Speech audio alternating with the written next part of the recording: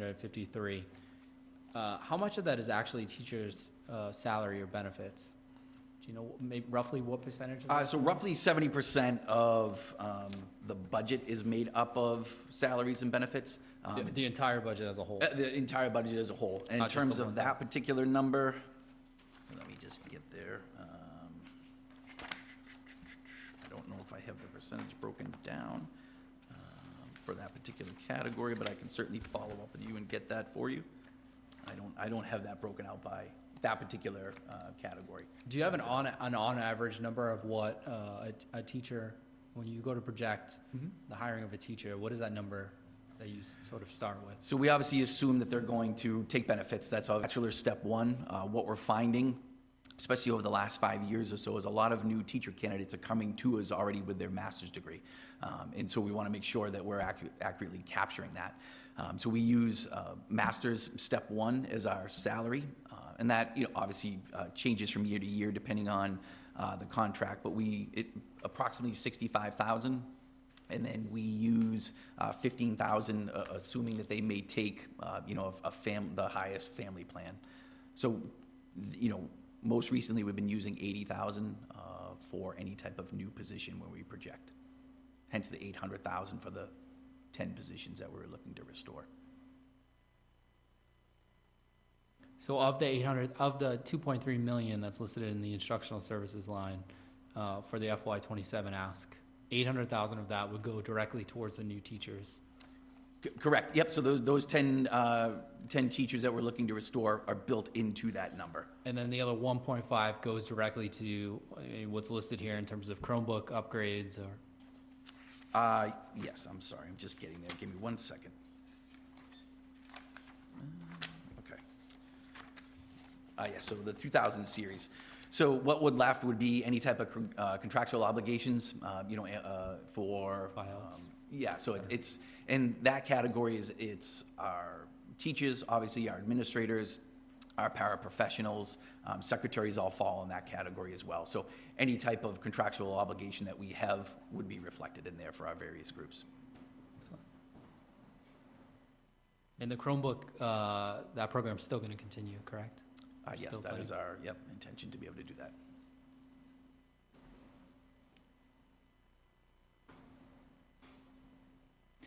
I guess in full transparency, this isn't a question. This is me on my soapbox for a moment with the school committee. We know the preliminary budget for the town of Bridgewater had us set back, almost $1.5 million. And we'll work through that when the town manager releases his budget at the end of this week to be posted for next week. So that's a significant shortfall that we're already facing.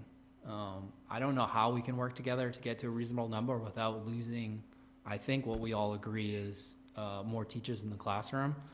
But I'm wondering how we start that conversation or how we move towards that conversation of having that discussion, I guess, more or less. Yeah, no, and I understand that, and thank you for having us here today. I know that the budget that we approved is significant with looking at what your budget is facing right now with a deficit. I know some of you were at that meeting when we approved our budget, and we had difficulty even having the number of people approve that budget. We needed 6 out of 8, and we squeaked out 7 votes in favor because no one was even happy with that. But I know that facing the town, you're looking at all of your departments with a deficit. So I understand that our budget is going to set your budget even further into a deficit. But it was our job to advocate for our students, and 2 years of cuts, we couldn't face any more cuts. So looking at your budget, I don't know what you're going to be looking at. If there's any way that we can come to some sort of agreement so we're not facing any cuts. So we add a little bit. We need to show our parents and families that we're going forward and not making cuts or going backwards again. So I don't know where we meet with that. But I know, you've been always an advocate for us, and I know you've been in the schools and you've seen it, so I don't know where we go from there, but we were kind of in a rock and a hard place too, where we had to advocate for our students and our staff, but then I also see, we need to be reasonable and realize you only have a pot of money. So if the town council or if the community at large does not have another appetite to look at an override, what do we do with that pot of money and how do you divide that up where every town is hurting? You have a water issue, you have roads, library, like every town department is facing challenges, and I understand that. So, I mean, I think this is helpful, us being here and talking through that, but I don't know what the plan is gonna be. I don't know what that outcome will be. Yeah, and it's hard, I guess, for us to say what the plan's gonna be until that budget can be released on Friday, and then for us to go through it. I just know from what I've seen in my experiences, it's not gonna come without significant impact to the town as is. And that's something that we'll have to work towards, but I wanna make sure it's clear that we work with you all through those challenges too. And I hope we can continue that conversation going forward, because, you know, once our committee and the full council has the chance to look at that budget from the town manager, that's when it's gonna get hard about making decisions on this versus that. And I wanna make sure that we're able to do that together, going forward, so we can ensure exactly what you said, that parents and students are not receiving any more cuts going forward. That's me speaking for myself in this moment. No, I know, The like, council just have to like, speak for I only themselves speak as well for too, but- myself out of a committee of 8. And I know you have, you know, all of your town council members, so. Do you mind if I open my No, meeting? go for it, Mr. yeah. Loesch is here.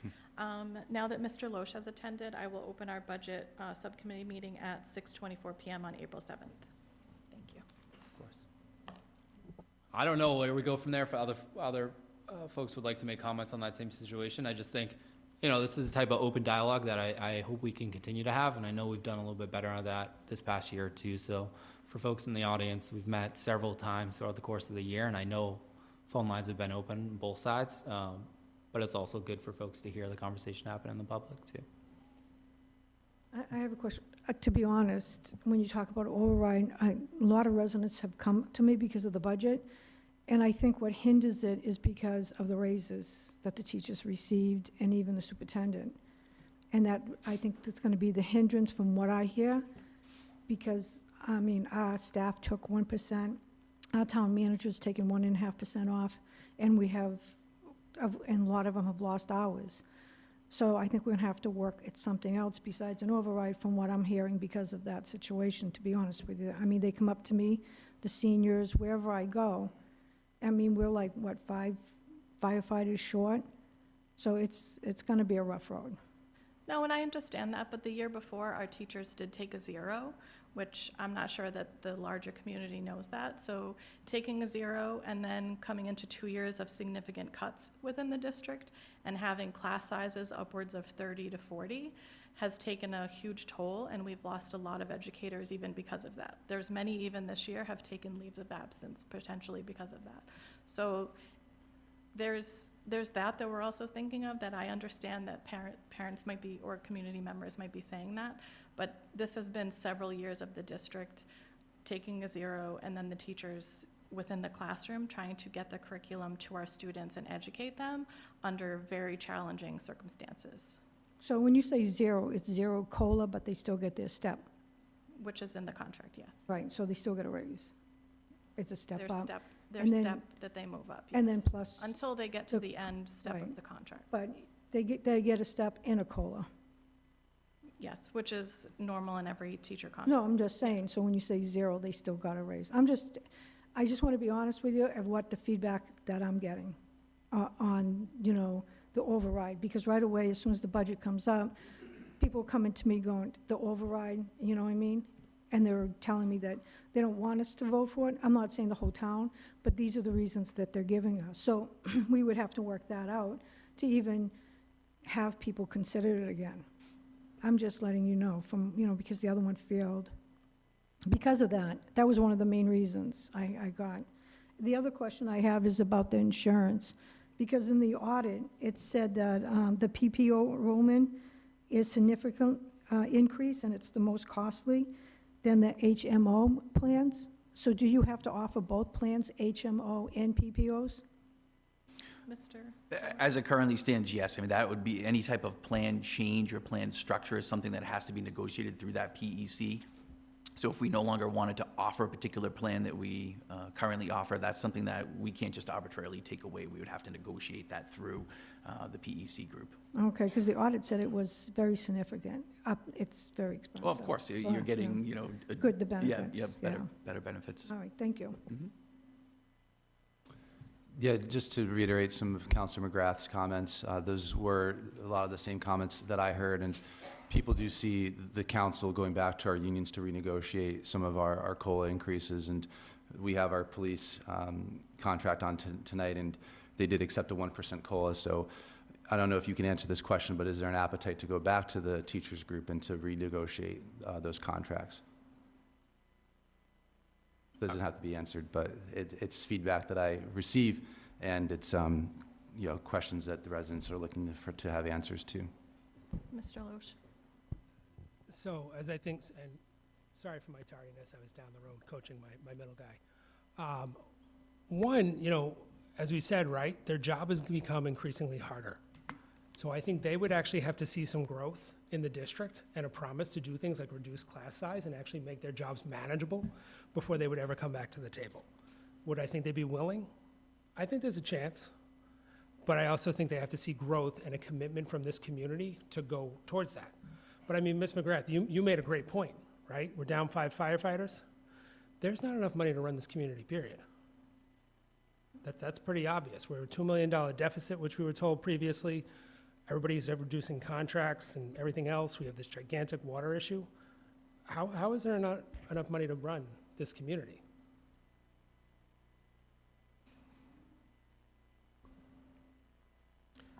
Silence is deafening.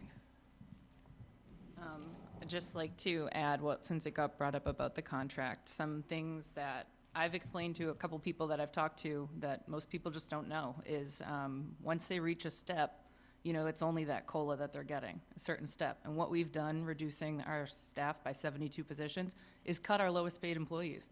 So you're wondering why the average salaries are so high. It's because pink slips got sent to everyone that was on the low end of the pay scale. So what you're doing is raising our average salary number, if you want to look at it that way, but it's not necessarily the case. We've cut so much that there's nothing left, and we've just made the situation compoundingly worse. Yes, to that point, 75% of our teachers are at the top step, the top end of the pay scale right now because we've cut so many teachers in the past 2 years. We have very few new teachers. It's all people at the high end of the scale. And the past several years, we did offer early retirement to try and take those teachers off at the top. So some of them did, but if they weren't reaching that max capacity of 80%, they didn't have an appetite for it. So we did have some success with that, but we still have a lot of teachers at that top end of the scale. And we've tried to compress the salary schedule by removing a column the last contract, well, before this past one, to try and ease that as well. As people move up there, they can't go further than that anymore. So we do acknowledge that, the contract is our biggest thing. That's our whole service is used with our staff. So that is our biggest pay thing that we have. So we are cognizant of that every time we negotiate. But that is how we entice teachers, and that's how we keep our teachers. Most of our teachers live in our towns.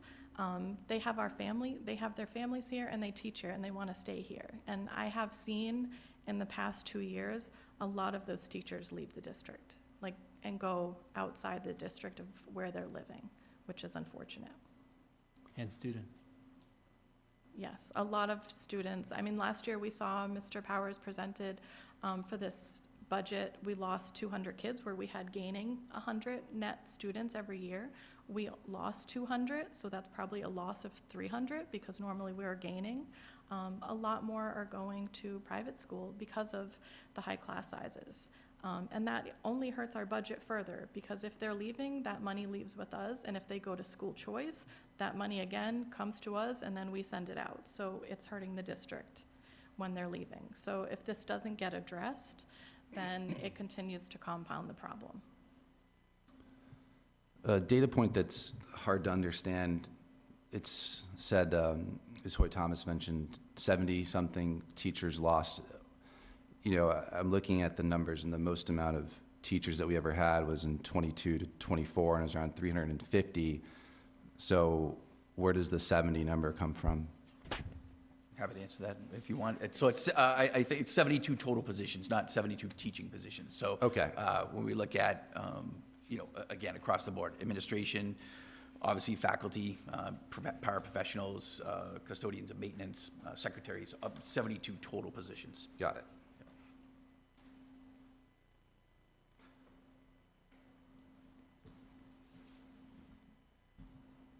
Is there anything else on your end? No, so what does your budget cycle look like right now? Just so I know this has been something too that we're trying to work through as we work better together, of try and merge our budget cycles a little better, because we are set by statute of when we have to approve, submit and approve, et cetera. But I know that's off of your budget cycle, so.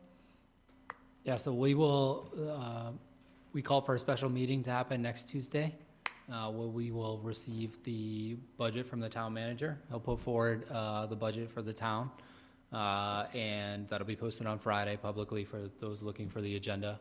Once that's posted, we'll receive it on Tuesday evening and then refer it to the Budget and Finance Committee of the council. The Budget and Finance Committee will meet, I believe it's the next meeting, 24th?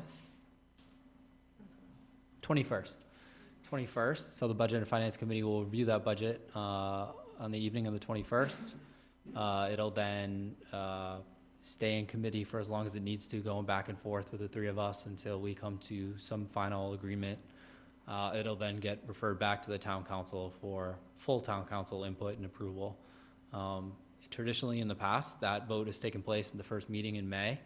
And so that's what that timeline looks like for a finalized budget as is. I wasn't sure if this was gonna, because he's presenting his budget a little late, if it was gonna be later. I know Rainham has their town meeting the Monday, the 18th, I believe, It's or the 18th. 17th, whatever that Monday is in May, the 17th or 18th. So that's when they'll take up our budget at their town meeting. Yeah, so probably a similar timeline. I anticipated probably staying with our committee for at least one meeting, if not two. I have a feeling that's gonna take some time, but I think the goal and every intention would be to get it done by that first meeting in May. And if not, at the very least, I would say the second meeting, but. Yeah, we'll just have Correct to me pay if I'm wrong. attention to the 45-day mention in our charter, that whatever 45 days is from a week from today, the 14th, we just have to count that out and make sure we get that approved by then. Right. Yeah. Okay. So if Budget and Finance has other questions as you go through meeting, and wants us to come back, please let us know. I know this is a huge chunk of your budget as well, to try and work through how to satisfy all of your departments. Yeah. I'll just say for myself, and anybody else can make a comment too, but I completely agree with Mr. Loesch. I think there's a problem with the amount of money that's the town has to be able to fund these services. And I hope it doesn't come as any surprise to anybody when the budget comes out on Friday from our town manager, that they see the impacts that our town's going to have on that. And that doesn't even include, the conversation that we're gonna have to have going forward as a council on where we're gonna have to put that funding. So, folks are going to be impacted, at the very least, with what was already presented from our budget in February. But I hope that we can work together, because I think a lot of us recognize that there's not enough money in the pot to be able to sustain this going forward. But I think working together, showing the community that we can work together on whatever that outcome is, override or not, I think will really help as well too. No, I agree, and I also agree, I think the town, the communities need to understand, it's not just the school budget that's going up, like your budget without us is in a deficit. And Yes. if people want services, if they want their roads fixed, if they want water, if they want education for their kids, there's not enough money without raising taxes at some point. So that is a conversation that's gonna need to come up. If people want services, that's where services come from. I know, several of you have gone to the State House to advocate for more Chapter 70 money. I did Day on the Hill with Mr. Hoy and the students, and we did that as well. But that's a years-long process to try and get more funding from the state. So it's really the burden of the towns and the townspeople to carry us, to provide the services that we need for ourselves. So that is something that people need to have a discussion about.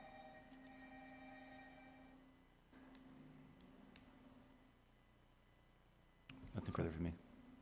Nothing further. We do have our next item on the agenda for water and sewer enterprise funds. I know you talked about putting these on the agenda, but I wanted to give folks a quick update on where things stand with that piece. And we do have public comment built into this as well too, so. Yeah, we'll do public comment following this discussion, give plenty of time for that for folks. So just quickly, I took a look at both water and sewer enterprise funds. Both of them are running at about 82% expenditure, which is a little bit over than where we were last March. This is the numbers based off March at this time, as expected. But I think one of the most important pieces to this is our water rate is really starting to demonstrate a positive reflection in our revenues for those accounts. And so a lot of folks have asked about Bridgewater State, and I received those numbers just an hour ago. And the billing for them has changed significantly. And so that money has gone up significantly in terms of revenue. And for folks, again, a simple explanation of this is we're not just charging with our new water rates. We're not just charging on usage now. We're also looking at demand, which I think has given our town sort of a fixed rate to expect from users, which I think has given a whole different perspective.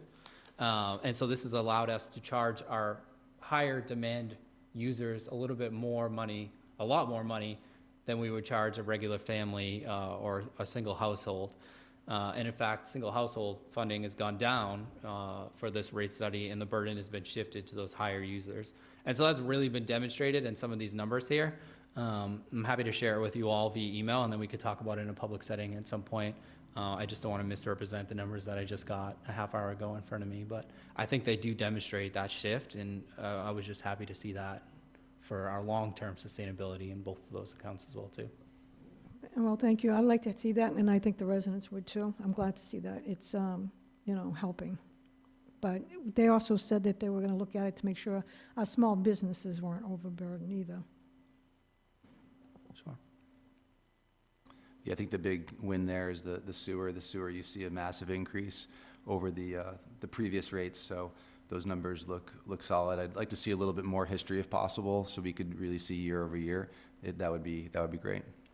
I could tell you that just from the quarter, from June 2025 to October of 2026, so the fall being the quarter that we implemented those rates, we saw a sewer payment from BSU is $1,800, $1,850 to be exact, and the next quarter went to $31,000, and so that's a significant shift. But that's revenue that's coming in from our highest users and taking that burden off some of our single-family homes, allowing us to increase our revenues and also look at that long-term projection. So I do think that this is demonstrating a good picture of our water rates working.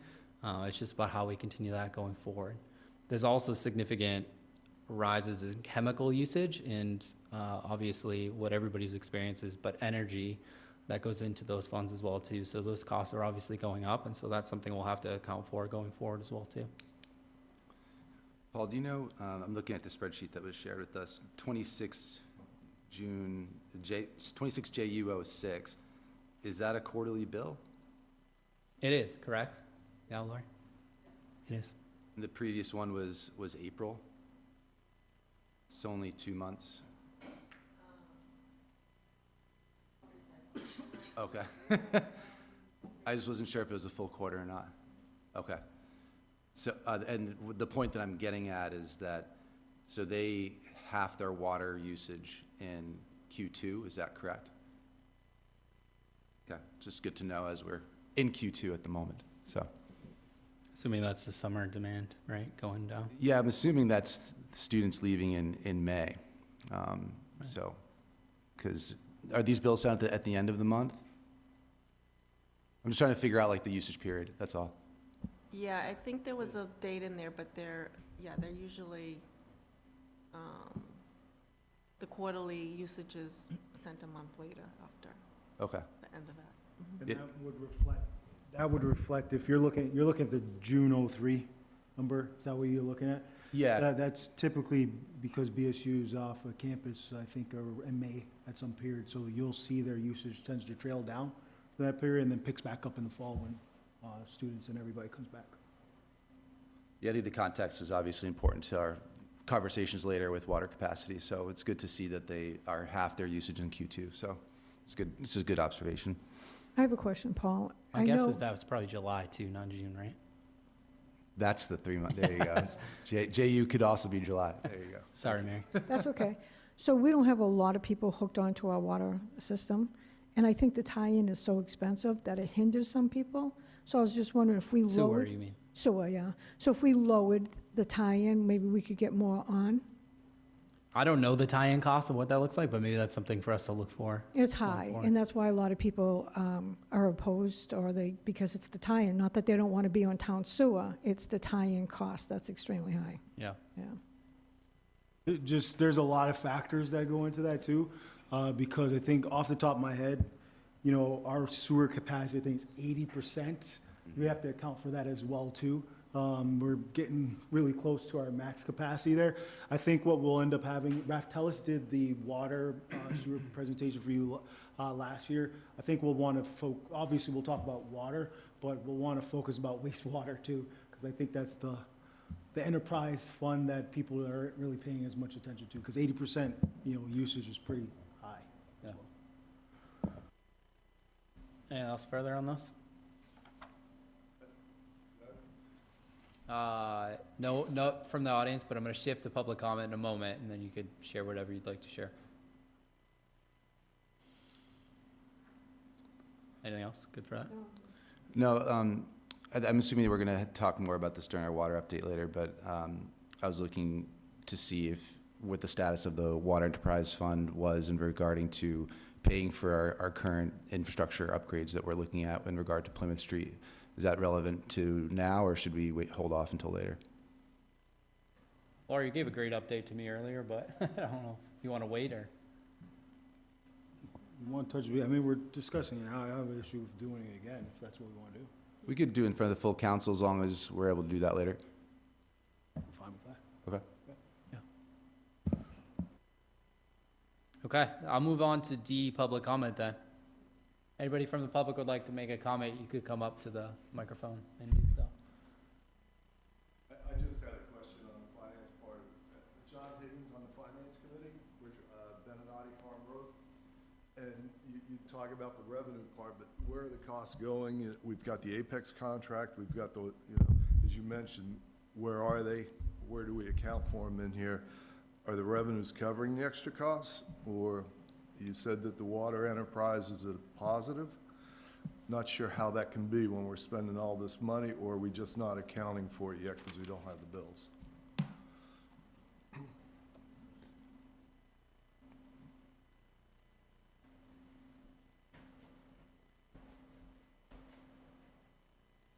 Ashley Mallard, 270 Grange Park. I just wanted to bring some insight to the numbers and the questions from the president and vice president on the teachers' salaries. I believe it was stated 75% of the staff are at the top end of the salary scale. Is that? So that means when the teachers, agree to a 0% COLA, that is literally a 0% increase. There are no steps. 75% of the staff agreed to take $0 extra. The only way they could get possibly more money is if they invest in themselves to make more through education, which doesn't pay back in 1 year at all. There are steps in other departments that you are just about to vote on. In other departments that get extra money, even if they don't get a huge raise, they get overtime. Guaranteed, pretty much. We don't get that. When my insurance rates go up and I have a 0%, I actually take home less than the year before. I have to budget as well. I know you don't understand what it's like in a classroom because neither the president or vice president came to visit the schools. That was disappointing because you two tend to be the ones who ask the most questions and criticize the teachers, our salaries, or poke holes in this budget.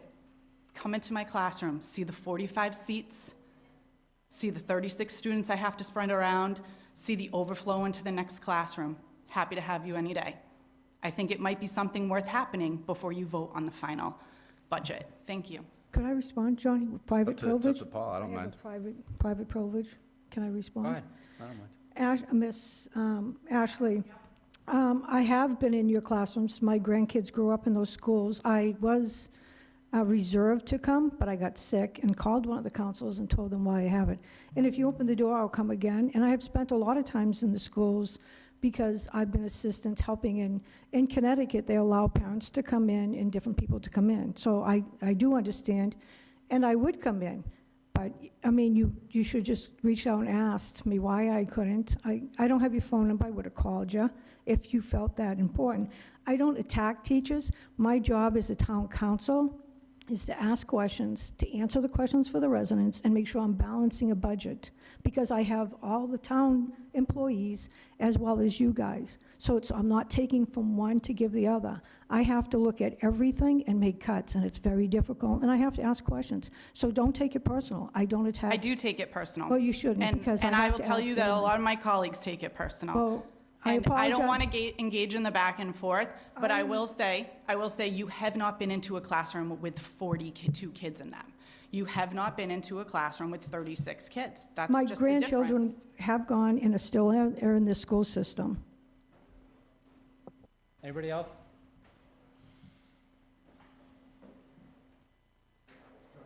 All right, we'll move on from public comment, and I'll move to E, adjournment of meeting. Motion made. Second. All those in favor? Aye. Aye. All right, we are adjourned. I'll make a motion to adjourn my budget subcommittee meeting. All those in favor? Aye. Any opposed? Thank you. We're meeting again at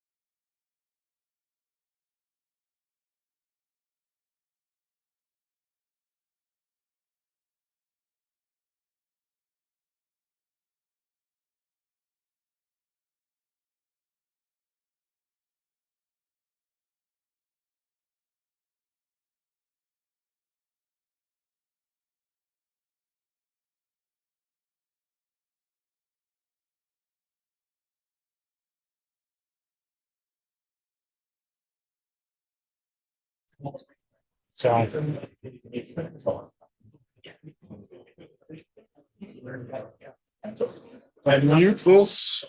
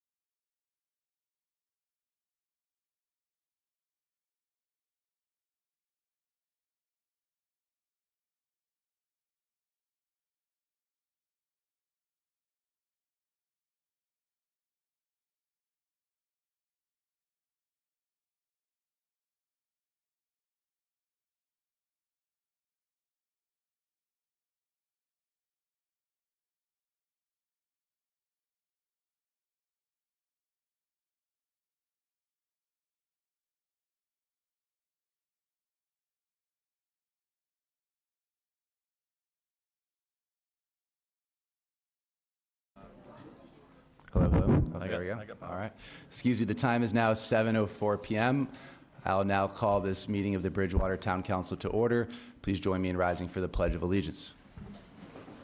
I pledge allegiance to the flag of the United States of America and to the republic for which it stands, one nation, under God, indivisible, with liberty and justice for all.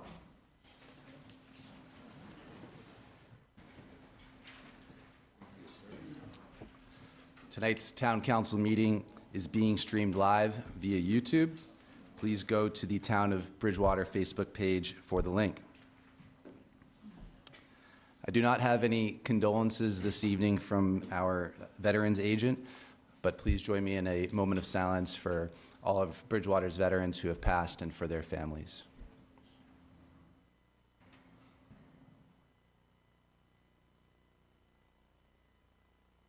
Thank you. We'll begin with approval of minutes from our previous meetings. Do I have a motion to approve our March 10th, 2026 meeting minutes? So moved. Motion made and a second. Any discussion? All those in favor? Aye. Any opposed? Motion passes. Next, we have our March 17th, 2026 meeting minutes. Do I have a motion for approval? Second. Motion made and a second. All those in favor? Aye. Any opposed? Motion carries. And then lastly, we have our special town council meeting minutes, March 26, 2026. Do I have a motion for approval? So moved. Motion made and a second. Any discussion? All those in favor? Aye. Any opposed? And motion carries. Thank you. So announcements from the president. I'll begin by starting with that we have closed the period to apply for the Charter Review Committee. We've had a good amount of residents who have applied for that, and we will be ratifying those appointments in one of our town council meetings coming up, so please be on the lookout for that. Thank you to everybody who applied. It's a very important position, and we look forward to having that committee convene this year and make some recommendations to the council for some potential implementations moving forward. I also want to address a number of other things. Over the last week, I've had direct conversations with members of the Middleborough Select Board to address their concerns and protect our emergency water connection agreement. Tonight, we will discuss our path going forward during our discussion period.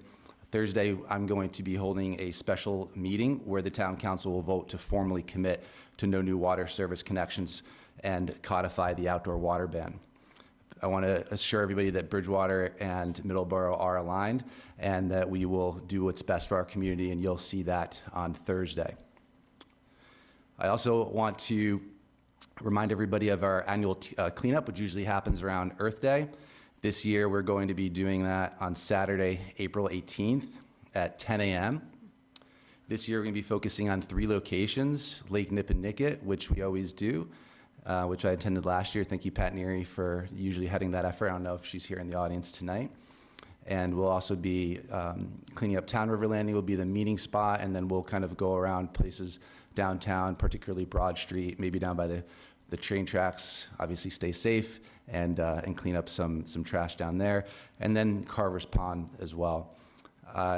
There's a bunch of people here this evening, but is Sophia here? Sophia Vitorino, please come up. I want to acknowledge Sophia, who is a Bridgewater State University student, and she's been instrumental in organizing this year's effort and working to designate student and community volunteers to lead these other locations. So Sophia, please introduce yourself and just say a couple of words.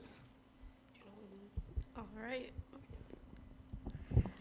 So my name's Sophia. I'm a senior at Bridgewater State University, and I'm minoring in sustainability. So as part of my capstone project, I've been working with the president of the town council to organize this town cleanup. I was inspired by the annual town cleanup in North Attleboro, which is really well established and serves as a really visible and tangible way of bringing the community together. So I'm hoping that this effort will carry forth and kind of remain a really central, organized effort going forward. Thank you.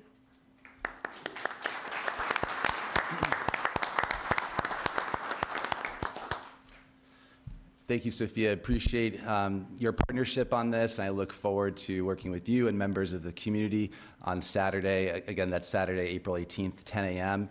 After the cleanup, we'll be gathering at Town River Landing, where a dumpster is going to be generously donated by Mike Marchand. We're 99% sure that's going to be happening for Mr. Marchand, so we thank him for that. We're also going to try to procure some light refreshments to close out the day, so if there are any local businesses that are listening and want to potentially participate and donate, we would appreciate that. So we would love to have you. If anybody has any questions, you can just email me directly, jloretti@bridgewaterma.org. But otherwise, no communication or signups are necessary. Just show up on 10 a.m.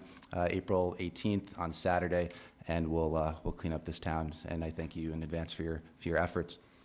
Next up, speaking of community events, we have First Responder Day, which is Saturday, April 25th. So please head down again to Town River Landing for that. It's a great event. Alistair does a great job of putting that on. And then, of course, go out and vote as well. I also wanted to recognize and commend our Veterans Service Agent, Mr. Greg Martin. Is Greg here this evening? I don't see him here. But he and the Veterans Council did a tremendous job doing a community fundraising effort to bring forward and to unveil a brand new Vietnam Veterans War Monument, which is now at the Edward O'Donoghue Middle School. It's a beautiful monument, and it was an even more beautiful presentation and ceremony that day. So thank you. I see some of our veterans are here this evening. Thank you all for not only your service, but in those efforts. And thank you, members of the community. I see Mr. D'Amelia in the back, who doesn't like recognition, but he did participate. And I wanted to thank everybody. I'm forgetting people who participated in the effort, but thank you all, and thank you for residents for showing up. So I really wanted to just send my appreciation for that. And then finally, It was made to my attention that, brought to my attention that Mr. Steve Donahue, who served on the school committee for multiple terms and was instrumental in the new high school being constructed, recently passed away. And some members of the public asked me to recognize him and his service to our community. And I just wanted to ask you all for one more moment of silence here for Mr. Steve Donahue.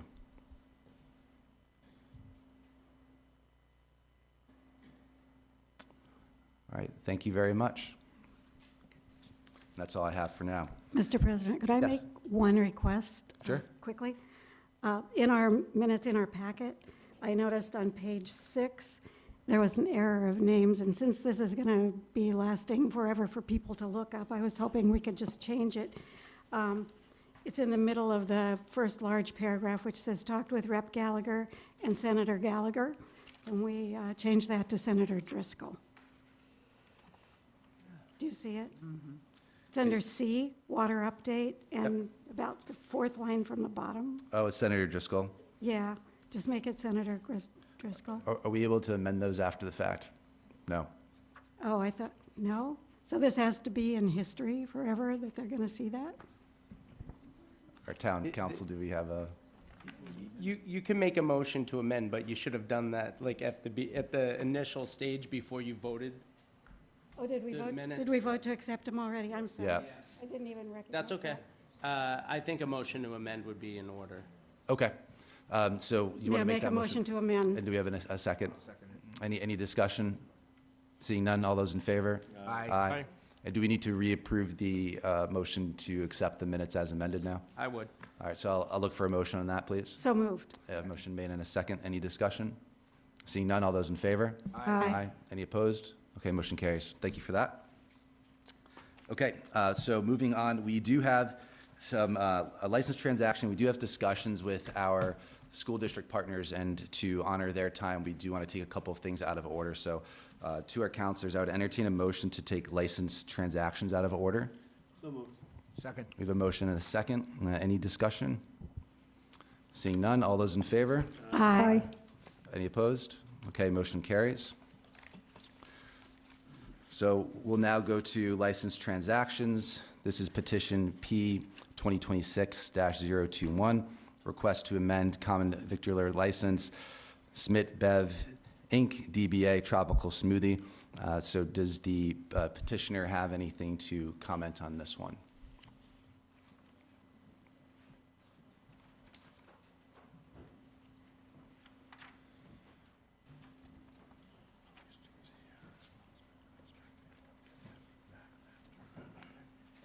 Thank you, Council. Smith Patel here from Tropical Smoothie. I just want to thank you for the opportunity. Pretty straightforward change, nothing too crazy, just want to amend the hours here. So I believe the convict would be amended as well. We are just hoping to go to a 24/7 schedule, so I'll take any comments or questions. Great. Any questions from counselors? Councilor Kennedy. Obviously, you're making that change. Do you feel like you have the business to support that during those hours? I believe so. It is a decision. Obviously, it's a big decision, so we have reviewed it as my team internally, as well as just a lot of feedback from the town, local law enforcement, the college, hospital workers, a lot of midnight shift workers have approached us. So I believe the demand is definitely there, and it's something exciting that we're happy to offer to the town. Okay, and through the president to you again as well. There was a concern over congregation in the late hours. Really, that's a concern, I think, anywhere in town, because it increases the use of services for police and fire. Can you just speak at all to, I know what is your latest hour currently? We're at midnight already. You're at midnight Yeah. already? Are there any issues with congregating into the evening? No, I wouldn't say Outside so. or in the parking lot or any of, okay. No. That's all, thank you. Any other questions, counselors? I have a comment, and that would be, we are concerned with people gathering, but I don't want to be an impediment to your business. In terms of first responders and those sorts of people who have all those different shifts, would it work if you closed at, let's say, 1 a.m. or 2 a.m. and then opened up again at, let's say, 5 or 6? That is a decision that we did review, but we felt that it would be more seamless because there are a lot of commuter kind of workers that go through those kind of off hours, and that being able to stay open for those hours would help me with the cleaning operations, staffing changes, and preparation work as well, versus just shutting down for maybe 3-4 hours out of the day, just to open back up again, would actually, I feel like, create more disruption. So. I love your place, Thank you. and I would love to say yes, but I have to respect the police department because they oppose this for many reasons. Okay. And I think they're more qualified to make a decision than I am. So unfortunately, I would have to vote no. Any other questions, councilors? I was just wondering, I don't know who this is to, maybe the town manager. Do we know how many businesses we have in town that currently operate 24/7? I believe the McDonald's is the current one that does 24/7. Steve? The Cumberland Farms. Yeah. Steve's here. Steve.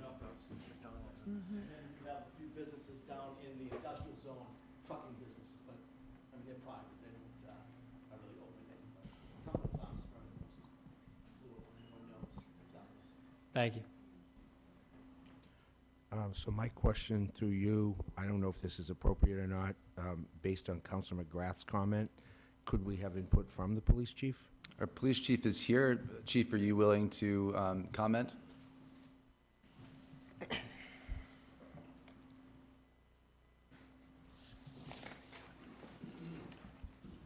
I sent a letter of opposition. Yeah, our main opposition to the business is we just don't have another area like that. So congregating at that hour of the night, it poses some safety problems. I'll be honest with you, I haven't heard from the business owner. So to talk about this ahead of time, I haven't spoken from anybody. Be happy to, but I'm not sure it will really change anything. 24-hour operations in the community are really limited for a variety of reasons. Cumberland Farms coming and going. McDonald's is a drive-through, so. Any questions for our chief? Could I just ask a question on that, Chief? Sure. With the McDonald's, I think that's a good example, although a drive-through and not really an area to congregate. Yeah. Do you work with BSU at all on some of that process, or are they not included? And I'm just thinking with a high population of Bridgewater State students and likely be a heavy user of a 24/7 operation, what would that look like? So let me understand your question. Do we work with the college police on matters revolving around 24-hour businesses? Yeah, I'm just curious if a conversation has had, or if there are any other. Yeah, so we talk to them regularly about security issues. To tell you the truth, one of the benefits that we had, if you recall, years ago, we had a 2 o'clock liquor license. And that posed a lot of problems because neighboring communities had a 1 o'clock license, and it attracted a lot of problems. As you remember, about 2007, we had a homicide that took place over here at Bogart's, a stabbing murder that took place. And I'm not saying that's going to happen here. They are different. However, the environment, I think, is what's at issue. And although I respect the business owner, and I'm glad we have good businesses, that's what we want to encourage in the community. If there are good, healthy businesses here in this community, it's good for the police department, it's good for the community. However, I think in this circumstance, as I said, I haven't had any conversation or communication with the business owner, and I would have said this respectfully to you directly. I think a 24-hour operation that actually conducts business on the premises inside is different from the policy that this community has had for many years and poses a problem for us in that regard. Thank you. Would it be, I don't know who this question is for, but would it be appropriate to postpone it and have the police chief and the business owner have a conversation and maybe bring it back to the council? This is a question for our town council. If we deny this, is the business owner able to come back to us after maybe there's been a discussion, amended hours, or is this going to be finished? I'm not saying deny it, I'm saying. You could also make a motion to continue as well. Okay, I'm going to make a motion to continue. Okay. Do we have a second? Second. May I make a comment also? Yeah, we're discussing the continued motion to continue, sure. Okay, well, it has to do with the substance of this article, not the continuation. Well, I think that's still appropriate. Okay. The difference would be that there's no liquor license at this place, right? So the Bogart's thing was with liquor, and this is smoothies, so hopefully people aren't getting drunk on smoothies. Well, I hope so. I share that with you, Counselor. They are different, I would agree with that. I think the issue is the same, though, and that is after-hours congregating of people, and they may come from other establishments. It's not necessarily this gentleman's issue that we have. And so they are different businesses, but there is a similarity in there. And as I said to you, I oppose that type of establishment on a 24-hour basis. I think it's going to attract problems for the community. I don't see the benefit. I don't think the benefit of granting that type of license is more valuable to the community than it is for the safety of the community at those hours. Comments from other councilors or questions? Sean. Oh. Just two quick comments. I think, Chief, I don't want to take words out of your mouth, but I think at one point you just said, I'm not sure it would have made much of a difference if you had talked. I think you feel strongly about this regardless. Yeah, and so I'm not here because I haven't communicated with him. I'm actually here on another matter, but I'm happy to talk about it anytime.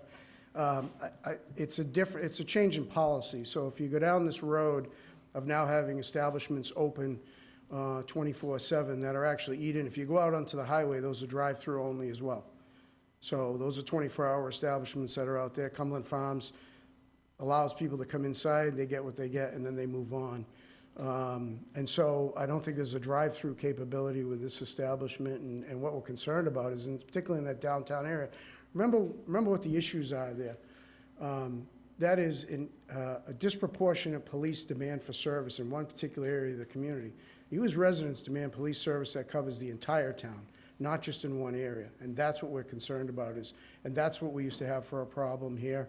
And so we've done a lot strategy-wise. This council has done a lot in policy to make sure that that's not a disproportionate demand in one particular area of the community, so that you have police service throughout, whether it's emergency service or just regular routine disturbance services. So I think that's really the issue, and that's why we're opposed to it. And then my second comment, you just kind of mentioned and answered, and I feel like I'm going to eat my words like I usually do, but I don't believe that a policy currently exists for 24/7 operations in Bridgewater. I think that's just been sort of how we've been operating. And so I would encourage any town councilors up here to also think about writing maybe a process for moving forward for this, because I think it would be helpful for the town and maybe help not have to put you in this situation or others in this situation to have to vet each individual. But maybe a set of standards would be really helpful for us moving forward on what this looks like too. Any further questions or comments from councilors? Discussion on continuing? I have one. I don't see the sense of continuing it. I mean, we got a letter from the police chief, and whether he knows the owner or doesn't, he's just basing it on policing, nothing else. Yeah, my take is as well. I mean, with the chief's feedback as well as the building inspector, they both had concerns. I don't think continuing it at this time is probably going to do any party either, good or bad. I think based on the information that we have at hand, I wouldn't hesitate to make a decision this evening. I am obviously a business owner in town. I'm certainly pro-business, but I'm also pro-safety. So I don't see myself going against the wishes of the police chief at this time. So thank you. I'm going to withdraw the motion. Withdraw your motion? Okay. So motion's just... Yeah, just because we actually exited the motion. I'm inclined to support it, and I definitely respect the police chief's opinion. Having worked overnights and 24-hour shifts myself, the only place to eat really anywhere is a McDonald's or a Cumberland Farms. And I know from going to Cumberland Farms late at night, there's congregation in that parking lot, and I'm sure that that's an issue for our department. But I also want to support small business owners, and if he's able to deliver basically non-alcoholic drinks to college students at 2 in the morning, and if that helps his business, then I think that that's a good thing for him and for the town. But also, I was curious as to, and I don't expect a response, through you, Mr. President, if there is a problem, if this were to pass and there is a problem, what is the process for changing those hours? Is it policy through the entire town, or is it contacting the business owner?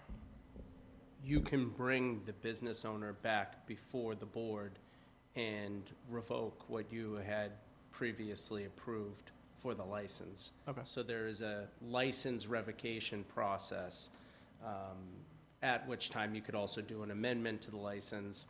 But there's a whole hearing process. I believe we did it recently on a license transaction where there was some ambiguity about the circumstances. So it would follow a similar process. Same process, okay. Yeah. All right, that answers my question. Thank you. Thank you. Any further discussion? I just wanted to say, even though I probably won't support the 24-hour, it's a really nice business, and I'm really glad you're there. Thank you. I would like to say that I also support the business. I think that we should be supporting business in our town philosophically, and the fact that this is a non-alcohol business, I think we can do so without total trepidation. So I plan to support this. Thank you. Any further Am I comment? allowed to make more comments, or no, not yet? Sure, yeah.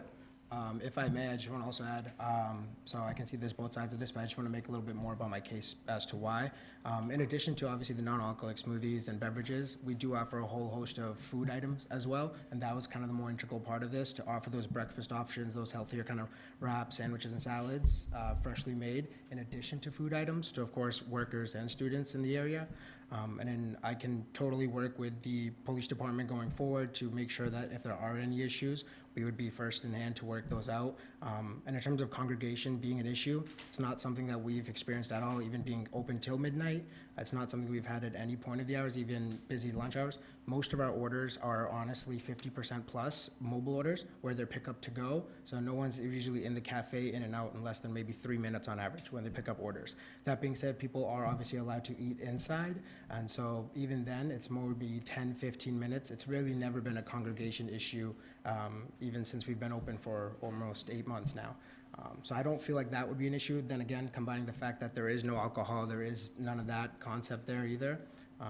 But yeah, I can still take any more questions, and maybe it's an approval subject to any violations or anything like that, or reporting to the police. But again, the reason for this is to obviously expand the business hours, but offer more job employment opportunities for the town, to offer that nutritious options as well to the town as well, and just create more tax revenue for the town as well. So obviously I see a lot of benefits to this, but hopefully we can come up with some sort of arrangement. Okay. Could I ask, what time do you open in the morning? How? I open at 7. At 7? Yeah. Okay. Any further questions? for the petition? Sure. Would it be appropriate to put some conditions on extending his license? Like if there's any police activity, it's revoked? Something to that I'm effect? okay with that as well, because I'm I think confident that would be outreach is- difficult because there's some entitlement to due process, so they would be entitled to a process anyway, which exists. You can put conditions on the expansion of the license, but they can't be tied to a revocation without Okay. due process. Okay. What I would suggest, and if we do deny this evening, is there a certain waiting period until this gentleman can come back and petition again for more hours? So what I would suggest is, I'm all for small businesses. I love your concept. I see the need to provide meals and food and drinks to late shift workers. But I don't know if we continue this, if we're going to be able to have a concrete plan that everybody is comfortable with by the next meeting. So I would be in favor of denying this and say, work with the chief and come up with a plan that he's comfortable with and that this council could kind of get behind, and so that we could all enthusiastically put our support behind you so that we all feel comfortable with that. That's just my personal position. I just wanted to make sure that if we deny this, that there isn't like a year holdover period or anything like that. So I'll leave that open to any further comments from councilors or entertain a motion. I'll just comment on your comment. That maybe it's something as simple as not allowing congregation between these specific hours inside. So it's a takeout from those hours, or just throwing ideas out there to try to meet in the middle a little bit. But that's great idea. Yeah. Yeah. Take out only after midnight. Good idea. I know I'm gonna get stuck writing this damn thing, but if we don't have a plan to handle 24/7 businesses, I'm just afraid this may open the window for others. And if it does happen in that same area, to Chief's point, it's gonna require a lot of policing and activity focused in one particular area. So again, just thinking about what our process is going to be moving forward, and if for one, we should do for all, but I think a plan would be in order. Okay. Anything further? Yeah, just to expound on what Mr. Kennedy was saying, I think, the way it is now, I'm still leaning against. But again, if there's ways to either, one, make it takeout only, two, find a way to make a drive-through. Don't know if that's feasible with their particular building, similar to what McDonald's has. And/or three, in reference to this going forward, if we can do a 30-day or 60-day trial period to see if it works, if we do bring it back again, if we deny it tonight, maybe something along those lines could be another option to see if it works. But right now, I'm still not feeling comfortable with it. So. Thank you, Mr. President. The one thing that, and I hate to say this, but I live near the college, so it really doesn't matter whether you sell alcohol at your establishment. The kids bring their alcohol. There's a lot of parties along those areas, so I can understand what the chief was saying. So it's not your business, it's how college kids are. If they get together, they can hang out in parking lots. We saw it, used to see it a lot when Bogies was there, and they would hang out at the CVS parking lot and that. And I think that's why he's cautious about this, because we've seen it. And if you drive down to the college on a Friday or Thursday night, I see it all the time. And they're college kids, so they're gonna do it, but that's just another area. Now that they'll start coming up and hanging out in the Walgreens parking lot. So, I mean, that's why I would say no, because the chief sees it as much as I see it, living in that area. Anything further, councilors? Would anyone like to make a motion in either direction? Well, we have a motion to continue on the table. right? No, he rescinded. Oh, that's been Yeah. I'll make a motion to approve. Okay, do we have a second? Second. Okay, any discussion, any further discussion? Debbie, may we take a roll call on this one, please? Yes. Yes. No. No. No. Forgot Paul. We forgot Paul. Yes. No. No. 3 to 5. Motion fails. Personally, I would just encourage you to perhaps meet with the chief and maybe the building inspector, and maybe come forward with a well-thought-out plan, and maybe it's something we can get behind in the future. Absolutely, sounds good. Thank All you right. for the opportunity. Thank you so much. Okay, again, we do have our school district, school committee members here, and to honor their time, respect their time, I would also ask to take discussions out of order. If someone would like to make that motion. So moved. Motion made, and a second. Do you have any further discussion? All those in favor? Aye. Any opposed? Okay, motion carries. So we'll now move into our discussion period. We're going to begin with our FY27 budget discussion with the Bridgewater Rainham School Committee, Superintendent Powers, and our Bridgewater Finance Committee is also in attendance as well. So we'll ask those groups to please join us. I don't know if we're going to have enough room at the tables, but we definitely have enough chairs. So please go ahead and join us. And then our next discussion item is going to be on the Middleborough interconnection discussion. And then we'll go back to our regular scheduled agenda, where we'll have Citizen Open Forum next, where I'm sure a lot of folks would like to come up and voice their opinions tonight. That'll be after this. Of course.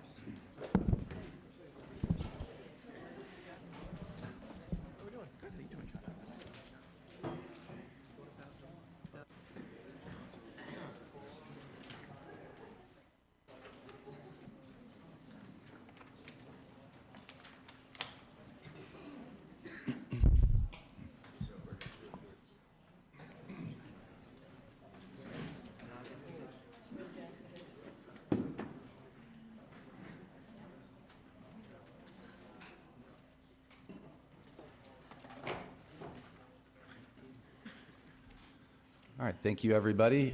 I'll ask our Finance Committee if you'd like to call your meeting to order.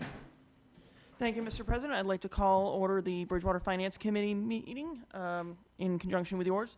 Do I have enough members tonight? 1, 2, 3, 4, 5. Yep.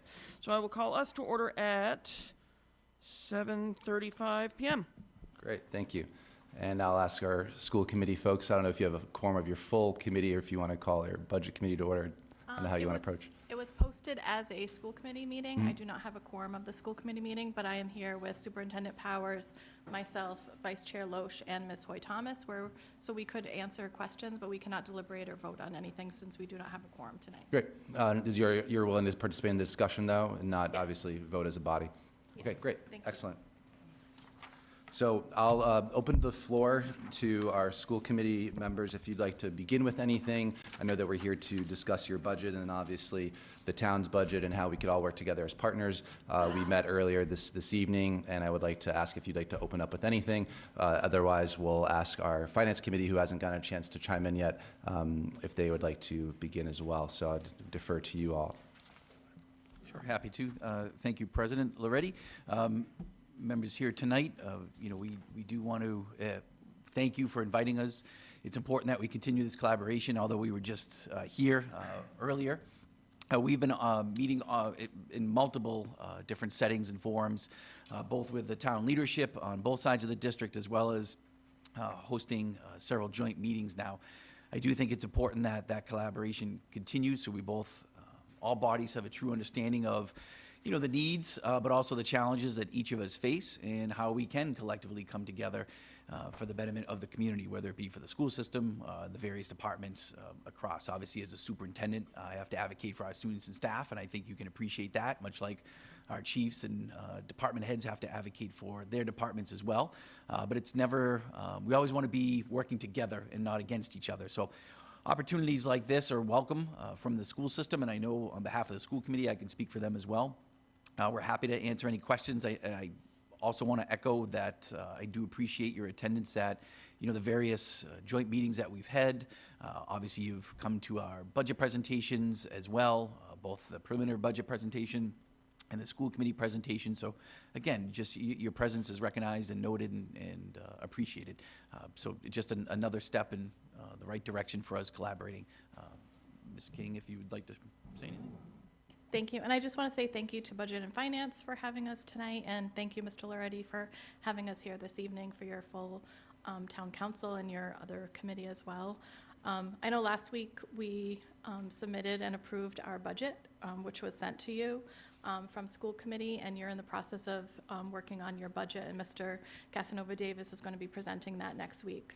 And I know our budget is high compared to what your finances look like this year. I know that's going to cause challenges with your budget and all of your town departments. Like, we recognized that when we created our budget. But as a committee of 8, we had a really hard time with this budget facing any cuts this year again. We've had cuts for 2 years in a row. And this was as low as we felt that we could go and still have a reasonable budget and be cognizant of that. But I also know that that's still not within your realm of affording this year because of all of your town departments that are also going to be in need. I know overall it was an 11.2% increase for assessment, and debt was slightly lower because some have come off the book, so an overall assessment of 9.87. And that was to restore 10 classroom teacher positions. I know this whole year we've been talking about how class sizes are really high, and unless you've been in the classroom, it's just a vague theoretical classroom size is high. But I know some of you have come through a walkthrough, some of you have kids in the district. Upwards of 30 in classrooms where teachers are trying to get curriculum in. It has been extremely challenging over the past couple of years for our teachers and our families and our students. So they're working to try and get that education in for us, but again, it's been very challenging with high classroom sizes, all of that put on our staff as well. So we looked at the 10 positions as those were critical positions in classroom spaces that had the highest needs in lower elementary, middle, and then at the high school, which is also facing issues with accreditation. So trying to restore some electives and positions there and address some needs everywhere, which really wasn't addressing everything, but the most critical positions that we have. So that was our thought process in this, but we also understand that it was a high budget compared to what you're looking at, trying to work with all of your departments, and that you're already looking at a deficit potentially. So that's why we're here, to try and work through that, and we acknowledge that, and I understand you're going to have difficult conversations, but we want to help work through that as well. I don't know if Ms. Hoy Thomas, Mr. Loesch has comments right now. No, and just trying to reiterate what Ms. King said, this was really what we put forth was reasonable. There was a lot of discussion among the committee that 10 wasn't enough. There was a lot of back and forth, not only in our meeting, but also between members in individual conversations at times of people really going in different directions.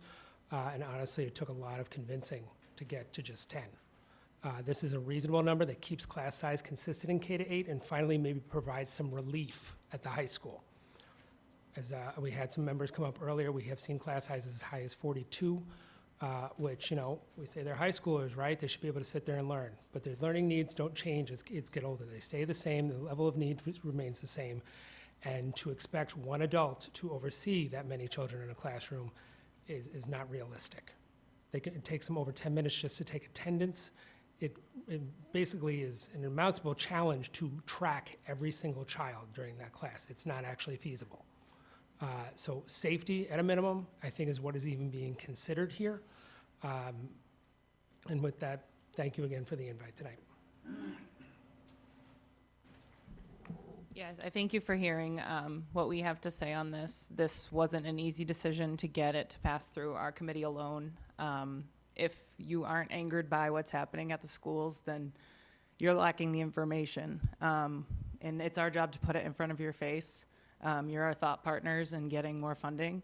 And this is not unique to our district. This is statewide. So we truly are here to collaborate, and we absolutely need to pass this budget at a minimum. Thank you. Thank you. So I'll ask our Finance Committee if you'd like to begin, and our council, of course, we can chime in after, but I'll afford you the first word. Thank you, Mr. President. Thank you, Madam Chair, and thank you, Superintendent Powers and members of your committee for coming in tonight. I know that the process has been very difficult. I know it's been, there's been considerable amount of deliberative process. I've been to several of the meetings. I know exactly how serious the situation is. I know the level of concern with the funding going into FY27, but I also know how much it's going to affect the town as well. I know there has to be at least some way that we are going to be able to work together on this to try to find a solution that's amenable to all. It might not be the best of all outcomes, but it is something that I know that I only speak as one member of the Finance Committee, but knowing our general concerns, we want to make sure we can do what's best for the residents of town. But we do appreciate that you folks have done the deliberative process. We're looking forward eagerly to seeing the town manager's budget coming up in the next week, so we'll be able to dig in and delve into the numbers and figure out where there might be some daylight between that we can try to close that gap. So I will open up to other members of the committee to make any comments. Mr. President, it's okay if they ask questions as well? Oh, absolutely, please. Excellent. So I'll open it up to colleagues to ask questions or make any comments.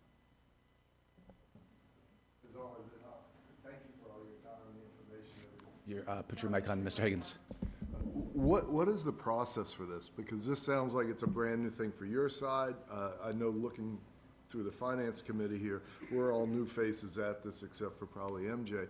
So what is the process? We're gonna get a budget next week, and then we'll be able to tell whether we can afford their ask, or will they come back and will we have a back and forth, or what's gonna happen now?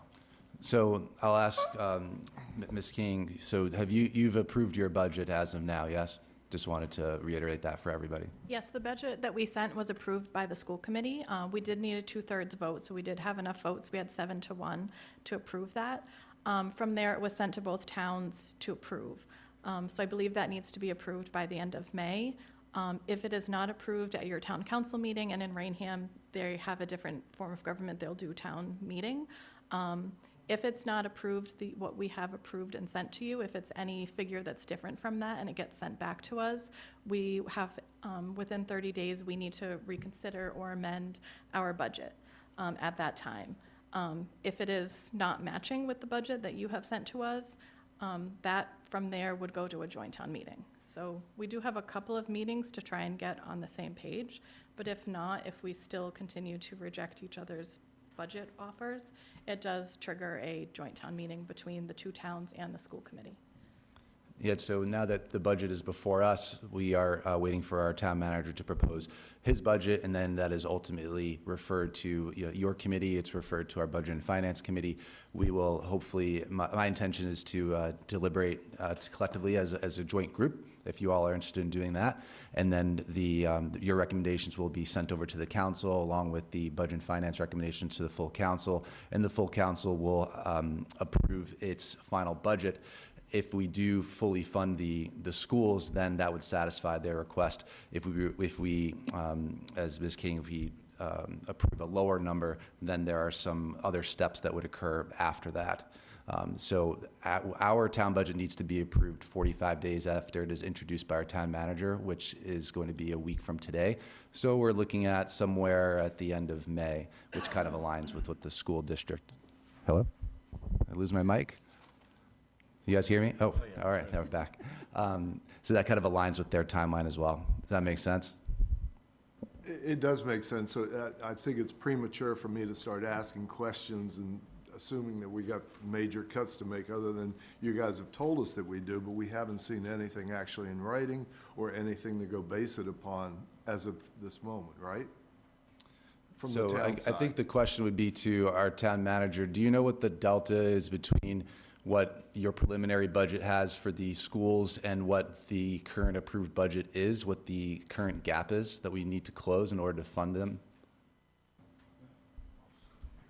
I think just go operating off of the preliminary budget forecast. I believe the preliminary budget forecast had a $950,000 number in that preliminary figure. And the schools, Ryan, you gotta help me a little bit. I think it's close to 3. 3.9. Yeah. So $3 million gap. Yep. Okay. Can I answer your question? Mr. Higgins? That does answer my question at a very top level, absolutely, yeah. But I'm not sure I understand how we got to the 3 million level, because the ask is about 11 million more than last year, or over last year, and there's a split between the towns, or maybe. Yeah, can you speak to the assessment that is sent over to Bridgewater for their portion of the budget? Sure. So the assessment is really driven by enrollment.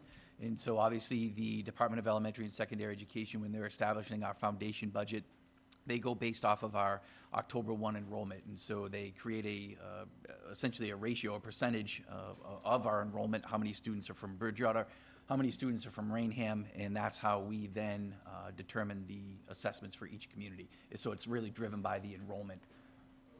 And roughly, obviously, it changes every year. Typically, for discussion purposes, it's usually about a 60-40 split, but obviously, it does fluctuate. I thought the overall gap was much higher than that from, what was in the preliminary budget and then what you guys approved coming through, or what was approved, but I don't have my figures here in front of me, so. Thank you, though. Okay. So I would just want to say what Mr. Powers presented in January as his preliminary budget, this budget has not changed. Generally, year to year since I've been on committee, what he presents in January, or actually this year it was like a week later, February 4th, it is a very high percentage. It is to be absolutely successful with all of our students across the district. This is what he would need for a perfect budget. We obviously knew that going into this budget, we were going to have significant challenges, especially last year. He did not do that. He presented a reasonable budget with an overall 8% increase over the budget, or 5% maybe total overall.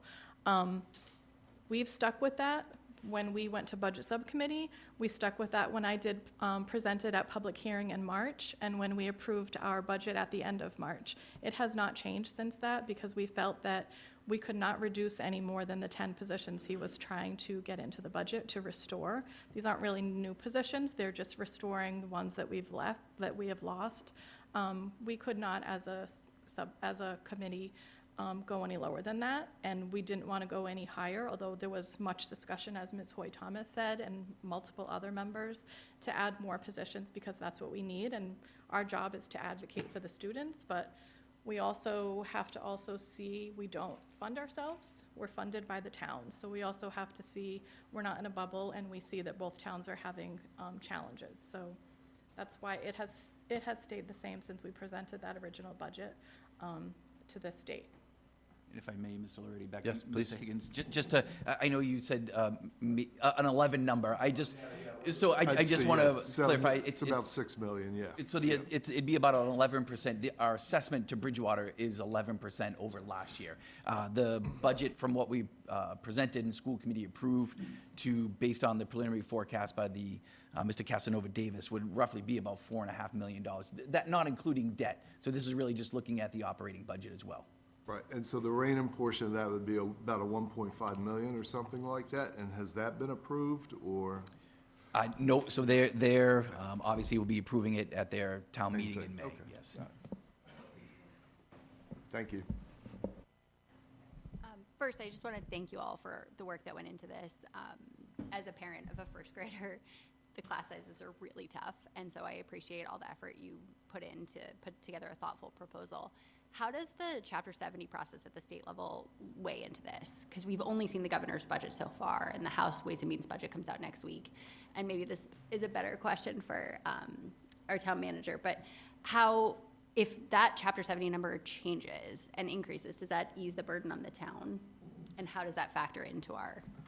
I mean, it's certainly possible that it could provide some relief depending on the changes, if there are any changes. The school committee would have to, and I certainly don't want to speak for Mrs. King, but the school committee would have to vote to amend the budget as it's approved now to basically reflect that additional revenue coming in. Otherwise, any unexpected revenue would, flow down to our version of free cash, excess and deficiencies. So they could, certainly if it's significant. There's years where it varies by $1,000, and I mean, $1,000 is $1,000, so I'm not saying it's not, but, if it were to be significant, hundreds of thousands of dollars, I think it would be in our best interest to certainly consider that, and I would advocate for that. Thanks. I worry about the timing that we're operating under, because the budget process at the state level and the 45-day requirement for us to pass it is really tight, and we're not going to have all the information until the middle of May when the Senate budget comes out. And so that's just something for us all to consider as we're thinking about this. Yeah, I just want to reiterate, that is a challenge every year.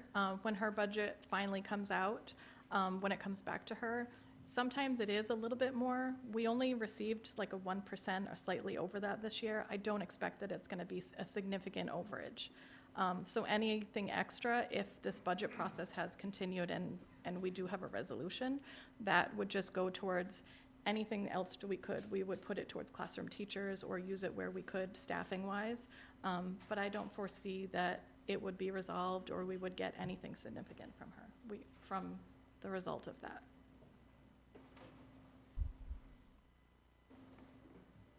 Did any members have any questions? Oh. Yep, Rig? I just want to echo my gratitude as well for your hard work. I'm excited for this conversation that we're going to be having pretty soon. But I guess as I wrap my head around this finance thing, right, this shortfall in the budget crisis that we're experiencing in town, I empathize with the class sizes. Like you, I don't have a first grader, but I do have a sophomore. And truth be told, I cannot wait until he graduates, so that way, this challenge doesn't directly affect me, but it does affect me because I do care about these kids, like all of you guys do. I guess my thought and my thought is, and maybe it's a indirect question as well, are we thinking about other ways of educating our kids and reimagining what education might look like, and or maybe finding private funding? It sounds like there's a lot of conversations around public funding. The governor and I'm just curious to know, are these conversations that are happening? And I'm not expecting to have it today, because I know we're going to take a deep dive into it. But it feels like we're just kicking the can down, down Main Street, because we're always going to have a gap, year over year. But I just wanted to express that for us to start thinking about ways to kind of fill in those gaps. At the end of the day, it's a finance issue, at least from my lens. How much money are we bringing into this town versus what we're spending, et cetera. So just some food for thought, things to think about. Happy to provide some answers to that. And that's something that we have been working with our higher education partners to look at how we can possibly reimagine, to use your term, the high school experience. As you know firsthand, the high school took significant hit last year, being down 20 plus staff members, and certainly the loss of electives. Whole departments let go, and so we're not really providing the education that we once did to our high schoolers, and we're really providing a disservice. Obviously, ultimately, we want to be able to educate our students, our own students, with our own faculty and staff, but we also, to your point, have to look at other ways that we can still provide them those opportunities. And so we have been working with Bridgewater State, Massasoit, Bristol Community College. They all offer dual enrollment programs, so we've been in constant communication with them to see what other opportunities our students could have. And I'll use the business department as an example. Our entire business department is essentially gone, and that was one of the departments that was really sought after by our students.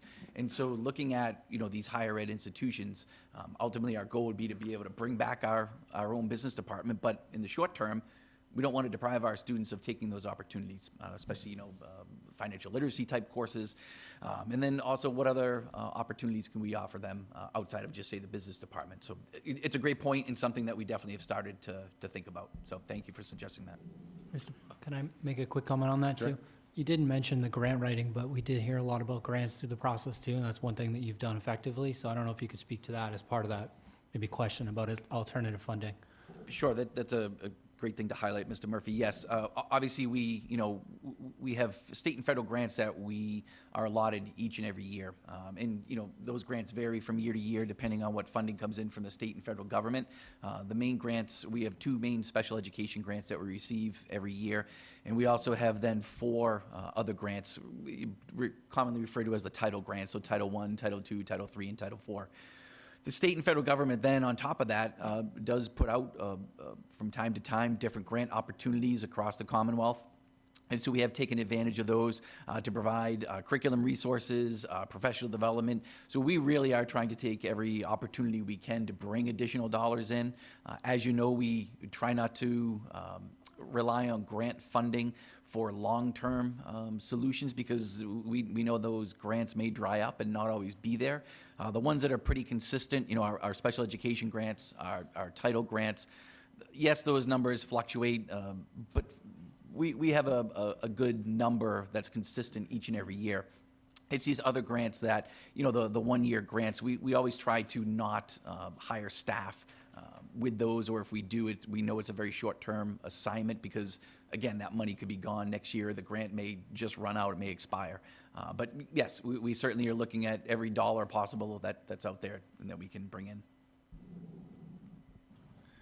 Respectfully, the use of the revolving grants I think is great, but we need to recognize that in the report that CLA provided that 18 teaching positions were hired using ESSER grants, and now we had to cut those positions, and I think that's something that we do need to recognize, and we did see that bump in 18 teaching positions in 2022 and 2023, and now those positions had to be eliminated. So while we should strive to have that number, I think we do need to recognize that. And that's, Mr. Loretti, if I may, that's a great point, and that's why we were very clear with any staff that we did hire under those ESSER grants that it was only while that funding was available. So the majority of those positions hired were interventionist positions because we knew those, not all positions that we were going to be able to hire were going to be sustainable. The federal government was very clear that there is, an expiration date to these grants. Thankfully, those grants were multiple years, and so we were able to hire those staff. staff members for multiple years, but we were very clear with all of them that this is a short-term assignment. You know, we had an end date, so we knew that we would be able to employ them for potentially 2 to 3 years, depending on when they started.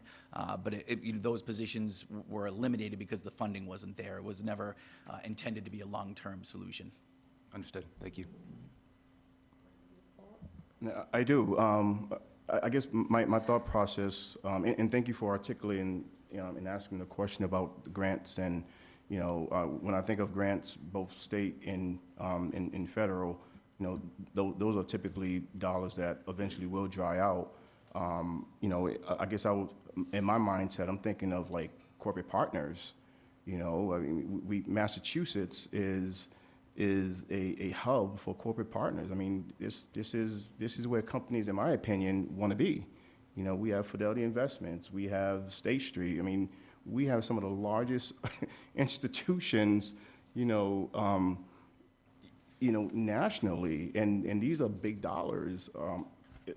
Is this something that we've ever thought about?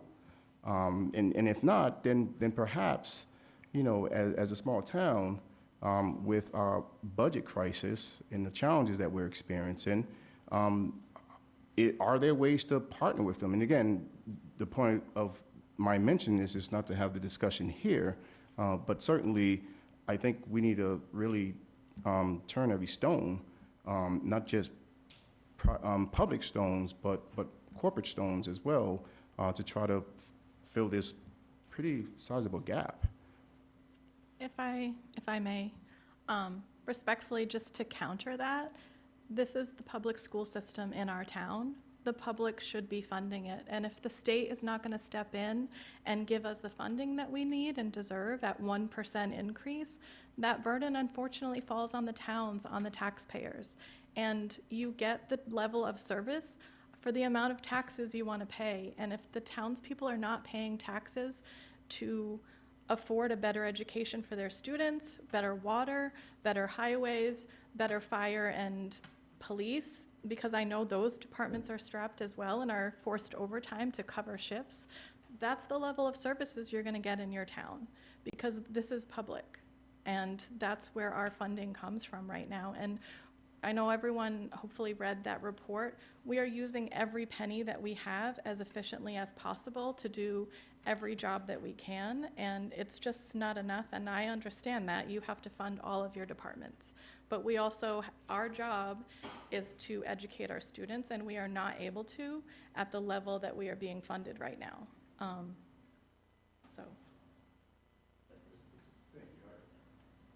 Thank you. I wholeheartedly agree with you with respect to our young ones. I come from an era where they are the future. I don't know how folks feel about them today, but certainly, that's always my mindset. But again, I think we really need to take a deep dive and just, not exhaust the town folks, the taxpayers. And I live in town, and I think there are other ways to bring some level of relief, and perhaps we're just not exploring what those other ways are. That's just my opinion, but certainly I hear you and I agree with you. And, class sizes of 40 plus, that's not okay. But it's also not okay that, in my opinion, taxpayers are just being squeezed. There's only so much you can squeeze out of a pope, before it's no longer a pope. So that's all I'm saying. It's a finance issue. It's a budget issue. Where's the money coming from?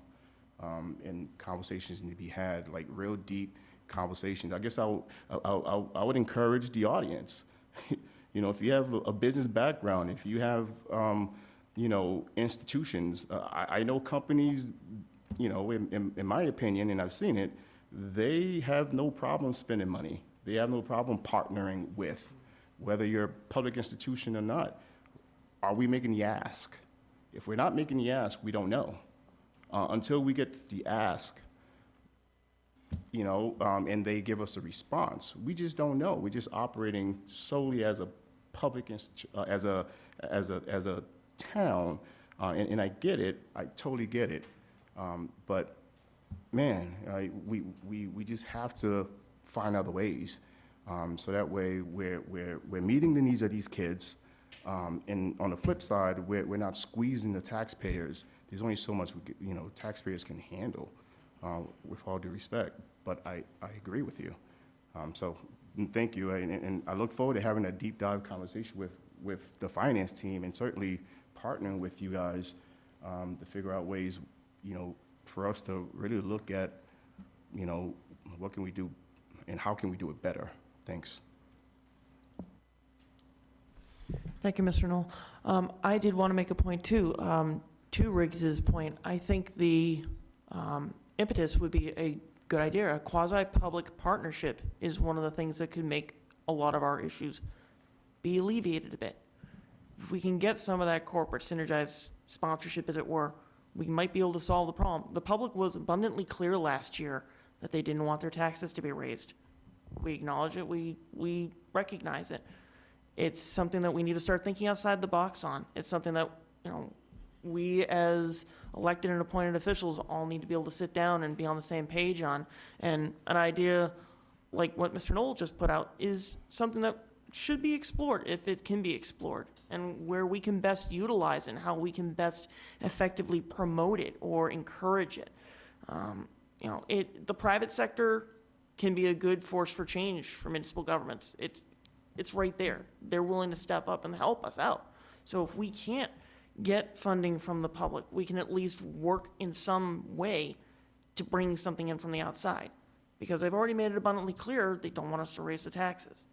And barring any other significant effort to make overtures on an override, I think looking outside the box and thinking differently is probably one of our best resources and best ways we can proceed forward to it. And to Riggs' point, I also look forward to seeing how we can actually do that. Like, we can do this together as one whole group. And I think, Mr. President, I think you and I probably agree on that one, is that we want to be able to think of new ways of trying to figure out how to fix some of our problems, especially trying to fund the schools, fund water infrastructure, and try to address the overall shortfalls we are currently facing. So, Any and other just questions? to respond to that, do we know how many districts are currently in the same situation we're in? Because we're undoubtedly not the only ones, and there's probably several hundred by far who are thinking of all these same things. Corporate partnerships, unfortunately, also are not long-term sustainable, which actually needs to be a sustainable plan for this to move forward and to be effective. I hear what you're saying about the taxpayers, but currently it is becoming blatantly obvious, and as I noted earlier, that we do not have enough money to fund this town. We are asking the people who are here to protect us, preserve safety, to educate and care for our children on a daily basis, as well as to upkeep and plan and build our town, to all take pay cuts and to reduce services throughout everywhere. So if anybody thinks that currently what their taxes are enough to run this town, unfortunately, it is not realistic.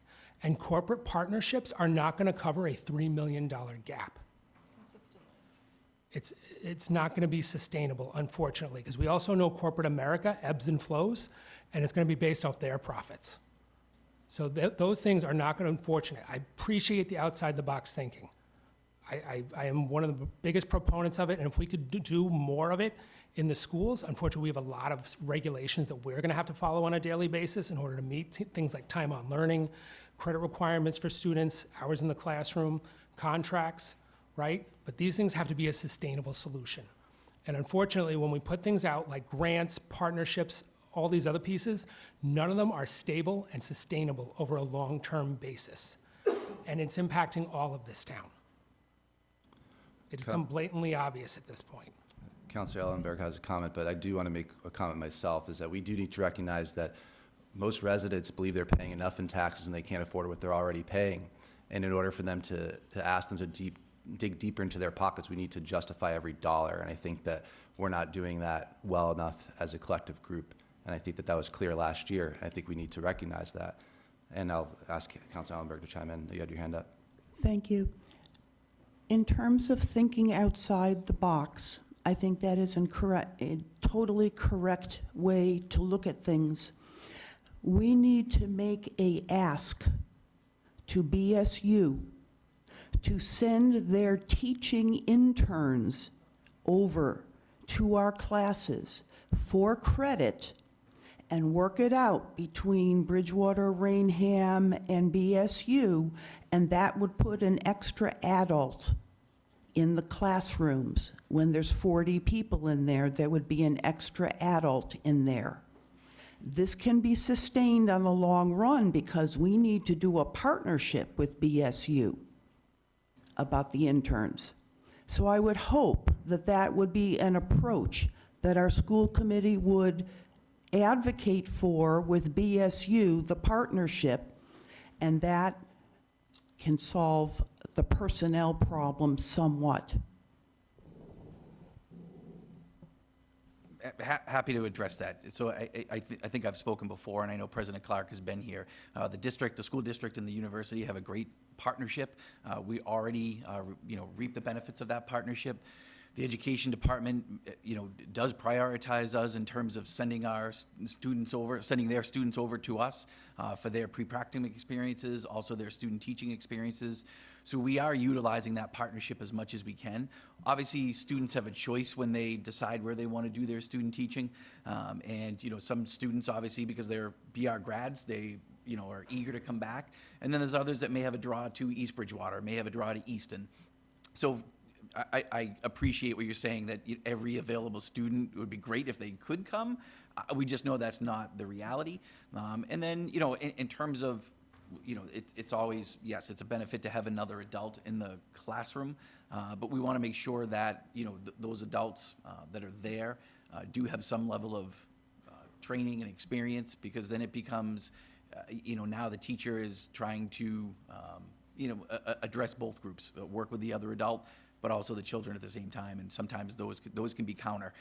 So we want to make sure that anybody that's coming in to do any type of pre-student teaching experience or their student teaching experience is ready to do so, and then they can be a resource for the students and for the teacher, but it's really a pre-teaching experience, and they still have a ways to go and a lot to learn. But we welcome any student that wants to come into the district because we do see the benefit, and we've had professors offer to have their classes held on our campuses. I can speak, the Williams Intermediate School every year has a professor. He holds his class over there in the cafeteria, meets with all his students, goes over assignments for the week, and then they go out to the classrooms. We've replicated that on the Rainham side. So we are, I just want to assure you, we are taking advantage of every opportunity that we can with Bridgewater State. How many students are currently doing internships with your system? I don't have that number off the top of my head, but I will definitely get it and follow back up with you. Did someone over there have a comment? And then let's make this last comment on out-of-the-box thinking, and then let's go into some of the numbers. No, I just, one question on the numbers absolutely. to help us in our discussion. So there's some confusion on effective full-time employees. Could you get us that information for the 2027, both total and teachers, and then also for where we stand today? I think that would be helpful as we go through and attach people to numbers. That's where I'd like to go as well, so. Thank you very much. Do we have those numbers? I know we talked earlier in our meeting. No, not from our earlier. Yeah, it was only an hour ago. No. So, yeah, and I think what Mr. Higgins is getting at, and I don't want to put words in your mouth, so please correct me if I'm wrong. But a year ago, in June, we were looking at a $6 million shortfall after the failed override. I think I have that correct. And it was mentioned, I know that we went on it back and forth in the email, but I do want to figure this out because we do want to advocate for our students. We do want to advocate to have our taxpayers be enthusiastic about funding our schools. And it was said that there's a $1.6 million shortfall, which would result in 21 teaching positions eliminated, which is about $78,000 per teacher. And it was asked for the towns to appropriate an additional $2.4 million, which was supposed to look to prevent the cutting of those 21 positions, and it was confirmed earlier that we lost 30 positions. So, not to speak for the council, but I'm trying to figure out where that appropriation went to if it wasn't to restoring those 21 positions. Sure. So as I explained, I know you mentioned we went back and forth in email. So Those presentations back on June 25th and June 26th laid out several different options for school committee to consider. All of those options, with the exception of level services in the initial preliminary ask, were going to result in layoffs. And what we were trying to do, and what I presented that evening, both on the 25th and the 26th, was to show those impacts and where they would be in the number of layoffs. I think, Mr. Loretti, what you're speaking to is that option that, in the recording that you sent me, was referring to we were potentially looking at 40-plus layoffs. What we were able to do, obviously, is by the additional funding, essentially cut that in half. So we were still going to lose positions, and that was always clear. That additional funding was not to fully fund those potential positions we were going to lose, but at least allowed us to preserve a certain number of positions. Now, that was also, we had retirees that we factored in that we did not fill. So there were, we were looking at it really from a two-pronged approach. What positions were open that we weren't going to fill? So again, a loss of a position, and then obviously what positions did we actually have to lay off that we had a person in those positions that we unfortunately did not bring back. I just think it'd be helpful for us when we look at your 2027 numbers and try to put, head count and everything else. And I come from the private world, and everybody wants to know how many total employees do you have, direct services, indirect, and it helps just to see the progression here. So And that's a great point. And I think, the other discrepancy, unfortunately, I don't want to say the state creates this, but the state reports a certain staffing number. And I explained, this earlier to the group.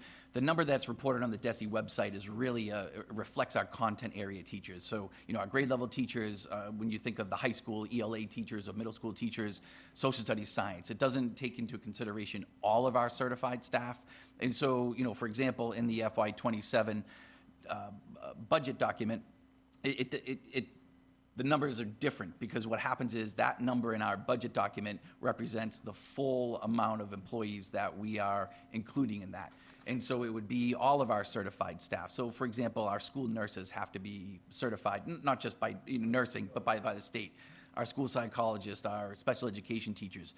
So when you see a higher number in the FY27 budget than, say, what's reported on the DESE website, it's because it reflects all of those additional areas of certification. But I can certainly understand when someone looks at that and says, why are there two different numbers? It may create some confusion. I found the DESE website to be very confusing in a lot of different areas. So I'd just love to I wouldn't disagree with you on that. Yeah, the assumptions that you guys have made, so that we can go and use those in our discussions as well. That would be very much helpful as we go forward. Yeah.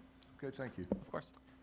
Yeah, and to that point, I think we just need to be consistent in that messaging, because it is confusing. We said that 21 teaching positions would be eliminated. I suppose that we preserved some of those positions, but we lost 30. So how can we account for these other 9 positions, which, at this year's numbers, $80,000 a pop, like we're almost at $1 million. So what accounts for that discrepancy? Again, I'd have to look at your numbers that you're talking about, Yeah, Mr. sure. Loretti. And, I just don't want to speak to numbers I don't have in front of me. Yeah. But happy to have a follow-up conversation when we, come back together and review those numbers. Yeah, I think just understanding the baseline is extremely important. I don't even know how we could have the conversation of if we're going to be looking to cut positions in town if we don't know what we're getting and what we started with.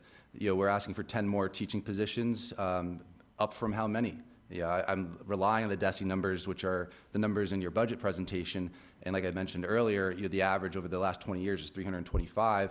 We were at 332 last year, and now we're down to 302. So are we working with 302 up to 312? I need to understand that, because I know how many firemen we have, firefighters, and I know how many police that we have. So I need to be able to understand it so that I could advocate for that. Any questions from the counselors? So I have a question. It's kind of a comment, and we don't know exactly what we're looking at next year on the town side quite yet, but we're hearing a lot from constituents, from employees, from different people. It looks like we're talking about reduction of hours, 40 hours to 35, 35 hours to 30. closures of buildings. We already have the library closed on Saturday. Our town manager did something I thought that was unique, and I respect him very much for this. He decided not to take his COLA. So my question is to the chair of the school committee and the budget subcommittee, what is the, I think I know the answer, but I want to make sure. What is the teacher increase on the COLAs for the current contract? 27? So they're currently in a 3-year contract. And what's- Year 1 was a 2% cost of living increase. Year 2 was a split, so it averaged of 2.5 and 2.5 in the 3rd year. Okay. So that's a 3-year contract. Yeah. This was after, I just want to point out, as you heard Mrs. King say, the year before getting a, a 0 cost of living increase. for the majority of staff. So my question, and it's nothing personal, but I just have to ask, and it was brought up earlier in the other meeting, how does the leader of the district get a 7.5% increase? And I just think that leadership starts at the top, and nothing personal. I think we have a great superintendent. My other question is, we had a vacant assistant superintendent position because the assistant superintendent left, and teaching positions were left unfilled. So why would we not leave that position vacant and add a couple of teachers to the thing? So that's my question. So as to the assistant super, because we did cuts across the district, those included admin. Mr. Powers runs the district on a very small admin portion of people. If he did not have an assistant, he would not have someone to do all of the curriculum work that we have. We used to have curriculum directors for ELA and science, and those are gone now. We have one of Mrs. Richards is now acting as principal over at one of the elementary schools in Rainham. So he would be the only person at the superintendent's office in charge of all 7 schools, all curriculum, all budget, et cetera, with his business director.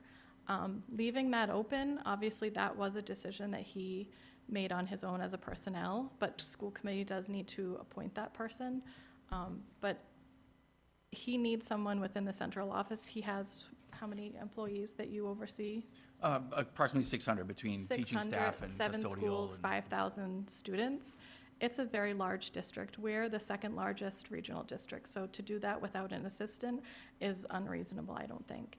And when negotiations went through his contract, yes, he did receive a raise, but he also brought comps to us and to negotiations. He was well underpaid for his position, for our DART districts, for school superintendents in general. If Superintendent Powers left our district because he felt that he was not being compensated correctly, we would then have to do a search and find someone, which would be way over and above what we were paying him as well. And I believe even at the end of his 3-year contract, he would still be making less than Mr. Casanova Davis. And he oversees way more employees. So that was our reasoning for that. Okay, I just wanted to know, because I've had constituents that Oh, have and I asked know me the that has been a question. conversation, and there was a lot of conversation, and we did take everything into account. And that we did not want to lose Mr. Powers, especially we need stability in the district right now. That was also a huge part of that conversation.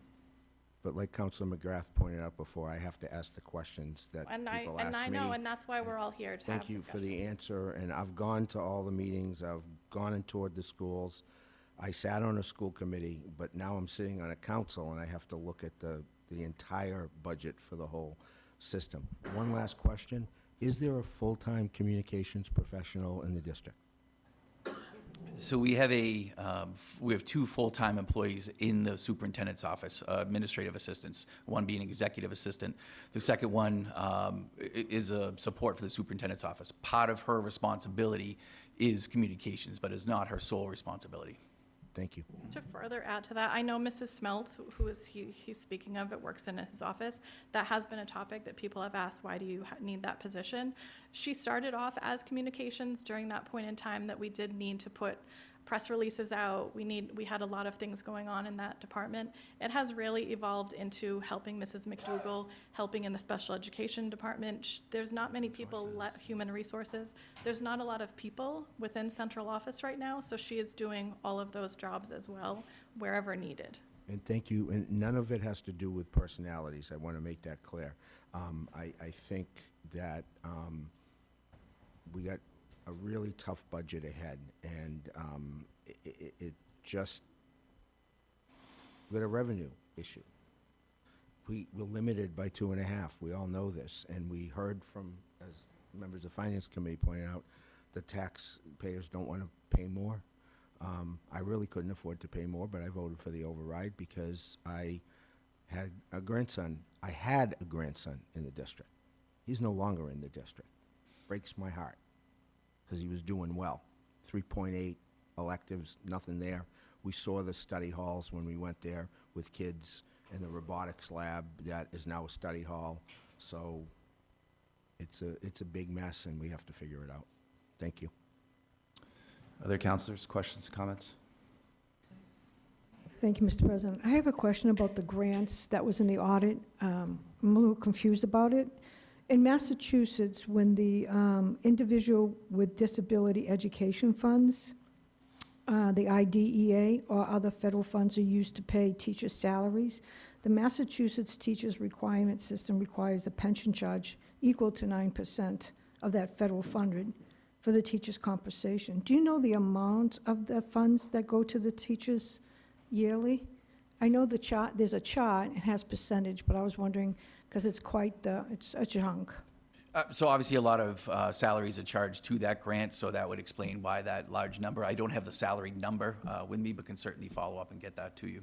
Okay, the other one is about the grants. When teachers' salaries are supported by the IDEA funds, the higher spent level can become the new baseline, making it difficult to reduce local spending in future years without a qualifying exception. So using IDA for ongoing salaries may not free up local dollars and can increase the risk of non-compliance if staff patterns or funding levels changes. Do you know if our schools have been non-compliance or how many years? So that's in reference to the amount of money that we're required to spend, and if you don't spend that required dollars on those required items, you can be found out of noncompliance.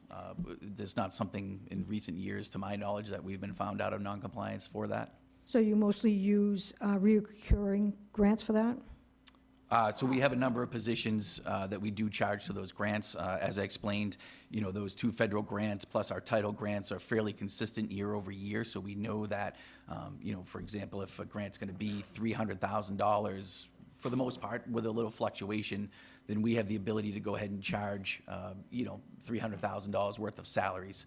We certainly don't over budget because we know those grants could be reduced, but we try to obviously, you know, plan for what we have historically spent in those grants, and that's what we try to maintain going forward. So you have to spend money from those grants to pay for the fringe benefits of the teachers that you... You have the ability to charge those benefits to those grants, yes. So all the fringe benefits have to do that too?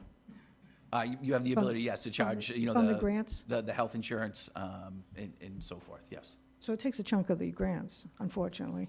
The other question I have is it true, and this is what residents asked me, so I have no idea, the school committee voted to not allow students outside the district to attend the high school? I'm happy to answer that, but certainly if you'd like to elaborate. Yes, for this year, the school committee did vote not to participate in the school choice program for students coming into the district. Obviously, students leaving the district, that's up to those districts that they decided to enroll in. Any student that is currently here at Bridgewater Rainham under school choice will be able to remain. Once they're our student, they're our student. But school committee did vote. We've only been accepting students in 9th grade the last few years, and so they did vote this year not to accept any more 9th graders. So I mean, this year, wasn't it? I also just want to point out, there's only maybe 24 students in that program. It's not a lot of students, but we felt, especially this year where it's such a discussion of classroom size, we did not want to add any more students that we did not want to have to, and just keep to our own town. So it But we have to outweighed- vote that every year. It outweighed the projected 2026 of making $158,519 from the the audit says? So that would be the total. Historically, we've only taken in a handful, 5 to 6 students in the freshman class. So when you look at the total, so we'll still get those dollars for the students that are currently here under school choice. But when we looked at historically over the last few years, what we've taken in that freshman class, obviously it wasn't going to be beneficial for us given the challenges that we had with class size. So the money is for the ones that are in the 10th, 11th, 12th grade, because you're not getting any more in the 9th grade now? Correct. We'll still get funds for those students, just not for any new students coming into the district. So it outweighed the teachers, huh? Because in 2019, you made 109,000, 468,000. All right, thank you. Not just for the new students, total. Yeah, Yeah. yeah, okay, thank you. Thank you, both groups, for meeting tonight. Hopefully we have more of these meetings, because I do think it's productive. A lot of the counselors do get questions, so I know some of these feel like they're repetitive from the council to the school committee, but I appreciate your patience in just answering them, because we do get a lot of these, and we're not school committee members, so. I could echo some comments from some other counselors, but I just wanted to say that, just to the public, you've had multiple council members, multiple school committee members go to the state, whether it was going to Lakeville to speak on Chapter 70 funding. We've had multiple teachers do a great job of going to the State House to ask for this funding. The state is not funding the schools, and they should be. So, Mr. Powers, with our transportation budget, we're required to have transportation, right? Because we're a district? That is correct, yes. So we are required to transport any student living over 2 miles as a regional school district. We do transport students living a mile, 1.5 miles and over, because that's when the state will begin to reimburse the districts for transportation. Okay, is there are they supposed to, is it supposed to be 100% reimbursement? Mr. Kennedy, yes, that is kind of, the conundrum that most regional school districts find themselves in, is that one of the benefits, or one of the proposed benefits of regionalizing, is that the state was going to provide regional school districts with 100% transportation reimbursement, and unfortunately that just hasn't happened. And so, those are real dollars that we're missing out on from the state. Okay. In my opinion, that sounds like an unfunded mandate. I would agree. So we have that. We have circuit breaker funding, which goes to reimburse children with disabilities. I believe that we're actually doing a good job. I think we're doing a great job capturing that money, but that itself is below 70% as well. Yes, correct. So we are trying to submit for as much reimbursement as possible through the circuit breaker program. Obviously, they have to be qualified expenses over a certain threshold established by the state. And as the report showed, that yes, we are doing a good job of trying to recoup every dollar that we can for the charges that we're receiving. Okay. I have a daughter in the Mitchell. I believe you had lunch with her last week, actually. Oh, yes. I didn't realize that was your daughter. Yep, but that yes. was her. Okay, great. And I also have an older daughter who's a third grader that we actually pulled out of the district to homeschool because we were seeing issues at her grade level, and we wanted to, at least if we could as parents, capture her issues and provide services for her. So one question I have that surrounds 504s and IEPs is in your opinion, due to the classroom sizes, are we almost compounding the problem with our special needs group within the district, where we're not capturing students K through 2, and then when they move 3 through 6, 3 through 5, we are finding ourselves with a ballooned budget item that we are required through state regulations to fund, because those children are, it's a civil right that they're provided 504s and IEPs. So we're increasing our services later on because we're not capturing children early. I definitely think that is a reality, without a doubt, and I think a reality that we're going to continue to see, because to your point, obviously higher class size at the lower levels, because the students aren't able to receive that small group instruction, individualized instruction, the gap then starts to widen. And sometimes that gap can be closed fairly quickly if we have the right amount of staff to prevent students going on IEPs or 504s. But unfortunately, as they get up into second, third grade, if they haven't had those opportunities, that gap is now that much bigger, and oftentimes requires specialized instruction. So yes, students would be entitled to IEPs or 504s, if they're eligible. But that is definitely a reality that I think we're going to start to see more and more of, especially in those intermediate level grades, 4, 5, and 6, because we're, as hard as the teachers are working, getting to 27, 28, 29 students at those lower grade levels can be a challenge. Okay. The out-of-district placements, a lot of those have to do with services that our system is unable to provide. Sometimes those are very specific services to some students who just aren't going to fit in a public school system. But some of those students go out of district because we just don't have the services that other school districts have. Is there any percentage number or anything that, if we added specific services to at least K through 5, that we could bring students back into the district if we were able to provide specialized services and save money on the buses, the private school, and everything that basically is associated with that? So I don't have a percentage for you. What I can tell you is, to your point, you're 100% correct that we don't necessarily, we offer a variety of programming in the district, but what may happen is we have, one classroom that services a particular group of students and their needs. Once that classroom gets full, if we don't have any other available space in the district, then we do have to start looking at out-of-district placement. So it would be, if we were able to build more capacity within, we would be able to return some of these students that are in out-of-district placements. And to your point, transportation can be anywhere from, depending on how far they're going, $50,000 to $100,000, and tuition's $100,000 plus. So, even bringing back 1 or 2 students does start to allow us to build some capacity to be able to then bring more back. But yes, that is definitely something that we're exploring. Our Director of Student Services is looking at, what type of programming can we bring in.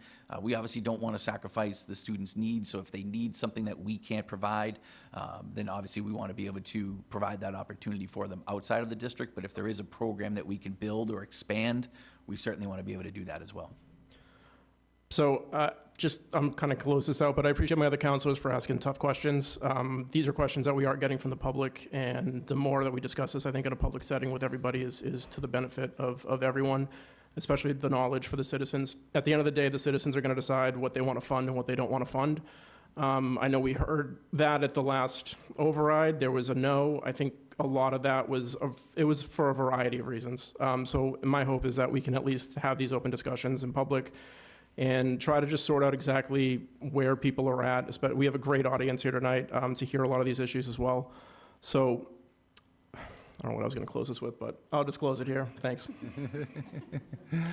Anything further, counselors? Oh, sorry. I just want to say, Mr. Kennedy, thank you. I think that's an important point. Us being here tonight and answering questions and talking about this is a totally different audience than we get at our school committee. We're within our education bubble of our families and our students.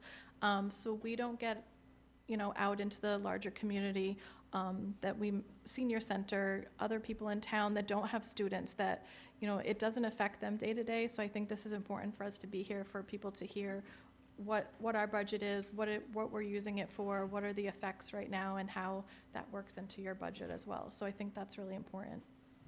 I remembered. Thank you. So I guess what I'm hearing a lot from a lot of residents is also, what the long-term plan is. And I know that where we kind of are is a Band-Aid to try to cut classroom sizes right now. But maybe there would be a benefit long-term to figure out, if we were able to activate specific services, we could capture these students to not go out of district. Anything that projects it long-term, where we are budget-wise, we're only allowed to, the revenue's raised by 2.5%. We have a growth problem in town, which is kind of an addition to that, with our water and with zoning and building and things like that, and that's going to be another topic we have. So we're not getting kind of an additional bump every year to keep up with that. So I just wanted to try to, maybe we can have some discussions over long-term plans or other ways with budgeting or with staffing that if we did this, it would achieve this. If we added services, or I know that those are expensive services because my kid uses them. So I would just like to, maybe we can have those discussions as well, future discussions, that plans to save money by spending a little bit of money. Stuff like that I think would be beneficial for everyone. Thank you. Thank you. Again, great comments by all, and again, I thank the school committee for all the work that they've done on the budget. And I'm going to reiterate some comments I made back when I was at a school committee meeting. I grew up in this town. I'm a BR graduate. My kids are BR graduates. It breaks my heart, that we're going through the situation that we're going through with our school system. Our kids deserve better. If I had the ability to write you a check, I'd do it right now. But we are running into, a financial problem. We're running into a state problem, as we were all mentioning, and we all know. The state's not coming through at their end. We're limited to 2.5% to 3% growth each year. So any number that goes above that percentage is going to be difficult to meet. There's no doubt about that.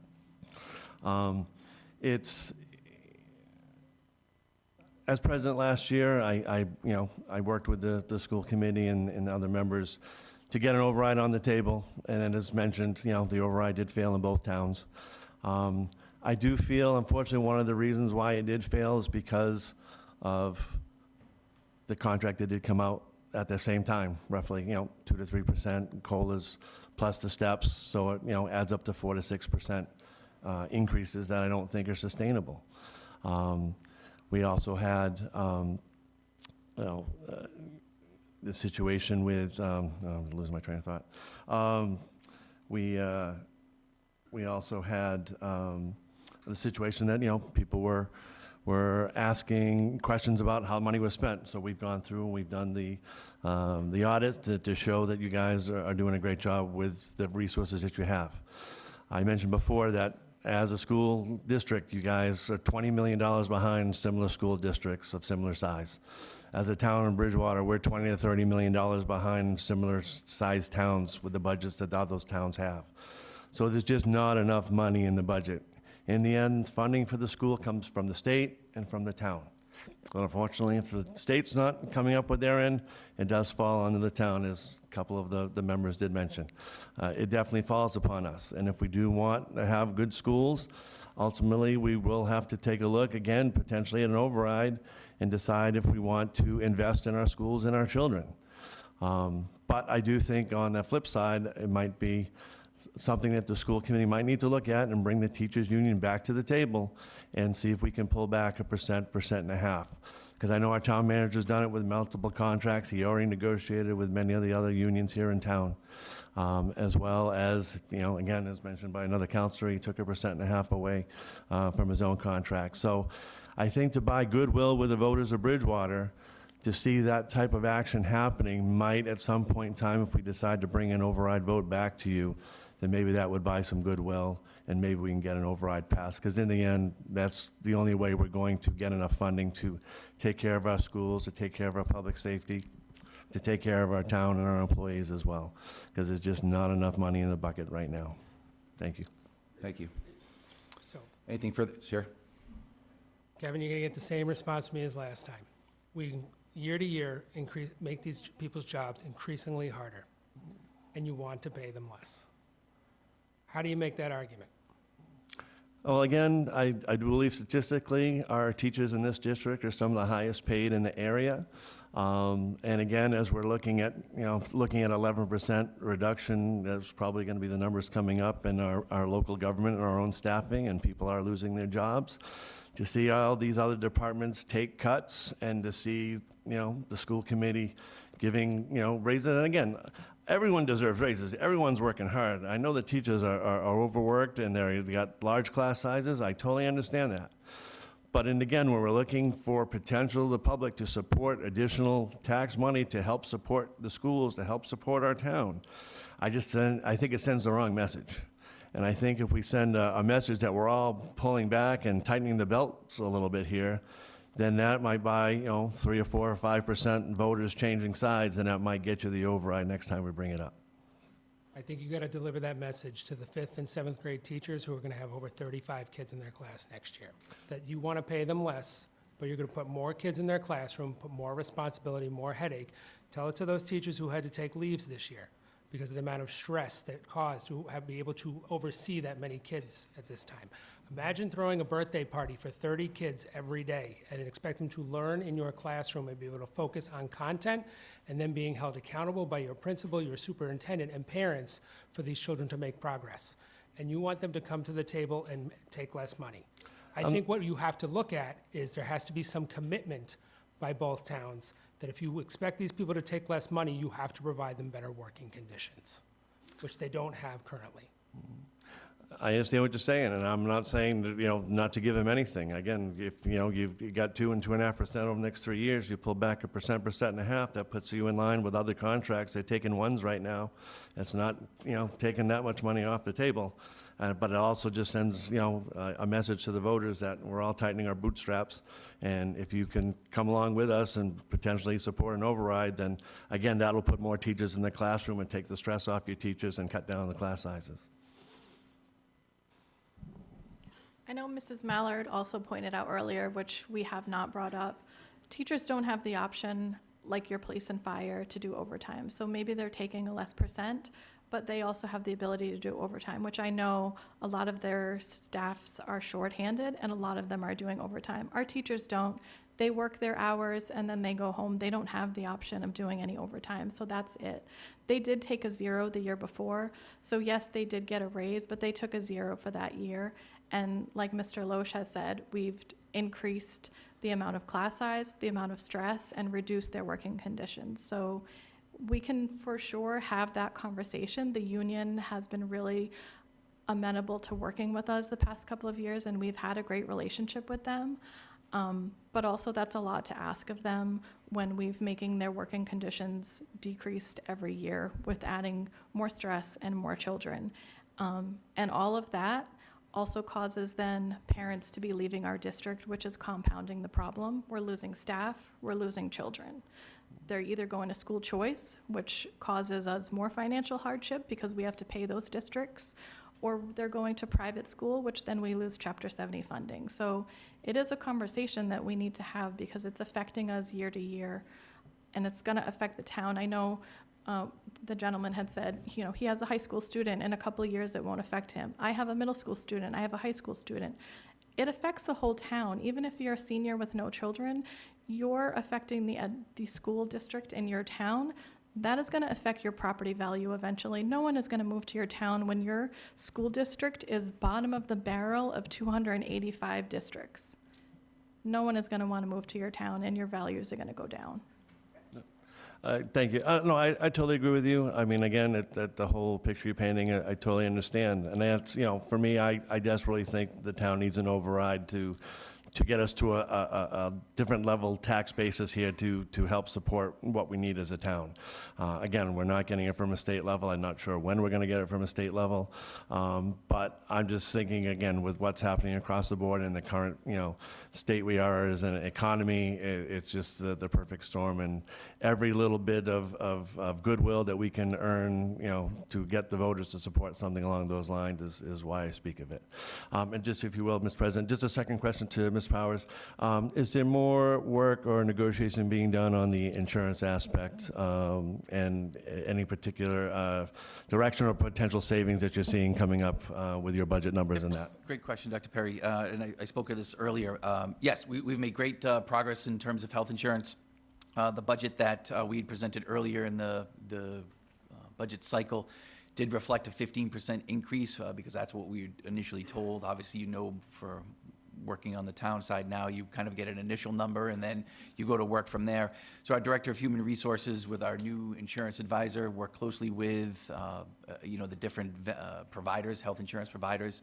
We did go out through a competitive bid process. So right now, we're looking at coming in at approximately 7.5%. So obviously a significant savings for us. And obviously that'll go towards closing any potential shortfall that we're faced with on our end. But good news. Yeah, great. Thank you very much. One more point to think about, teachers' workdays don't end when they go home. That's right. One thing I did as a teacher for years is there's homework to correct, there's things to do. So it's hard to go back on that particular contract and make adjustments. I know we did it on the town side, and the overtime point is well taken. Anything further from folks before we wrap this up?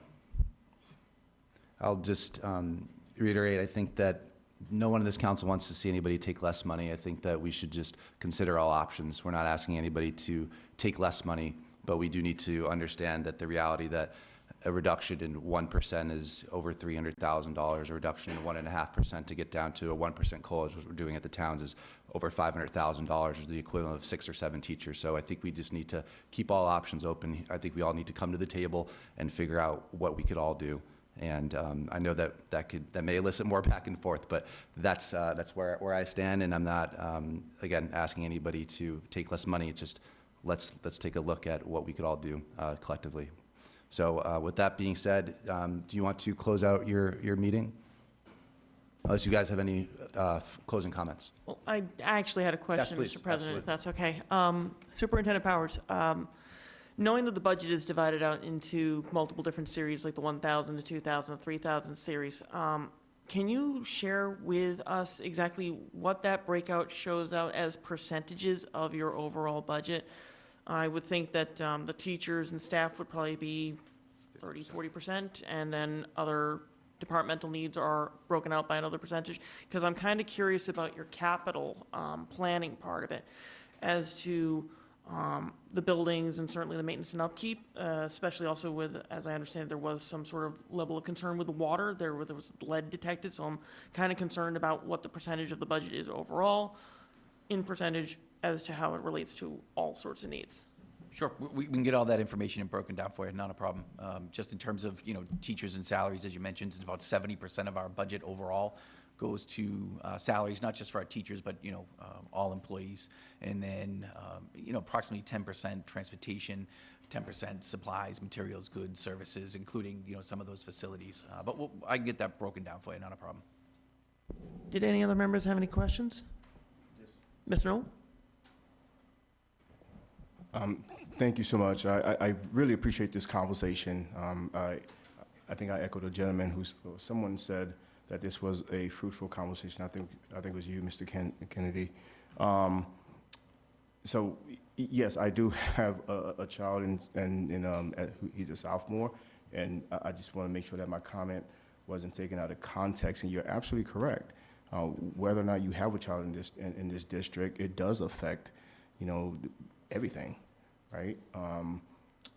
So I want to be part of the solution in finding ways to not only figure out the budget issue, but also how do we not better educate our children, but certainly not put our teachers in a position where they're stressed and overstressed and, their hair become like mine. But certainly, I just want to be part of the solution. So whatever it is that I need to do, as my colleagues and I are, having our meetings and, diving deep into, this budget and all the budgets, not just the school district budget, but the entire budget in general, the town and the departments, et cetera. I think we're in a position where, we're in this position because the town people have spoken, and certainly we have to hear them out as well. So, just thank you for this conversation. I think it was fruitful. Looking forward to more. Thank you. And I just want to say thank you to Budget and Finance, and thank you, Chairwoman Spagone. I know you've been at all of our meetings as well, so I really appreciate that, and I appreciate all the questions and the conversation. And thank you, President Loretti, for giving us this forum. I think this is really important for us to be here because like I said, we're always in our school committee bubble, and we don't reach all of the community that way. So I think this is important. So thank you, for letting us be here. Yeah, thank you for your time. Thanks for coming earlier, and thank you all for coming now. We do have a great audience here tonight, and I hope that they hear our concerns here, and so that we can continue to advocate for you all and for the students here. So thank you all for coming. Thank you. Thank you. Did you want to close out your meeting? Yes, sir. If there are no further questions or comments, I would entertain a motion to adjourn for the evening. Motion to adjourn. Motion made by Mr. Knoll. Do I hear a second? Second. Seconded by Ms. Sullivan. All in favor? Aye. Aye. We are adjourned at 8:54 p.m. All right, you, thank everyone. you. And you guys don't have to close out, so thank you all for coming. Appreciate it. For folks in the audience, we'll continue our meeting here once we go ahead and get the tables reset. Folks, it's 8:55. We're going to reconvene at 9 p.m. just so that we could get the table set here. We're going to open up with citizen comments, okay? I'm gonna do the.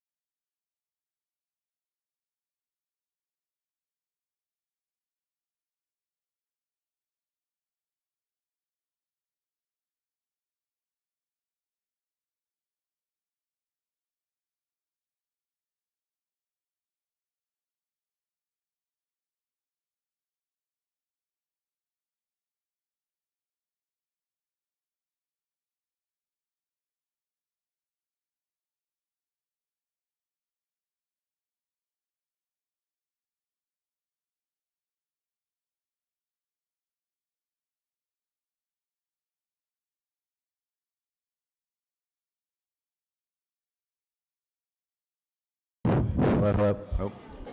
Excuse me, folks. Time is now 9:03. Excuse me, order. We'll now call this Bridgewater Town Council meeting back to order. It's 9:03 p.m. We're going to pick up where we left off earlier, which is, so we're still on discussions. So our second discussion item, before we move on to citizen open forum and get back to our regularly scheduled agenda, is the Middleborough interconnection discussion. So tonight, I had this on as a discussion item. We were still working out some logistics with an emergency measure, which we are going to put on and is on our agenda for Thursday. I've called a special town council meeting for Thursday here at 7 p.m. to discuss that emergency measure. I had numerous conversations with some of the Middleborough Select Board members, and we all feel comfortable with moving forward with what is being proposed, which, as I said, is an emergency measure which codifies and affirms the town council's position that we're not going to move forward with any new water service connections. And the town of Middleborough also asked us to affirm that we would support an outdoor watering ban, which is a part of the state mandated watering ban, which we're under anyway, but we are happy to oblige by that.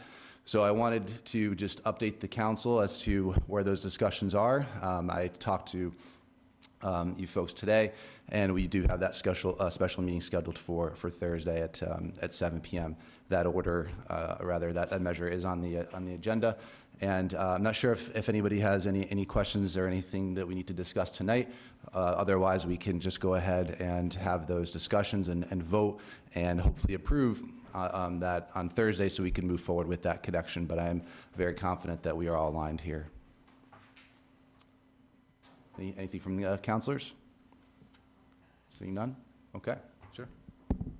Yes, are we going to make it clear that this applies to BSU as well? I have heard many constituents tell me they are offended by BSU watering lawns in the middle of a drought.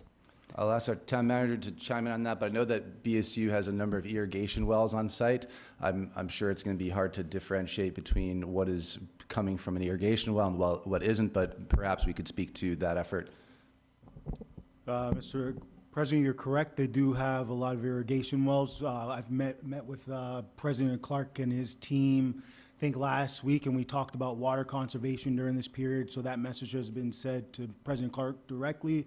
I know there's been communication with DPW and their facilities management team, making sure we're collaborating on water usage, so forth, moving forward. But they do have some wells of their own. All right, great. Question? How much of the water is from their own wells versus how much coming from the town? What's the proportion? We can get that information for you. Thank you. All right, well, if no one has anything else, then we could move on to our next agenda item. And like I said, we'll be back here Thursday to formally vote and hopefully approve on that. Okay, thank you very much. So we'll now move on. I just have a question. Oh, sure. I see a slide up. I believe that's for our town manager update, which will be in a few items here. Yes. That's for water update. So water update, yeah. Okay, just check. Yeah, because we're not back in order yet. We're on discussions. We're going to go to citizen open forum, and then we'll get our town manager's report after that. So to the folks here in the audience, thank you for being here for our discussions. We believe it's very important that you are here for our discussion with the schools. So hopefully that was some good information for you folks who are here. We're now going to open up citizen open forum. Due to Massachusetts open meeting law requirements, discussions will not take place during public comment periods. If appropriate responses to questions and concerns will be given by the town manager at a future town council meeting. If you'd like to come up at this time, you may speak for up to 3 minutes. Please state your name and address for the record.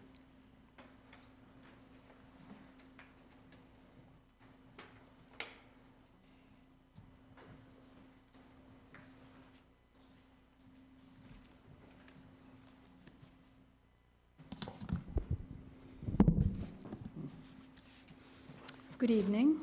I'm Krista Jemian, 221 Aldrich Road, a member of Bridgewater Communities for Civil Rights, and I have a letter that I'd like to read into the record. Our chair, Janice Campbell-Means, was hoping to read this herself, but she's not able to, so I'm her stand-in tonight. Dear members of the Town Council, since 2021, Bridgewater Communities for Civil Rights, the First Parish Bridgewater Unitarian Universalist Church, and the Martin Richard Institute for Social Justice have worked together to host successful Juneteenth celebrations with the support of the town of Bridgewater, the Bridgewater Public Library, and the broader community. The Juneteenth Committee remains committed to hosting Juneteenth 2026 at University Park in partnership with the Martin Richard Institute for Social Justice at Bridgewater State University on June 13th, 2026. Since 2022, the town of Bridgewater has recognized June 19th as a town holiday, and for the past 4 years, the town council has supported raising the Juneteenth flag in honor of this important commemoration. We respectfully request your support for raising the Juneteenth flag from Monday, June 15th through June 30th. We further ask that this observance be formally recognized with a town council resolution expressing support and affirming the town's continued commitment to civil rights and equal dignity for all in a welcoming community. You are welcome to attend a brief flag-raising ceremony on Monday, June 15th at 3:30 p.m., and are invited to read the Town Council's Juneteenth resolution at this time. Join us in celebrating the continued progress toward liberty and justice for all. As town leaders, your actions have a powerful impact, and by once again raising the Juneteenth flag, you affirm that Juneteenth is an essential part of American history. We appreciate your continued support and look forward to your positive response. And as mandated by the town's general ordinance, FY 21-10007, a photograph of the Juneteenth flag was included with this letter, which was sent to the town council. Thank you very much. I also just want to make a quick comment about the budget and the school situation, which is very distressing for everybody involved, and I know that you're all working hard together, and I appreciate that, and I'm sure the townspeople do. I've mentioned before, when I've spoken with the town council, I remember very well Prop 2.5 when it went through, and it was devastating. Devastating for the condition of education in the state of Massachusetts. We lost 5,000 teachers that year, and it took years to build us back up to where we were before this recent budget situation. I would hate to see that happen again in our town, and it's happening across the state. We're not the only town that's experiencing this. So I think we need to take a deep breath and work together and make a good case for the need for an override. Thank you. Thank you.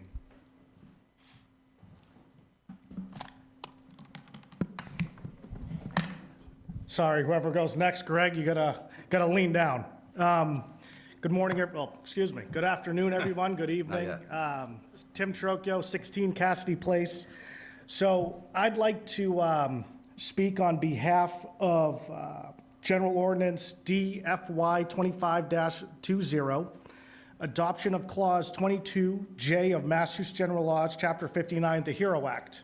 So in 2024, the HERO Act was passed by the governor, and essentially it is a tax exemption for veterans. So if you're a veteran here, please stand up. Frank, 173rd Airborne, if you're a veteran, come on up. John, Keith, Greg. So we have a huge contingent of veterans here today. I just wanted to speak my small portion. So when you sign up to join the military, at least from my experience, you sign a blank check. And that check is up to your entire life. I served on active duty for about 6 years. I was a captain, served 2 years in the Army Reserve. All of these guys here today stepped to the line, swore an oath to defend the Constitution of the United States against all the enemies, foreign and domestic. And this is a small token of their appreciation. We often get told as veterans, thank you for your service. And it's a very weird interaction when people go, hey, thank you for your service. We don't know what to say, at least for me, because it was a job that we did, and we did it happily. But as time goes on, the military in your service is very, very hard. It weighs on your back, weighs on your knees, It weighs on your mental ability. This provision is for disabled veterans. There's often wounds that are seen and unseen, and believe it or not, I have wounds that are unseen. You would never know. A lot of guys, a lot of veterans don't usually talk about their wounds because you're trained to fight on, and we want to continue to contribute. This will allow veterans to contribute to their town. They can reinvest their savings, they can reinvest the money that would have been paid for these taxes to open businesses, buy homes. I recently bought a home with my VA home loan here in Bridgewater. All these guys have lived here for probably well over 5, 10, 15, 20 years. But they stepped to the line, they served their country, and I think we owe veterans a debt of gratitude. But that's just my small portion. I ask that you please support this measure. It was passed by the Budget and Finance Committee last week. I just would like to say thank you to the President for your support, Mr. Murphy, Mr. Lindy. Thank you. Thank you.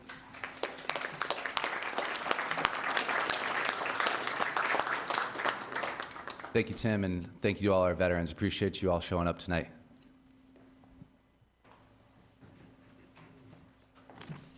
Good evening, Janet Hanson, Pleasant Street. I just want to, with the water, I'd like to know what specifically does new, the term new hookup means when it comes to water hookups. Does it mean projects already approved but not physically hooked up right now? Does it mean projects approved but won't be ready to be hooked up for months from now? Or does it mean projects not approved yet, but that doesn't seem to make sense because couldn't hook up anyways if they're not approved? What is the timeline to consider projects new?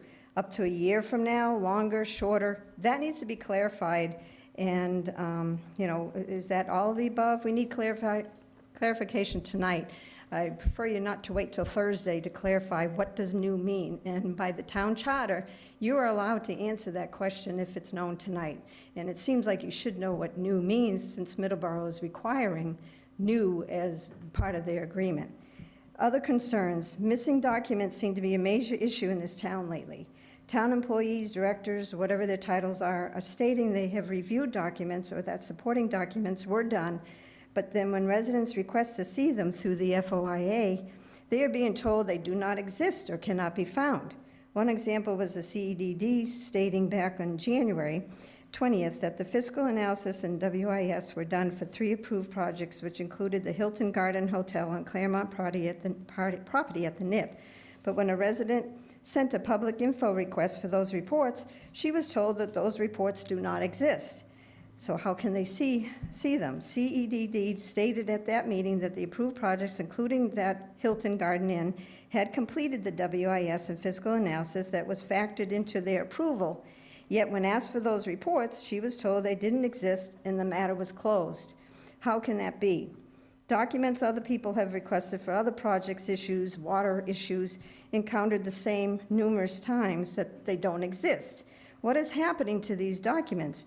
Do they in fact actually exist and no one can find them, which is a problem, or did they never exist, which is even a bigger problem because it would mean someone's not telling the truth. If they are saying they saw them, then why aren't they, when the request for public records, coming back saying they don't exist? So the matter's closed. It doesn't restore faith in the town government and procedures if it appears that lies are being told. If they do exist, someone needs to investigate ASAP why responses are coming back as the document doesn't exist. This is an important matter that cannot keep going on.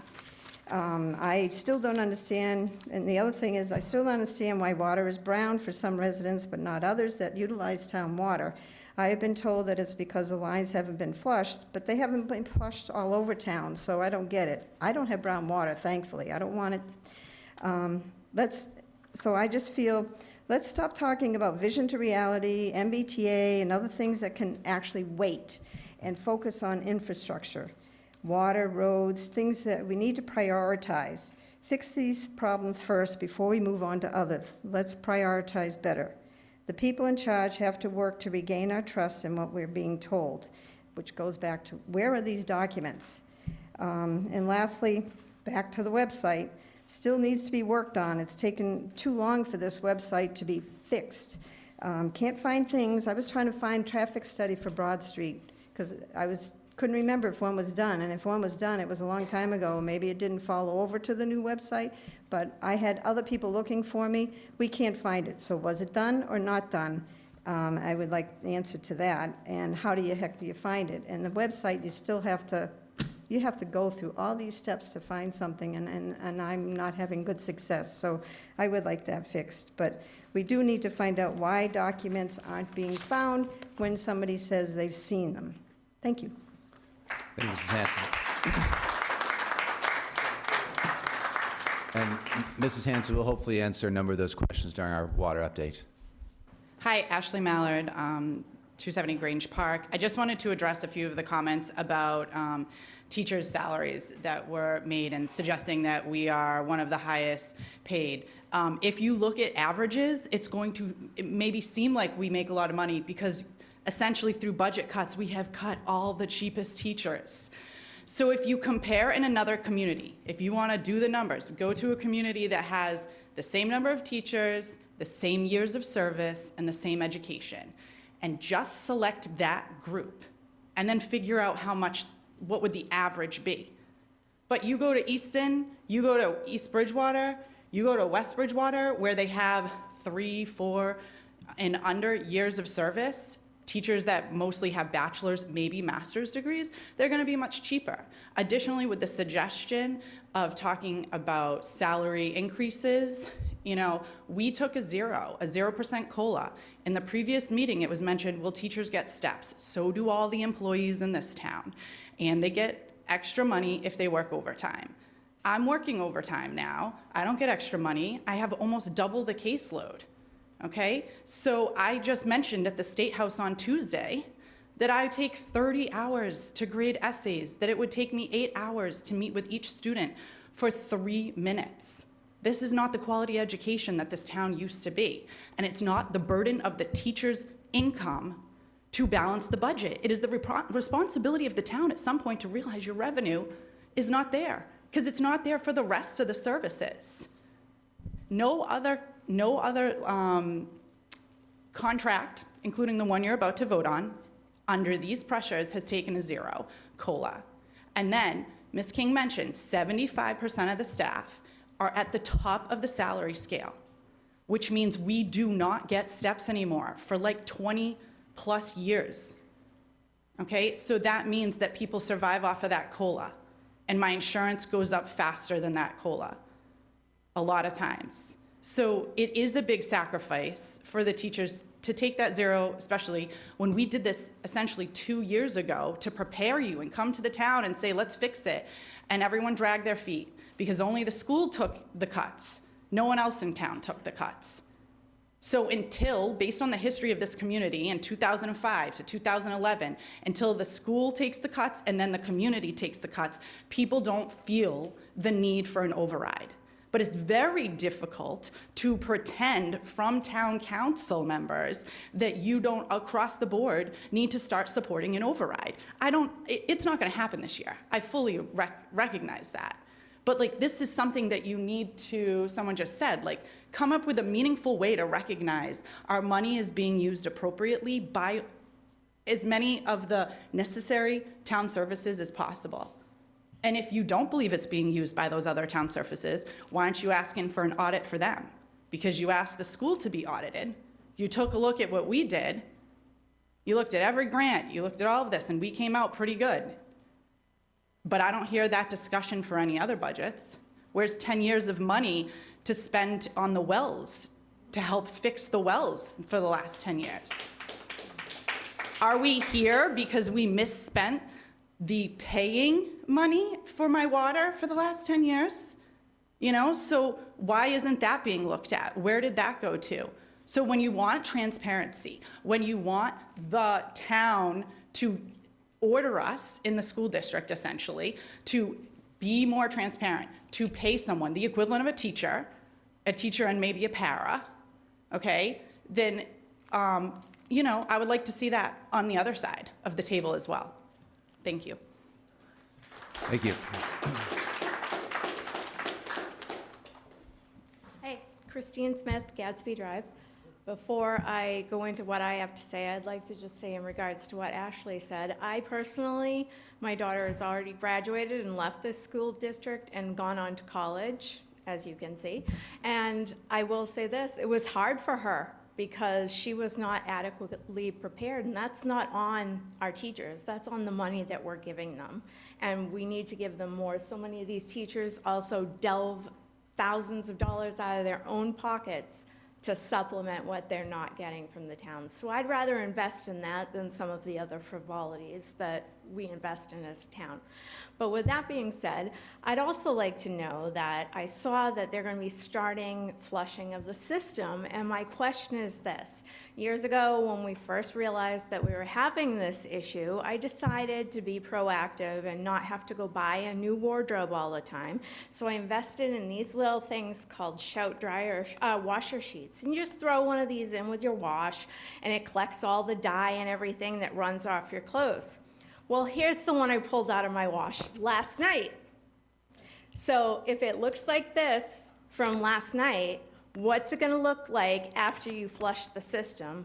And can I maybe factor into the budget some money to pay for the new clothes I'm going to have to buy when my clothes come out looking like that? Because I don't buy brown because I don't like brown clothes. So I'm just curious, like, where the difference is going to come. I would much rather see that we didn't have to spend millions of dollars on a company to assess the problem that we have, and now millions of dollars to our neighboring town to pay for the water that we no longer have here in ours, when that money could be used to go to this budget gap and get our kids the education they deserve. Just my 2 cents. Thank you. Thank you. Hi, good evening. Melissa Raymondetta, 317 Lakeside Drive. It's been a sobering evening sitting here and hearing the discussions. My public comment on March 3rd, the night of the town council meeting communication outage, was followed up by an email to all of you on March 4th with questions regarding the Hilton Garden Inn hotel project at Lakeshore Center. To date, I have not received a response from anyone on the council, and my questions are not on the list compiled by the council president. I am here tonight to remind you of these questions, inform the public, and ask additional questions. Why were 100,000 gallons per day of water and sewer capacity granted to Claremont's Lakeshore Center via a 38-year-old faded, impossible to read special permit never associated with any other project previously constructed at Lakeshore Center? This document was resurrected on August 16, 2023, during the third month of the hotel's special permit review, and resulted in a procedural switch to a less rigorous site plan review that included the added bonus to the developer that Lakeshore Center, already consuming 58,000 gallons per day, will be granted a total of 100,000 gallons per day water use and sewer capacity for future development. Repeated attempts by the public to ask why were met with responses from Bridgewater invoking attorney-client privilege. Why, on December 17, 2025, did Bridgewater's Planning Board extend its January 2024 approval of the hotel project for 1 year during a water supply emergency without including a special condition that required the completion and review of a water impact statement? The extension was rubber stamped, although residents spoke up and asked for this and other conditions to be added. As Mrs. Hanson noted, the CED director noted at the January 20th, 2026 Town Council meeting that all 3 pre-approved commercial projects, including the hotel, must complete a water impact statement. He also noted that a fiscal impact analysis, citing impact to fire, police, and schools, had been done for all 3 projects. I made a public records request to Bridgewater on March 24th to ask for the water impact statement and the FIA for the hotel. Bridgewater's response on March 26 stated that these documents do not exist. How can the hotel project be one of the 3 pre-approved projects if the water impact statement and fiscal impact analysis don't exist? How did the planning board approve a large hotel project in 2024 without a fiscal impact analysis? Why wasn't that fiscal impact analysis revisited in December 2025 before the planning board extended the hotel approval by 1 year? Where is the water impact statement? I'm concerned about the culture of a town government where proactive and engaged residents are referred to in derogatory terms. I am concerned about missing town documents, a lack of transparency around basic questions and processes, and Bridgewater's constant and all-encompassing fear of developer lawsuits. Bridgewater needs to start looking inward. Our valued businesses and residents will soon lose their patience if the town's ability to provide full services continues to falter. We, the people, have done as much as we can. We need our elected officials to help us. Section 211 of the Charter gives you the power to investigate. Please use it. Thank you.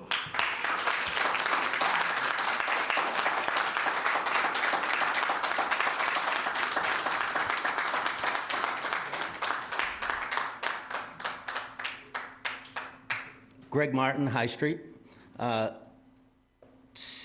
I think just about 6 short weeks ago, I stood up here with a couple of members of the Veterans Council with a call to action for the community, and I just want to say thank you to the community for showing up for our Vietnam veteran dedication and memorial.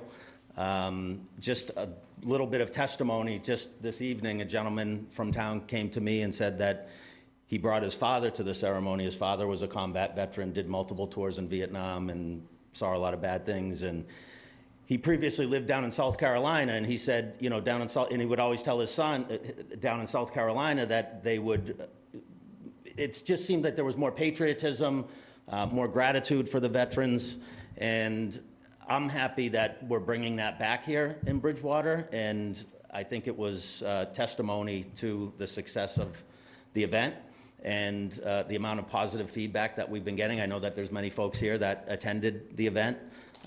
If you missed it, I would encourage you to go check out the memorial on Mount Prospect Street. But I want to thank, first and foremost, the Vietnam veterans who came out and allowed us to honor them and recognize them. It was an honor for me, and I think many others as well. And then I want to thank the Veterans Council for helping to put on such a fabulous event.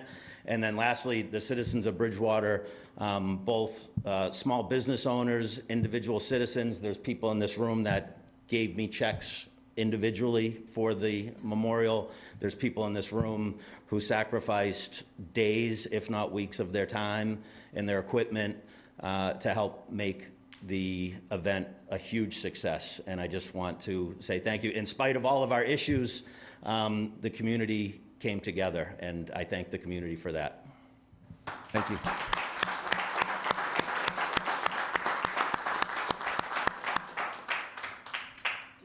Yeah, can you lift that up? No problem. Happy to help. Thank you. That good? That's perfect. It's, water comes from a different town. I had to pay for it, though. My name is Dave Seiden, Deerfield Drive, and I wanted to speak on something that my comrade or brother-in-arms, Tim Trocchio, had said. When he's out and about and people thank him for his service, and he feels that discomfort and doesn't know what to say, I get that all the time. And I'll just tell you guys what I tell the people that thank me, and that's that you're worth it. All of you, every single one of you, every single one of you is worth everything I paid for and everything I lost, okay? Everything.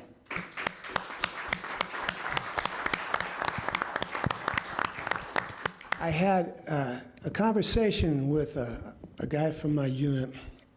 He was telling me about his town and how his town really just puts down all their veterans and treats them like dirt.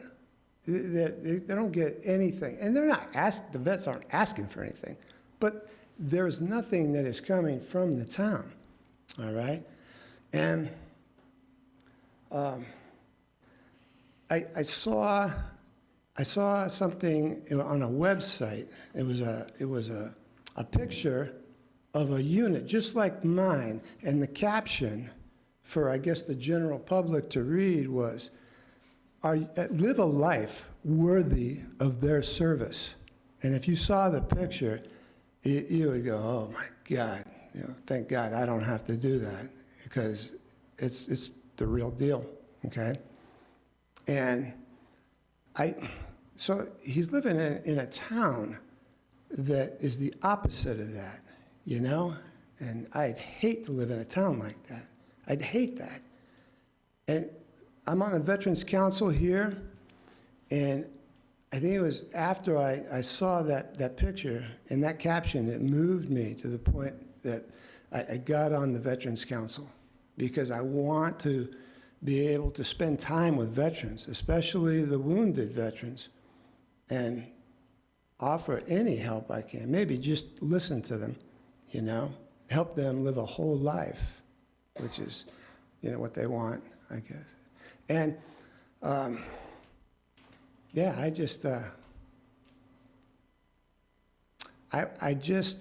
support what this bill, or what this proposal is, because to me, it's the least that a town can do for the people who went to war, for them, for the town, for the country, for the flag and all that. I guess that's about all I gotta say. So I thank you for your time. Thank you.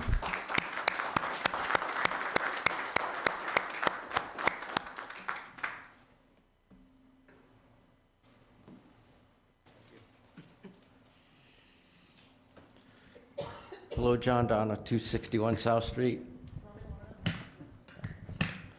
Thank you, Council, Town Manager. I do, I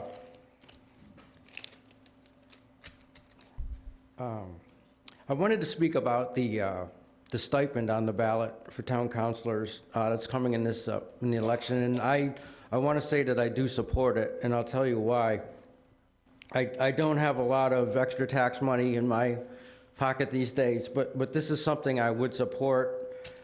It's a tough time to be a town councilor. There's a lot of tough issues that have built up over the years that isn't the fault of this council, but I think there's a lot of work being done by this council to tackle some of these issues. There's still some work to do, but to not recognize the council for what they have done is a mistake. And I'll give you a couple examples. Last week, the legislation 013, the Water Supply Capacity and Development Review, that was brought forward by President Loretti and Councilor Kennedy. In the few years that I've been coming in these meetings, I think that's one of the best pieces of work that's come off the council. I think they've been listening to the residents, and it's going to benefit the town greatly, or could benefit the town greatly. Another example would be the work that Councilor Murphy does on budget and finance. There's no one else I'd rather see on that committee or in matters of budget and finance here in the council than him. Another person would be Councilor Lindy. Throughout this water crisis, he's continually reminded us that, as tough things are right now, Brockton Water was not a good option, that we needed to find something else. So I thank you for that and for some other things you've done, Councilor Lindy. I'm sorry, someone.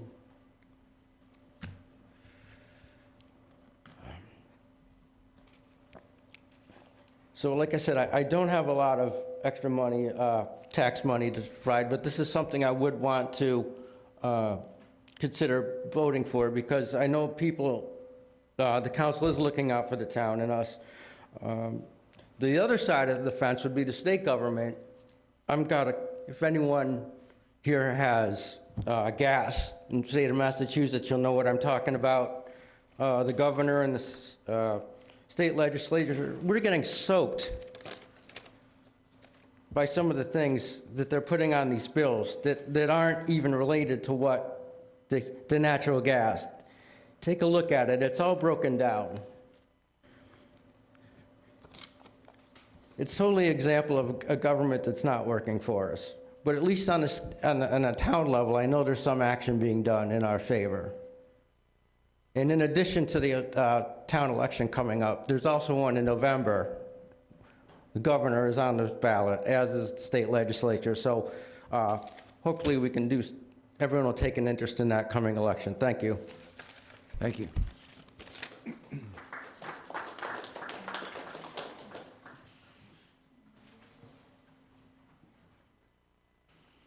Hi, John Savageau, Pratt-Town Lane. My brothers come before me. I mean, there's not much that I can say that they haven't said already. I just wanted to come up and publicly voice my opinion. I hope 22I, fiscal year 25, 019 and 012, or 020, I hope they pass. I hope you support them.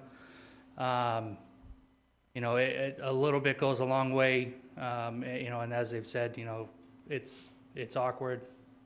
This is a way you can thank your veterans, and these are, with the support of these two bills from the HERO Act that was passed in 2024, you're supporting service-connected disabled veterans. It's a very small population in the town of Bridgewater. So, you know, that goes a long way. So we appreciate it, and it's one hell of a night to come and ask for some, you know, tax revenue, some tax breaks. But man, we got a lot of issues ahead of us. But this is something that, you know, you want to attract veterans who give back to their communities, who give back, you know, not only monetarily, but they continue to serve their communities and support their communities. This is a way to do it, and this is a way to attract veterans to come into your community. As it's been said previously, you know, veterans that qualify with the VA home loans, you know, in very tough times, those home loans are guaranteed. So you want to have some VA home loans that are going to be dedicated and guaranteed, you know, tax revenue for the town. You know, those aren't going away. This is one way to attract that population. So thank you very much. Thank you.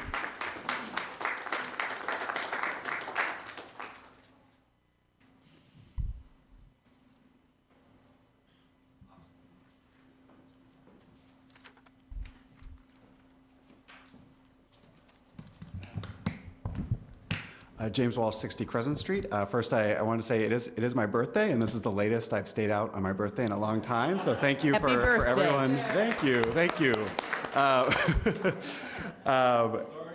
Thank you. It started at the DMV, so we're really doing well. But I wanted to start by reflecting on some of the budget discussions.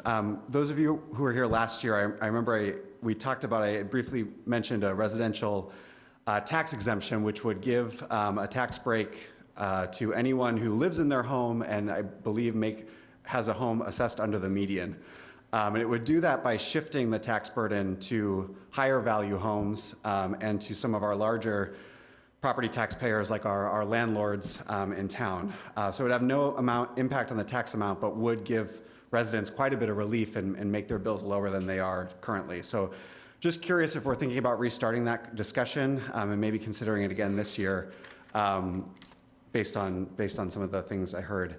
I also wanted to just acknowledge too, as somebody who I know brings a lot of constructive suggestions, I don't think you've gotten a lot of credit for a lot of incredible work that's going through the committees right now. I've only been able to sit in a few of them, but you know, Mr. Donna mentioned the water, some of the water control legislation, some of the downtown legislation focused on the downtown and improving that kind of central business district. There's a lot of really great work there, and it's really hard work. None of those are easy, so thank you for continuing to push those through. One thing that I know you've been considering that I wanted to express my particular support for are efforts to restore more power to our planning board and other appointed or elected public meeting-based boards, especially powers that have been moved to our CED office in the past. earlier comments really have reinforced the need for this, I think. We have a lot of decisions that are made in town without any ability to trace those decisions and the rationale for those decisions. Without recapping the whole overview that Mrs. Remendetta presented, we have 3 projects that were approved and are going to change this town forever. They'll outlast all of us, and they're going to change our the economic posture of our town. And they were approved based on documents that we're now being told don't exist. So in the best case scenario, these documents just aren't easily accessible, we're not able to retrieve them on demand. The worst case, they never existed in the first place, but both of these are bad. We're often told, and this was brought up before, that the town is really afraid of lawsuits. And as a taxpayer who would fund our defense in those lawsuits, I'm very concerned that we don't have documentation, so that if somebody came and challenged one of our decisions, we're not able to actually show the paper trail of how we got to that decision. There are other examples of this, and again, there's no, I don't think, malintent, but we can't even say on a permit who specifically signed off on a permit. I think there are just these recurring examples that show we need to take some action. And I'm, of course, not the expert here, but some things that come to mind, I think, any document that is factored into a decision must be kept in a publicly accessible file that's readily available. I think we should try to move as many decisions as possible into public forums and trust them to public bodies, appointed boards of citizens, especially for these decisions that are going to have a permanent effect on critical resources in town, resources that we just can't afford to be giving away without deliberation. And then I'd suggest we also add requirements to our vendors who provide our systems for permits, et cetera, that we have a specific name and a specific individual attached to any decision. I think through that we can achieve more transparency, we can get toward better decision making, and we can really protect ourselves from the litigation that we're told we're strongly at risk of. So I hope you consider, I know a lot of these are in the pipeline, but I wanted to express my support and provide some other suggestions as well. Thank you. Thank you.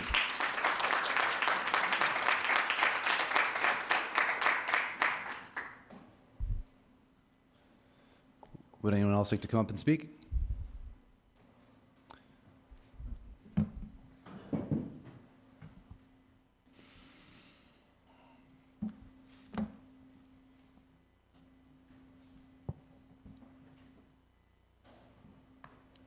Nancy Chapini, Birch Hill Road.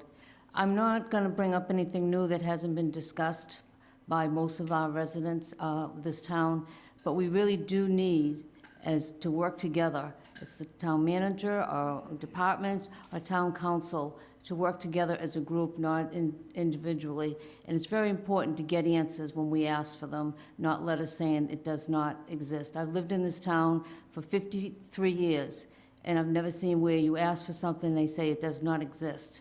Or you're being told it's there, but we can't find it.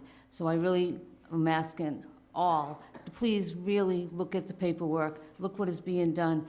Don't bring our town down the tubes. I'd like to see this town go on as it was once, but these days it's just too much that's not being coming forth, and it's really sad. Thank you. Thank you.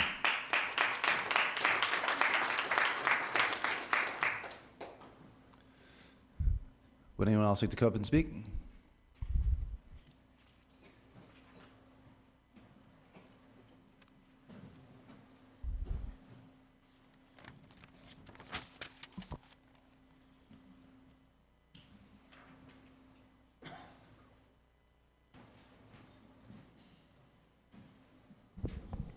Hi, my name is Evan Tarver.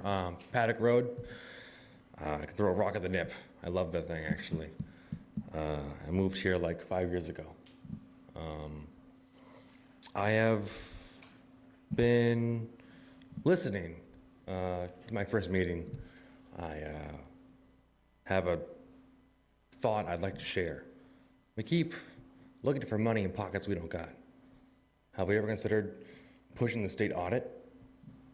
The state auditor, Gianna DiZoglio, has her push 72% of the vote for this audit. Why aren't we using this body to push the audit? We could find money in Chapter 70 potentially. We keep looking for money that we don't got, but if money is in other places and levels of our government, and not in here, obviously, because we're all pretty strapped, let's be honest, right? Pushing this audit would make a lot of sense. Why don't we do that starting soon? Her name is Gianna Ziaglio, she has a phone number, all that. I call her all the time, honestly. You know, people want to chirp, audit, audit, audit, let's fucking do it. So that's all I had. Thank you for your time, everybody.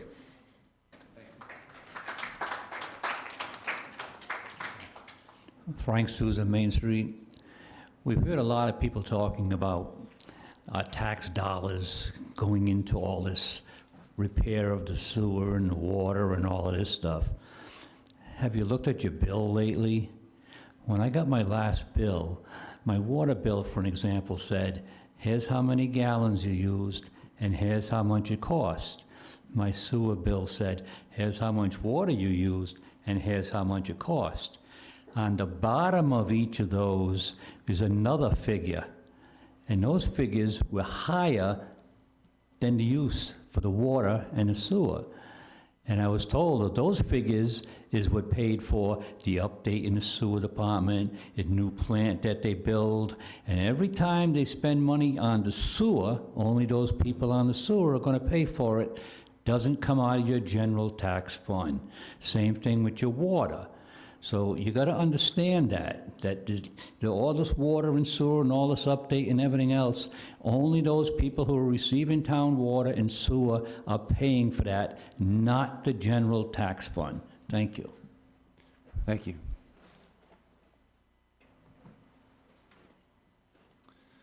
Anyone else like to come up and speak? All right, thank you very much. Where are we now? We're now moving on to our town manager's report. Alrighty. The first report, I'm going to be quick so I can get into the presentation real briefly. I just want to bring to the council's attention that, as you all are aware, we didn't get prison mitigation funding as part of this budget process. In the packet, there is a letter from town managers and town administrators from communities that have been impacted by that. I just want to inform the council that we are collaborating. We're trying to advocate for that funding for this fiscal year. But most importantly, we've talked with our representatives and in the legislature, state Representative Gallagher and State Senator Driscoll, to just make sure that we're advocating for those funds. Typically, we get over $200,000 that flows into our capital stabilization fund. So I know we're advocating to try to get as much funding as possible. I just want to put that on your radar as well. So a real brief update, and there's a letter that we sent out to the commissioner regarding that. Right. Next item, I'm just going to do a quick presentation. I know I have our DPW director, our water superintendent. I think we could touch base on some of the questions that were brought up tonight as well. But I think it's just important. I know we had a presentation from Apex. There was a consideration. It was too complex to understand. We're going to keep this really simple. And I thought that we would focus on where we were, where we are, where we're going. And at least on our town end, just highlight that. There's some obviously council decision, et cetera. So I'll just jump right into it. Where we were. Prior to October 2025, the town was using well 10B to supplement the demand of the system. During times when tanks were low, 10B would be activated to meet demand, but also replenish the tanks. Once the tanks got to the safe levels for fire protection, well 10 would be deactivated, causing the tanks to drop, because 10B right now is an unfiltered, untreated well. Example, since 2015, this is all the times we have activated 10B. Over 52% of the time since 2015. In 2025, particularly September, October, I was here as the town manager. I said, all right, we had to implement activating that well. What can we do not to do that again?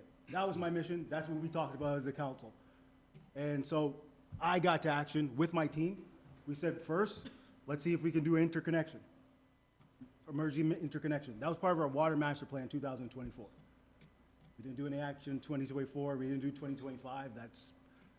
We're not going to say anything regarding that. That's decisions that were made. But we said, we're going to do that work. We self-petitioned for emergency declaration to do that work. We partnered with Middleborough. We're thankful for their collaboration there. Where we are. And it's important for the 10B, because I'll have our water superintendent talk about why some parts of the community have discolored water versus not. 10B is untreated well, iron manganese leads to discolored water. Where we are. The town established an interconnection with Middleborough to limit the usage of 10B. Since that interconnection, we haven't activated that well again. Town is operating an emergency declaration for Mass DEP while we're in the emergency interconnection. Once again, we petitioned them for that. The town during this time is not allowing any new times for non-approved projects during this period. I think we've talked about not approved versus non-approved several times. I think this is another, anything further is a council decision. And that's something that the council's talked about. You can deliberate further about. I think you're talking about that as part of your resolution. But that's not something else that the town manager specifically does. During this period for non-approved projects, we're not allowing any new tie-ins. So what did we do during this period of the emergency interconnection from January to now? We redeveloped well number 3, which increased the capacity of the well. We wouldn't have been able to do that without the emergency interconnection. We redeveloped well number 6, increased the capacity of the well. That's coming back online this week, I believe. We performed routine maintenance on well number 5 and number 8. And then ultimately, we evaluated, it allowed us to evaluate and determine the best path forward for bringing wells 10A and 10B online. The town previously had talked about bringing that directly to the High Street treatment plant. Obviously, looking at the condition of the water consistency after doing pilot testing and looking for redundancy, right? Being flexible, saying, hey, if we have an opportunity to address this and go after some grants for some long-term intermediate solution for that, let's look at this. Let's take advantage of that opportunity. So currently, we're moving forward with Plymouth Street well treatment construction. We submitted a grant request that's under review by the EPA via Mass DEP. Mass DEP has approved it. Now it's EPA concerned to mitigate $2 million of expenses related to Plymouth Street well treatment. That wasn't there before. That wasn't something that was proposed. We applied for SRF funding from the state. We weren't approved. But we potentially are having this $2 million to help mitigate the cost. The town is currently conducting flushing to remove sediment from the mains. Once again, we wouldn't have been able to do this work without emergency interconnection. Where we are going, once again, trying to keep this as simple as possible. The town will construct treatment vessels that will allow wells 10A and 10B to be utilized, thereby increasing water capacity. We had a presentation from Apex that highlighted what our water capacity was, but what our actual water usage was. 10A and 10B, it's in the water master plan. It's approximately about 0.56 million gallons per day. If we get these wells online, and 10A we never typically have used, we use 10B. We will be above our average million gallons per day average in 2025 if we get those wells online. So we'll be in a better position than we were previously. We'll continue to advocate for additional financial resources at the federal and state levels to mitigate costs and continue infrastructure improvements. We're actively being aggressive and trying to go for further PFAS settlement funds. We've got some funding already, but we're trying to collaborate with our attorneys to get additional funding. We're talking with the EPA once again about additional funding for overall infrastructure improvement programs. There's a PFAS low-interest loan program. It used to be a 0% low-interest program, but it's been oversubscribed, so now they're looking at low-interest funding. We're trying to advocate to get back to 0%, but we're actively going to look at that. And then ultimately, the town will explore additional future water supply for the future. We've said this over and over. This is going to be a council decision. We'll present the information to the council, but we have to look at that. That's where we are. That's where we were. That's where we are. That's where we're going. And I try to keep it as simple as possible. I know we have questions. I'll have my staff kind of touch base on some of the other questions that we talked about. Flushing. Bill, can you talk about why some of our community doesn't see that impact versus some that do? Good evening to the council. So yeah, going off of what Justin was saying is the reason that some of these areas are more affected by brown discoloration and everything is because of the way they're serviced.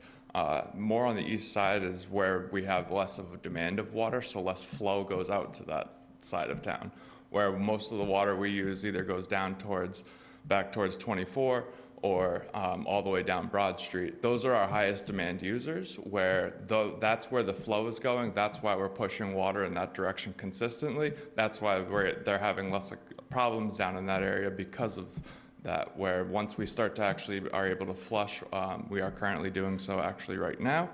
I'm gonna go meet the guys out after this. We are working from High Street Treatment Plant, moving our way east, and then we'll reassess as the week progresses with tank levels, as well as where we get within the system, and we'll move to another service area as we progress throughout the system. Thank you. Are you taking questions right now, Justin? Yeah, let's get into some of the Sure. questions. Any questions from councilors at this time? Through you, Mr. President, to Bill, this is just something I've been seeing. Why do we flush wells at night? I mean, flush hydrants at night. So the reason we're flushing wells at night right now is because, or the water mains at night right now is one, because staffing operations wise, we have a lot that's going on right now on a daily basis, for one, and two, it's when our systems are starting to replenish. During the day, this tanks drop. At the nighttime, tanks rise. So we're trying to counteract what we're using through the day to make sure that we still have sustainability for tomorrow. Okay. Are the storage tanks at a safe capacity to do the flushing? Yes. Okay.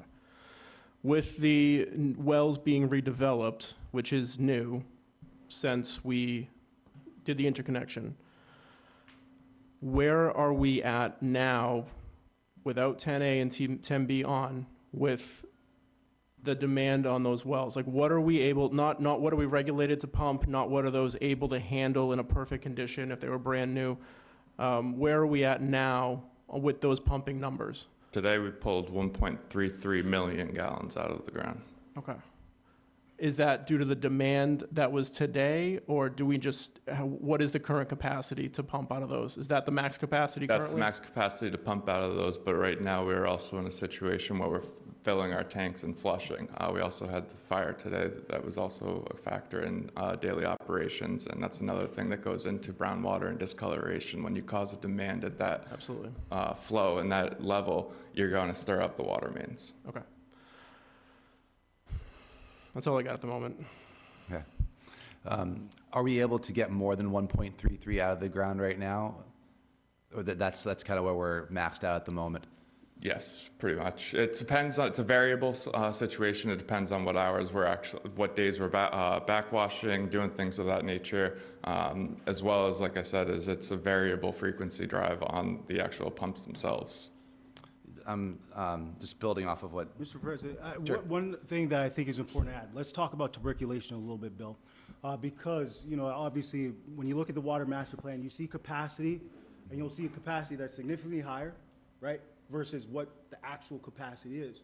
And one of the things that we're grappling with now is tuberculation in the Carver Street wells, for example. Talk a little bit about that, Bill. But there's opportunities where there's work that we can do to increase the capacity by addressing that issue. Yeah, so the way our water system, or our treatment facilities work as of now is they're all run off of raw transmission mains, meaning water goes in, it's blended, and then treated all at the same time. Where right now it seems at Carver's Pond we're having an issue of wells competing with each other to try and push the water to the facility. We are looking and brought in an engineer firm to come and look at opportunities to be able to mitigate that situation, whether it's replace the water main, clean the water main, and things of that nature. So the new wells that, or well 5 that we've referenced to in the past that hasn't had a good development is, it might have been a great redevelopment or a great redrill. We just don't know because of the tuberculation that's going on within that water system on the raw transmission side. Thank you. And sorry, just a moment of formality here. We have to vote to extend our meeting beyond 10 p.m., so let's do that, and then we'll continue the discussion. So do I have a motion to extend? I'll make the motion to continue the meeting. And a past second. 10. Second. All those in favor? Aye. Any opposed? Nay. One nay, okay. Sorry, we could continue that discussion. I lost my train of thought now. I asked about capacity and tuberculation.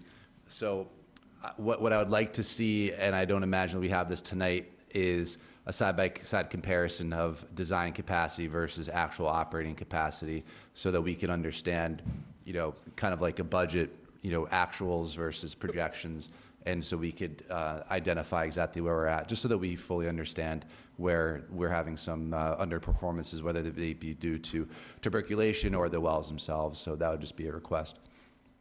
No problem. Yeah. I'll go again. Have we sent cameras down those pipes to see exactly how much there is? That's the next step that we're going to take. Okay. What size pipes are those coming into the plant and coming out of the plant? From the wellheads, they're 6 feet, 6 inch. That's it? Okay. What about coming out of the plant? It varies depending on the plant. I believe it's a 12-inch coming out. 12-inch main coming out? It should both be 12 inches, I'm Okay. sorry. All right. Few hands. Thank you. Thank you, Bill, for the information. So just, for the public's knowledge as well, so when we start to flushing, how much brown water might be, generated because of the current flushing that you're going to do, and how long would you anticipate that last? That's a loaded question. In the sense that it depends on the service area, it depends on how bad the water main is, with sediment within the system itself. It also depends on the type of pipe that is in that area. So with that being said, it's hopefully that within 15 to 20 minutes of running your cold faucet taps after we are through that service area. And like I said, is we'll update daily moving forward on where we get to and where we're going the next night, so that way people and residents have a better understanding of where and when they might experience the brown water. Will the east side of town see an improvement after the flushing? In They your should, opinion? yes. Okay, thank you. Councilor Murphy? Yeah, I have a few questions. First, a statement that has nothing to do with you up there today, but I actually spent my birthday at the Middleborough Select meeting, so Mr. Walsh, I can relate to you. And it was one of the worst feelings that I've ever experienced to sit before a select board and have them say the things that they said, to no fault of their own, because I think we put ourselves in this situation, but to know that another town is dictating whatever they want in relation to our water right now is a pretty awful thought and feeling. So if it wasn't bad before, it's getting even worse now with that happening for me. And so, again, nothing against anybody here. I think there's a long line of faults of people, councils, staff members, past town managers that are to blame for this. But the reality of the situation is we're here now, and we have to get ourselves out of it somehow. So that's my statement, but I have a few questions to follow up. Yep. A few citizens have asked about vacuuming tanks. I know nothing about that process, but I would love to hear your input on that. Why aren't we doing it? What would be the process for doing We just that? haven't had the capacity and of being able to pump out of the ground. So when you go and do tank work, you have to take it offline, considering that once you put something in the well or in the tank itself, it could potentially cause a bacteria, where you have to have a coliform sample, and we have to bring that tank back online. It takes approximately 3 to 5 days just to get a coliform sample and a secondary sample, where we just don't have the water capacity being able to be pulled out of the grounds to do so at this time. And that's what we're looking to do with the projects that we're working on. And how often does that happen in a normal case, if the tanks were operating? Usually every 3 years. Do we know when the last time we've done it? 2021 is the last record that I have. So 5 years past. Going back to wells 10A and 10B specifically, have we determined what the cause is of the rising levels there? It's a number of factors. It's the years of service that's been there. It's the groundwater quality that's there. It's the soils that are in the ground that can cause it. And it's not that it's very different. It's just that these other wells that we have been doing, they already had filtration systems in place. So we're just looking at a raw water sample of the iron or manganese. We weren't actually treating it. Where in a normal circumstance, when you get a level of that magnitude, you would immediately move into a filtration system. But we do know in the past, I think just 2 years, the levels have gone up exponentially. Yes, that's why we're in the process of moving the treatment system, or those 2 wells to High Street Treatment Facility. And then for the vessels, can we talk about what those are going to treat exactly? So there's going to be the green sand vessels will treat for the PFAS and iron, and then we're going to have the carbon PFAS units that will treat for the PFAS. And how does that connect with the High Street plant that doesn't treat for PFAS? What does that look like? It doesn't connect to the treatment plant. 2 totally separate systems. Well, it's one water system, but 2 totally separate treatment systems in tow. Perfect.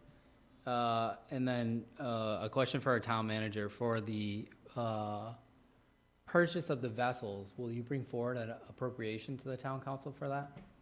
Yep, I think we've talked about this a couple of times. One, there's the $2 million hopefully grant that we receive. But you know, you've done a couple of different appropriate loan authorizations. You had a $7 million authorization that was directly for the Main to High Street treatment plant. I think obviously we would look at our bond counsel and see if that language is sufficient for this work. We don't think that's the case.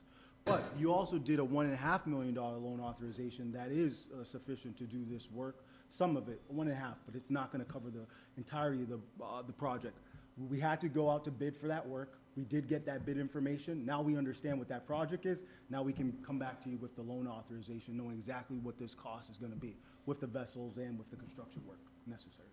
And then we had spoken about this in Budget and Finance earlier, and Ms. Guarini gave me a great explanation of this, but we don't see that reflected in our enterprise accounts at the moment. And Ms. Guarini, you had mentioned some of that comes from capital as well too. Could you just, is there a small summary we can get on how that payment system works?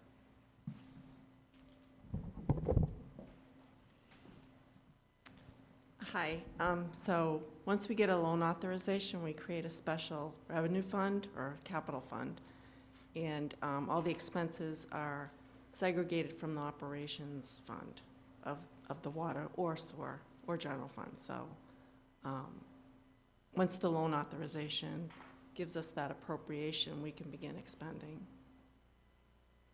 Does that answer your question? I think that's good, thank you. I don't know if other folks have questions on that specifically, but I was going to get there later. I had questions for Bill, but we could stay on the dollars and then go back to the water. yeah. Or you go back to the water. I'll go back to you, Bill, while you're still up there. President, Yeah. one other thing, because I know this is a question that's been asked too, because I think at the finance meeting today, we had the finance committee ask about the purchase of the water from Middleborough. How are we paying for it, et cetera? I think it was a good opportunity to address that as well. So there's a couple of avenues to pay for that. One, we've kept that in a segmented fund because once again, we are trying to go after PFAS litigation. You see the rise in the rise in the PFAS levels in those wells. Well, we want to try to go after litigation and funds to augment those. So we're keeping it in a segmented fund, but there's a couple avenues that we go to fund that. One, we've received some PFAS settlements already. We could use that to augment those costs right away. We have retained earnings funds that we have available for us. You know, this council did change the rates, and I think if we all remember the presentation, part of that process was to get more revenue to increase our retained earnings, which is a necessary thing that we have to do when you're considering all the work that needs to be done as well. So our revenues are looking fairly good. We have retained earnings already, but our revenue is looking well. But then also part of the budget process. One of the things that I'll give a preview of this budget, there likely is going to be some cost recovery of that in the following budget. And that's something that we can talk about. But those are the mechanisms that we have available to fund those purchases. They weren't part of the budget, absolutely acknowledging that. No one had that as part of the budget plan for this fiscal year, but there are ways to pay for that. And those are the avenues that we can go to pay for those costs. Thank you. Just to add on that piece too, if I could, really quick, because we talked about this during Budget and Finance, and I specifically pulled the numbers for BSU, and there is a significant increase in the amount of money they're paying for both water and sewer based on our new rates. More than double what they had paid each quarter they're paying now that goes into our system. And that's actually subsidizing single-family or residence homes who have seen, to John Donna's point earlier and Mr. Souza's point, who have seen maybe a small or hopefully slight reduction in their water bill because we have shifted the burden to more of our heavier users. And we're not basing our bills just on usage anymore, but we're actually looking at demand as well too. And I think that's very important to distinguish. So that's also helped us set up a larger revenue stream that I think makes sense for the town. Mm-hmm.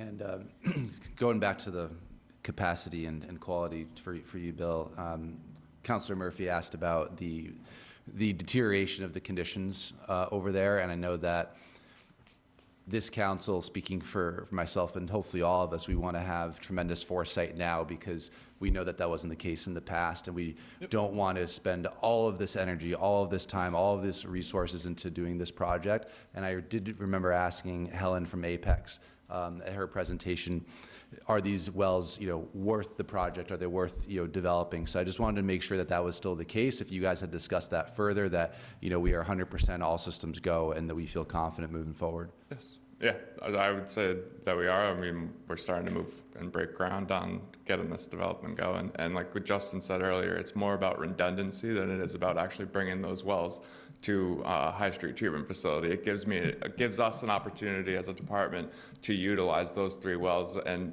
be able to shut down a certain facility for a couple hours a day to get that well recovery that we've been talking about and preaching about. Well, thank you for that. Appreciate the clarification. And I know that you've been waiting Yeah, for your question. that's okay, thank you. Mr. Young, do you know how long it was going to take for the treatment vessels to be up and running? Right now, we're hoping by June 29th, 2026. Okay.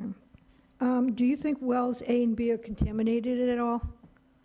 Not than any other well that we have. That's all just different levels of the same contaminants. And will be that treatment will take care of it all? Yes, So ma'am. I thank you guys both, the town manager and you, for coming up with that, because I live on, near these 10 A and Bs, and like the town manager showed, every time there's a problem in this town, 10B would go on. They sought no other solution, so for you guys to come up with a solution so soon, I appreciate it. The other thing is the Vernon Street, the permits were expired before. Do we have to get permits, renewed this permits, or? They're still active. They're still on our Water Management Act. Okay. And then you'll be putting a treatment vessel there? Potentially, yes. So that will be the next step once we've finished 10A and 10B.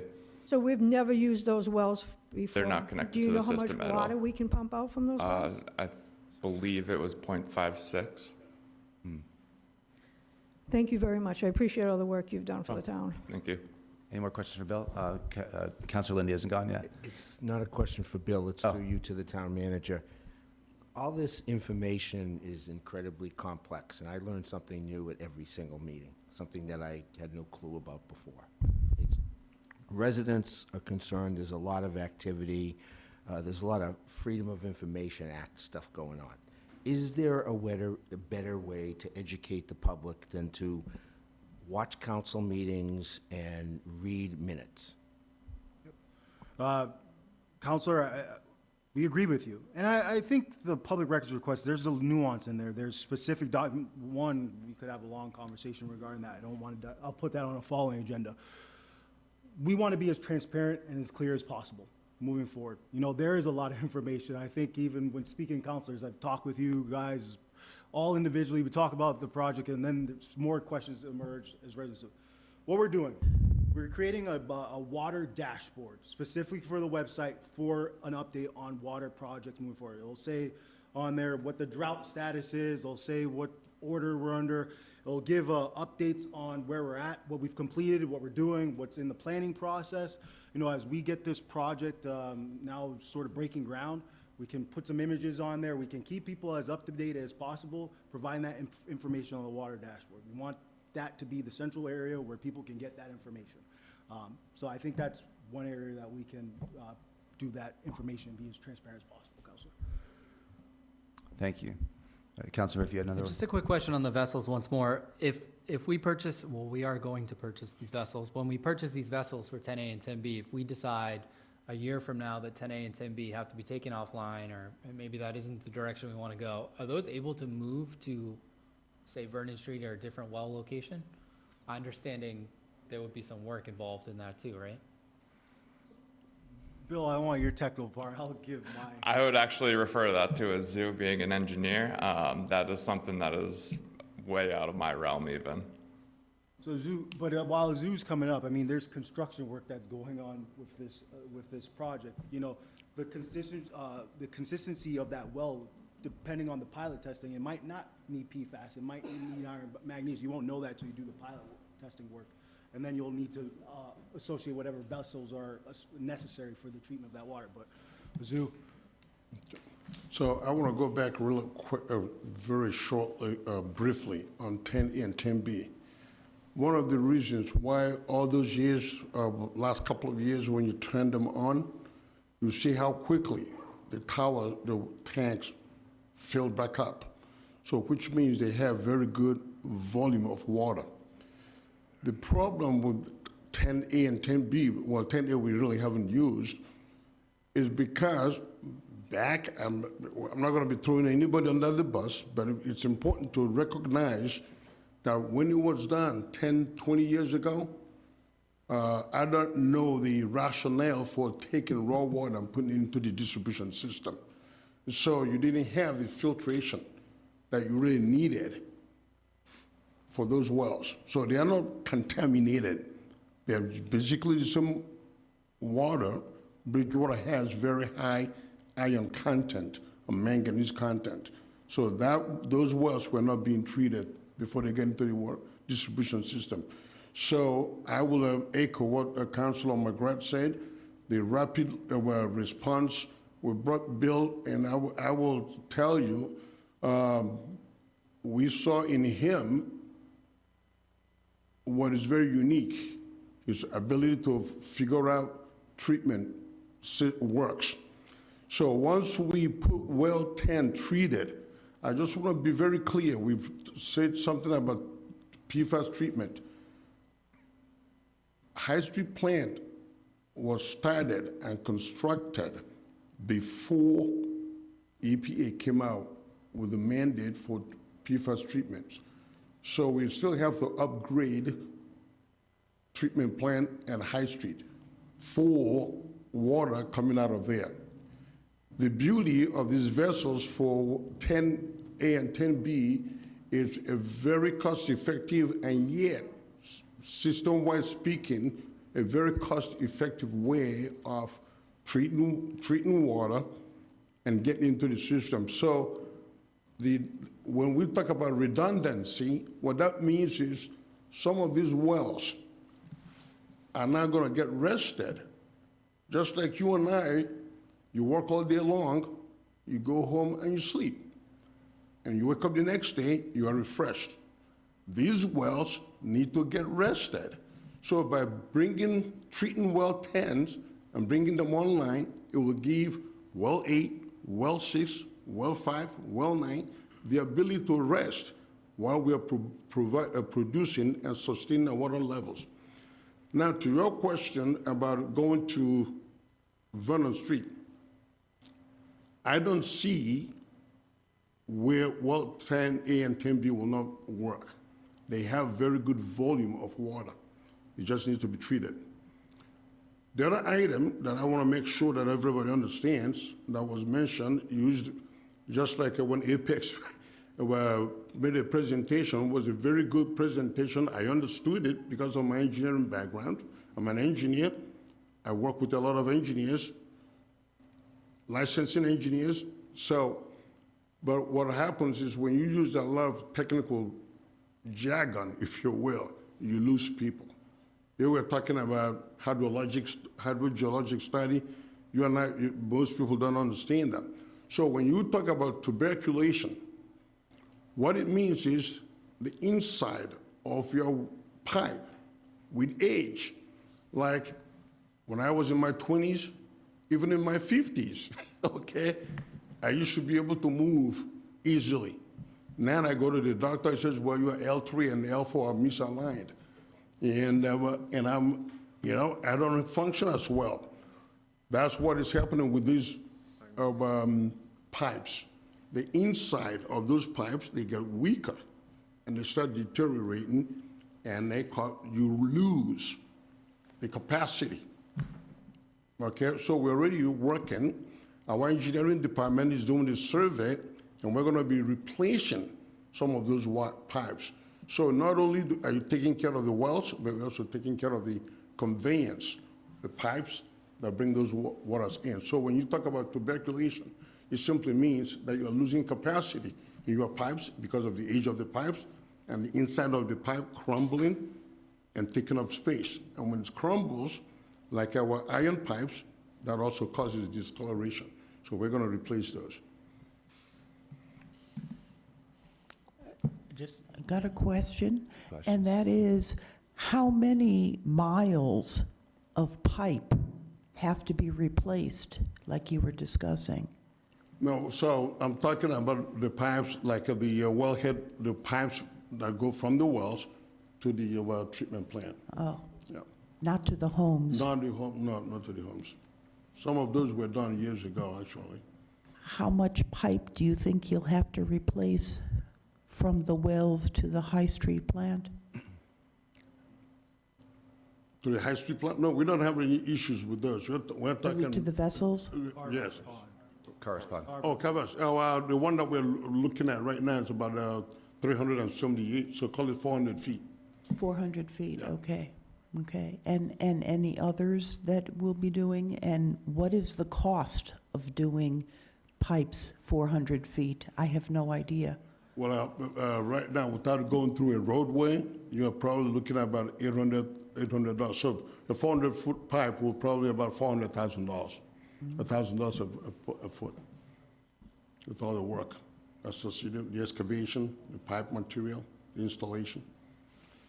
Councilor Kennedy, did you have something? Yeah, I got a few. Not specifically for a zoo, but thank you for that information. When is our highest spike period in town? From what I've heard, I think it correlates with BSU getting out for the year. So are we coming up on that? Yes. Yes, so our highest usage day in the past year was, in fact, the graduation for BSU. Okay. And at least for me, that's at least every year up until we've shut those wells off is definitely the time period where I get brown water the worst at my house is during that period, which would correlate to the wells being turned on. I know we've talked about communication with BSU a few times. Are you in constant communication to assure that we don't have this surge? I know I've talked to their president.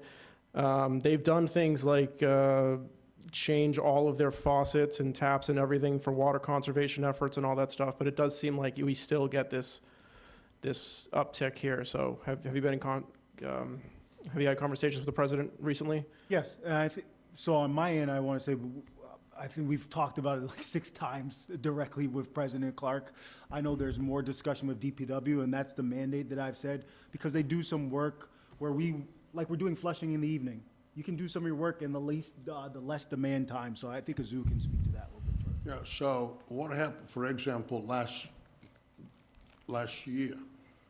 So every year they have a power plant at the university. Every year they have to power down and drain that power plant. That's a requirement. That's part of their maintenance operation.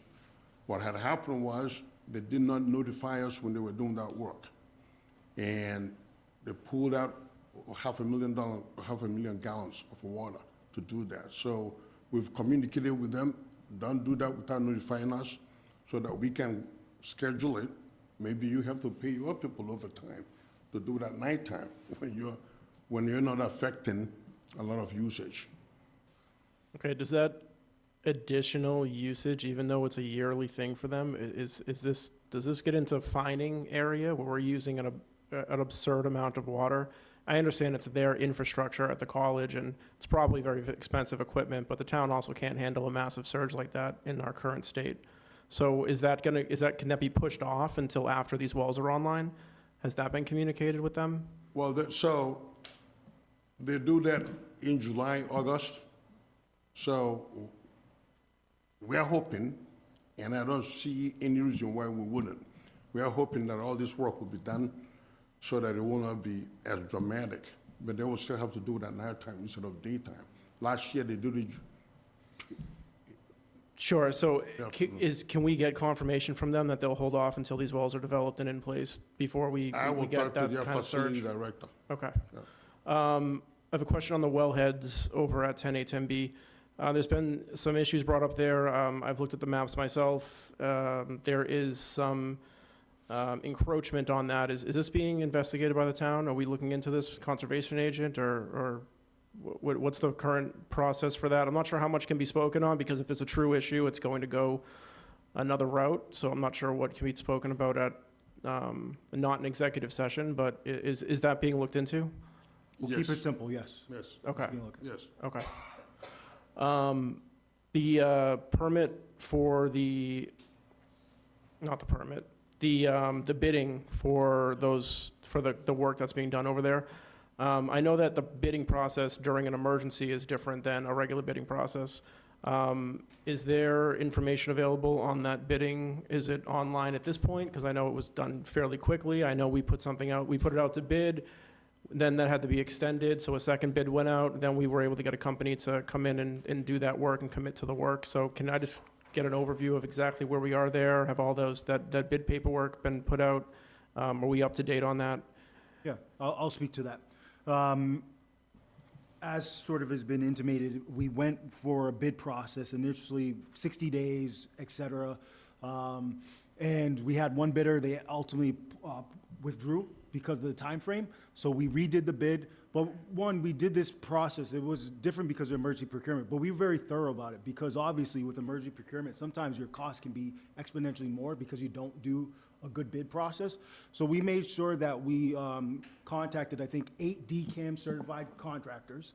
We notified them of the project. We gave them all the information they were required to. Ultimately, on this latest bid package, we got 3 bidders versus the 1.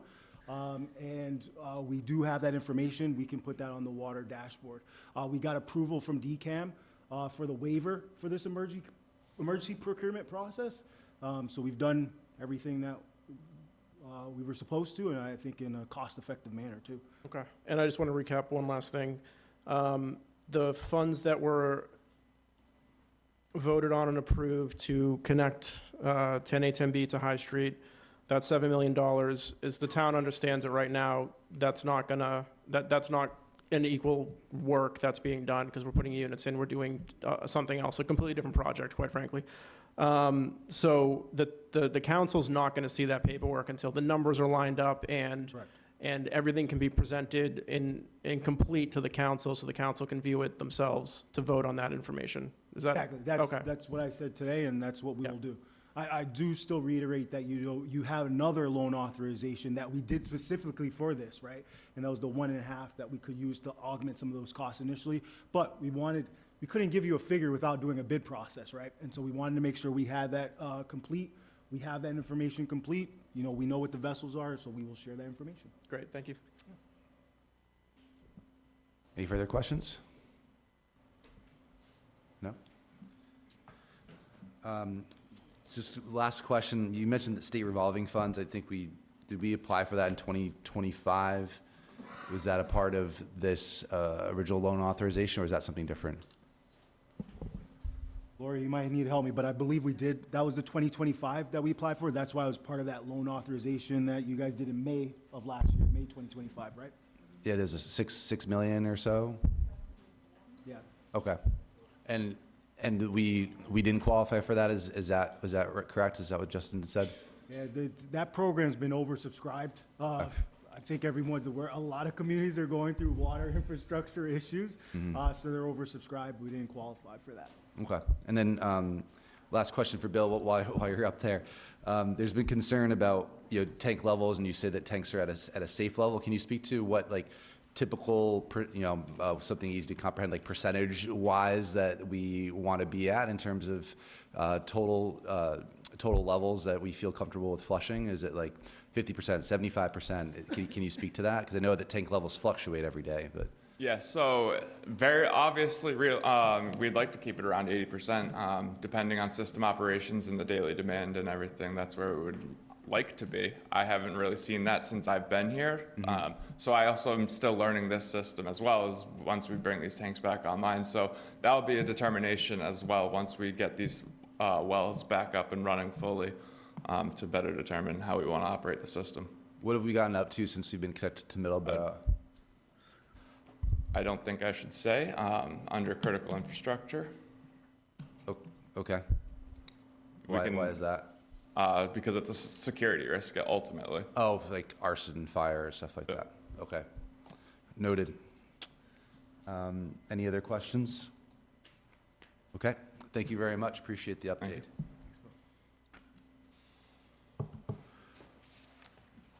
I think that's it for your town manager update, right? It is, yes. All right. Back to me. Thank you for that. Appreciate it. That at least for me, was more easily consumed. So thank you for that. Moving on, we obviously have already done our discussions. Do we have any committee reports?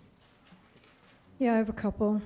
The Downtown Revitalization Committee met on April 2nd. We referred one item to the Town Council with recommended amendments. That's declaring a blighted area.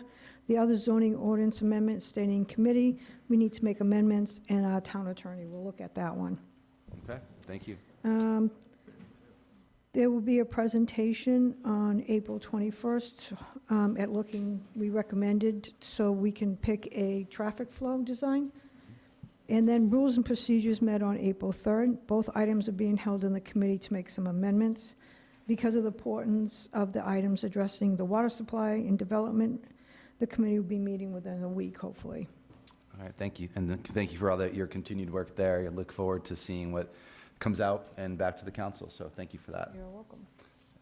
Any other committee reports? I'll just report that all the councilors have gotten their reviews of the town manager in, so they're being compiled now by the council secretary, and they'll... What's that? Sorry.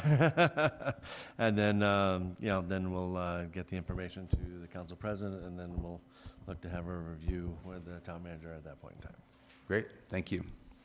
And yeah, just to reiterate, we all did complete our town manager surveys, performance reviews rather, and then, not surveys, but performance review. And then we will deliberate on that and provide an official review of the town manager, his performance. I know that that's something that had been neglected, or rather not done in the past due to administrative changes, but we are doing that work, and that's an important part of our initiative as a council, is evaluating performance. So I look forward to doing that with you, Dr. Perry. Anything further on committee reports? Okay. We'll now move on to legislation for action. Order FY 26-056, contract amendment for the town manager. This measure was not committed, or rather referred to committee. 14 days has elapsed per section 17 of the council rules and procedures. Therefore, this measure may be finally considered this evening.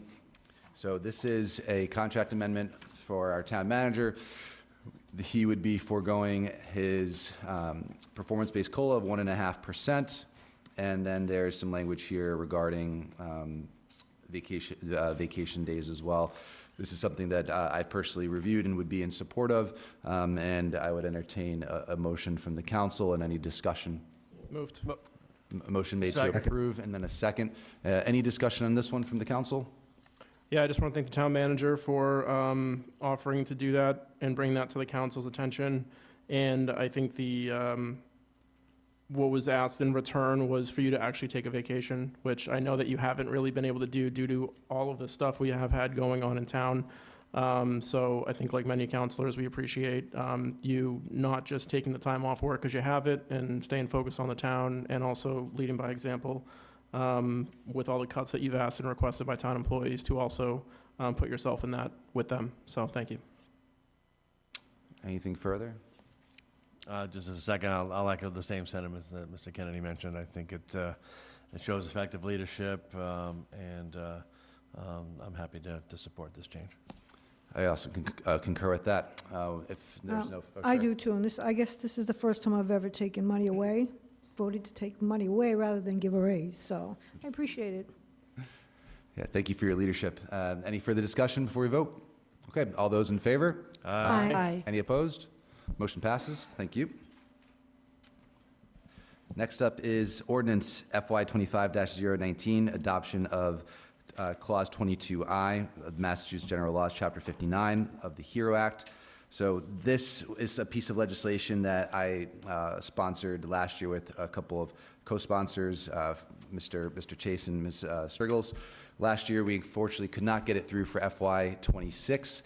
We did our best, but we just couldn't make it happen. So I'm excited that we have this in front of us for this year.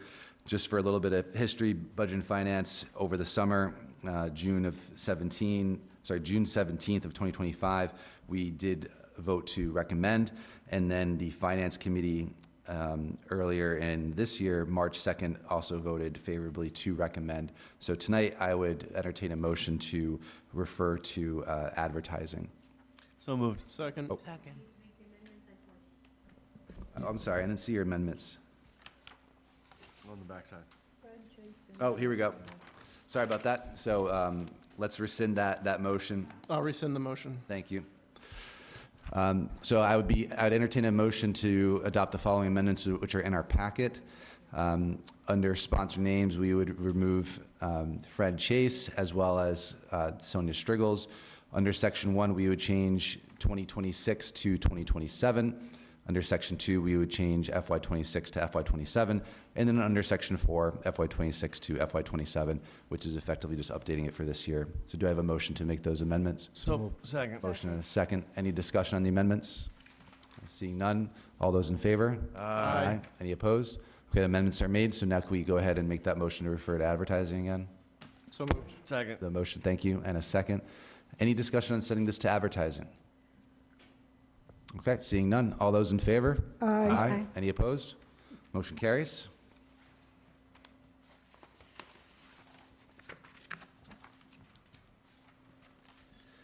Next up, we have ordinance FY 25-020, adoption of Clause 22J of Massachusetts General Laws, Chapter 59, Section 5 of the HERO Act.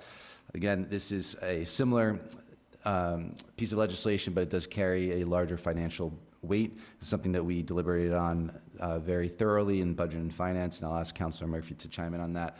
But the Finance Committee did approve this all the way back in June 2nd of 2025, and then Budget and Finance, we did hold on to this one for a little while. We would hope to send this over to advertising as well, but I do have amendments, so let's go ahead and, actually, does this need to be amended?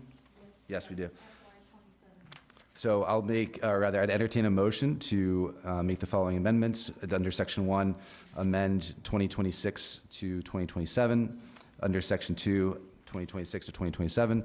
And then Section 4, 2026 to 2027. So moved on the amendments. Second. Motion made, second. Any discussion on the amendments? Okay, seeing none. All those in favor? Aye. Any opposed? Okay, so amendments are made, and before we go ahead and refer to advertising, I'll ask Councilor Murphy if he wants to update us with anything that we had discussed in Budget and Finance. I don't think there was too much to discuss. I know we discussed, actually briefly, the percentage that we were willing to give, and Councilor Reddy and I came to a conclusion pretty quickly. And so happy to see that, 50% this year, and then for it to grow in future years. I do want to note that we voted 2-0, but Ms. McGrath wasn't there. But you had been there for conversations had over the summer and before that too. So just wanted to recognize that for folks as well. Appreciate it. Just a question, what was the percentage? 50%, 50? 5-0. Yeah, and we can discuss this more when it's up after we advertise it, but the percentage is, it's obviously attributed to a certain amount of dollars of tax abatement, and Shelley is here if we have any specific questions. I know that you've been here all evening, so if anybody does have any questions for Shelley, but a 50% would be, and please correct me if I'm wrong, around $45,000 to $50,000, and about $50,000. So that makes the math easy for all of us. Obviously, if we went at 100%, it'd be a $100,000 abatement. And Councilor Murphy and I thought that starting at 50% would be a worthy endeavor for this year. And then the council, we need to make sure we keep an eye on this, but over the years, we try to kind of tick that up, and we fully fund that over the next 2, 3, or 4 years, whatever it may be. There are some neighboring towns we looked at where they're at. Most of our neighboring towns are at either 50 or 100%, and we want to be, in my opinion, competitive, because veterans are a group of citizens that we want to attract to our community. We're out there, and we want to, in my opinion, sell to them. We want them to be here, we want them to stay here, we want them to start businesses, and we want them to spend their tax dollars here. So I think that's the least that we could do, and obviously thank them for their service. So do we have any questions for Shelley while she's here? I have one. Shelley, on the second part where it says whereas, the second whereas, it says that to double current exemption amounts for disabled. Does that mean this will double the 50%?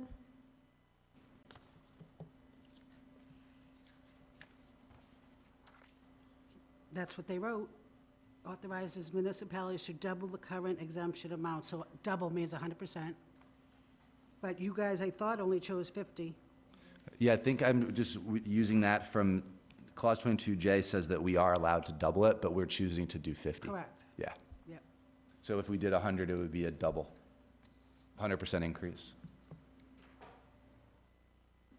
But it doesn't say if we, I mean, the way it's written, it just says we will, But I don't, where does it say 50? or we have to authorize? Yeah, 22J authorizes municipalities to double current exemption amounts for disabled veterans. That's how the act is written. Okay. And then our adoption of that act later on in section 2 states that it would be 50%. So where it says we can double each year, we're gonna look at this and decide if we bring it up like 25% more, like 75 or whatever, we can do that? Yeah, I wonder if there's a way that the council or Budget and Finance can consider writing a resolution that we aspire to do that at a graduated scale, or the council has to kind of stay on top of that and do it each year. I'm not sure what the best route of that is, but it's something that we should keep an eye on for sure. Yeah, I wasn't sure because where it said we could double, I thought we'd look at this every year and decide to bring it up, and, because some towns, they went increments up. Yeah, I think that we 100%. start at 50, and then maybe next year we move to increase to 75, and then See what the move to budget increase to is. 100. And if our budget can handle it, that's certainly something we should do. I think that it should be part of our base budget for our veterans, but we could try to do that incrementally. All right, thank you. You're welcome. Through you to Shelley, can we just, you have the exact number of veterans who would qualify for this? The fiscal year 2025 was 158, and this year we're up to 169, and I have 5 that I'm waiting for paperwork. It's great. Mr. Martin's in the audience, so I'm sure I'll get them signed up. So as we talked about before, I'll round up, it was 99,100, I'll round up to 100,000. If you guys choose 50%, that means the town is liable for 50,000. You decided on the 22I, which goes off of the COLA. Last year was 2.9. If you round it up to 3%, that would have been 4,500 if you do both of them, or 3,000 if you only did, before you did the 50. Do you understand what I mean?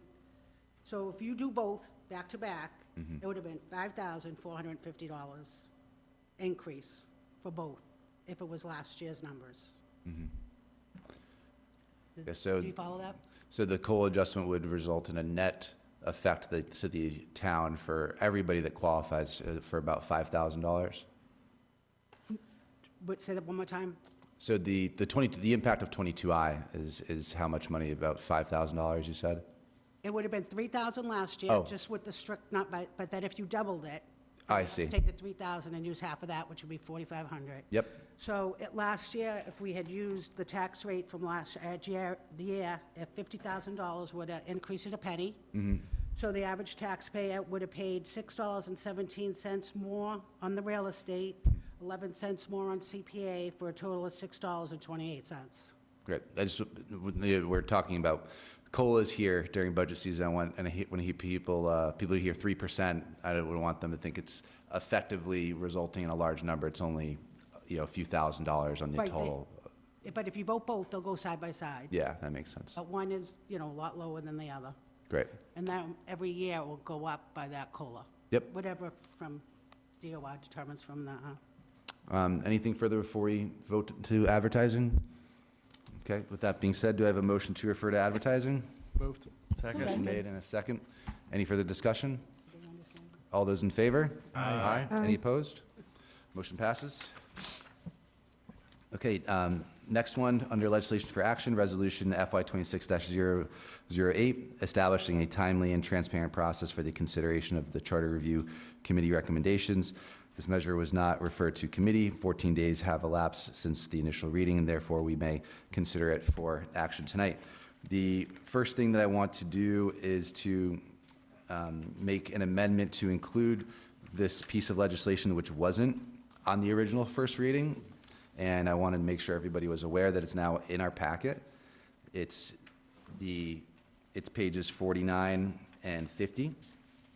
So 47, 48 is just the wording, and then 49 and 50 is the actual process of what the council would be adopting. Again, and this is at the moment a resolution. I'm going to just confirm with our town council if I could change this to an order.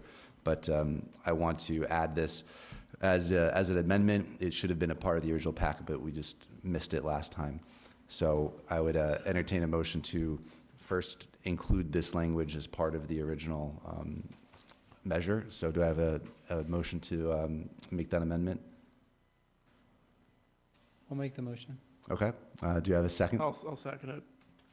I don't know if everybody's had a chance to review this, but the process is laid out in here, and it does essentially put into process how the council is going to handle the recommendations of the Charter Review Committee.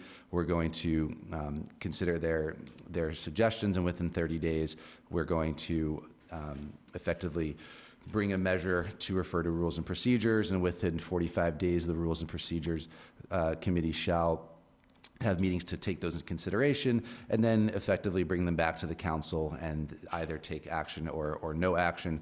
Our town council clerk, I'm giving Debbie some more work over here, will track and log these in their process, which she already does for all of our measures anyway. So that's the spirit of this. Has everybody had a chance to review this? Are we comfortable with voting on this tonight? I'm okay if we need to push it, but I see some confused faces. I just want to make sure that we're all comfortable here. I have some questions. Sure. Well, if a couple amendments, but the thing is, I'm not sure if legally in our charter you can do this, because I had my POW MIA flag for 8 months in Rules and Procedures, and I was told that the president nor the town manager had any authority over the chair of a council committee. Can the council, before we get into that, Jason, can I change this can I amend this to be an order? No. No. It's a resolution. So as a resolution, it wouldn't direct the chair anyway. Right. Am I legally allowed to just- make this an order? The council could order itself? No? No. So, no, it so can't? the council could bring something back and add it to the council's rules and procedures. Mm-hmm.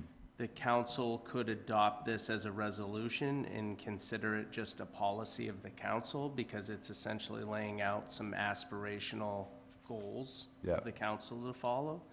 The council could bring it back conceivably as an ordinance, but there'd be much more vetting if this wasn't just a resolution. Okay. My understanding, just based on what I know of it, was the intent of this was to give you all some framework. Mm-hmm. If you're creating an order for yourselves, query who polices that, but also, I'm not sure that was the intent of it to begin with. I thought it was kind of to give you some framework. Yeah, I'm okay with keeping it as a resolution. It was suggested that we codify it as an order, but as somebody who brought it forward, I'm okay with keeping it as a resolution. It's a little bit simpler that way. So, Councilor Kennedy, do you have any questions? That I agree with all of that. Yeah, I think some of this, if it were to transfer, we keep this amendment since we're currently on the amendment itself.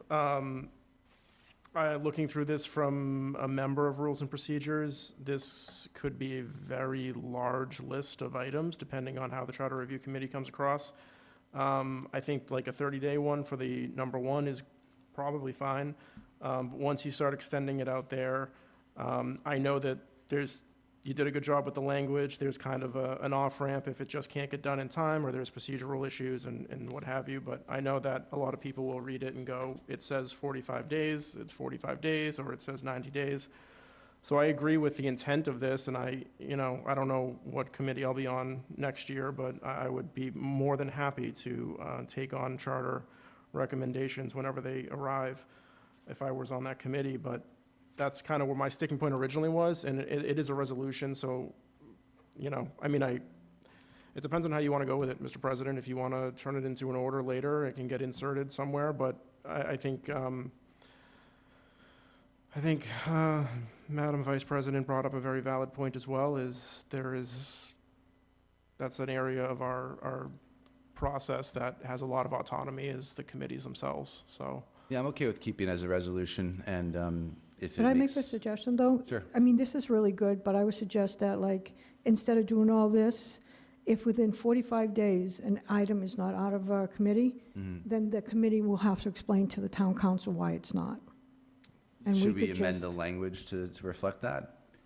Yeah, because this other stuff, we can't require review and action by town council or anything, but we can have it that And I think it should go off for all committees, all our town council committees. If items are in their committee more than 45 days, I think the president of the town council has a right to question We why. actually can in the charter, is that correct, Jason, that if an item has been in committee for a certain period of time, then we could call it back? You can call it I back. think it's already in there. Yes, but that's only if we have the whole council vote on that, right? Yes. And so that didn't happen before. So that's why I would like to see that you have in here that at least, the council can, one of the councils can question why that is still being held. That may be a different order. Would that be a change to the admin code? Or was that in the charter? I was just saying in your resolution, What's the specific question about amending it, though? Just to amendment that if, with his 45 days, it has to be out of the committee, I would say after 45 days, a councilor may ask why it's still in a committee. I agree. I think you already have a process that says you're the council. It's your committees. So you can call back something at any point in time. I'm not sure you have to even put a time frame on it, to be honest with you, because I think you as a council get to decide if you call something back into the full council. But As a counselor, can I question a chair of a council why they have that, it's still in their committee? you can question whoever you want All about right. whatever you want. And I'm fine. Are you okay with that? Okay. Question. Mr. President, Yeah. I'm just wondering if this is a good idea. First of all, it's almost 11 o'clock at night, number one. Number two is we should look at our own rules and procedures of the council. We haven't looked at that in forever. And I think that might be a better place for this. I mean, we do this, once every 6 years. It's not something that's part of our usual process. It's a resolution of how I would like to see this go. If we don't want to do this, then that's fine. I don't. I think it's a good idea. I just would like to see it in our rules and procedures. Again, it gives us a framework to work by. Again, it's being a resolution, it's a guide, it's aspirational, so I think at least gives us something on paper that can guide us, and also give our charter review committee, something to refer to as well, and they're not waiting, forever to see something that they've reviewed linger. So, again, it's not holding our foot to the fire on the timeframes, but just to give us a working document that can guide us in the process. So I'm happy with it as a resolution. Okay. Did we adopt these amendments yet? I don't think so. I think We're still on the amendment. All right, so any further discussion on adding this as an amendment? Do we want to make any amendments to the language? Do we want to change any timelines on this? Are we all good with it as it is?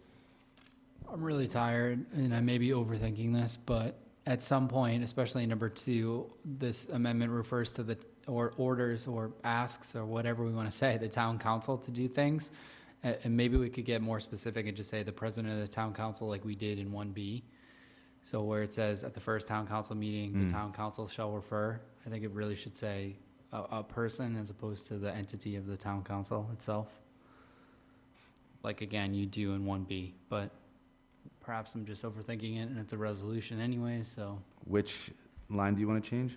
I don't. Let's just move forward. Okay. All right, let's vote on the adding as written, Yes. the amendments. Sure. All those in favor? Aye. Any opposed? Okay, motion carries. The amendments are added. Now let's take this in its entirety for consideration. Do we have a motion to approve? I'll make the motion. Okay. Second. Do we have a second? Any discussion on adopting this?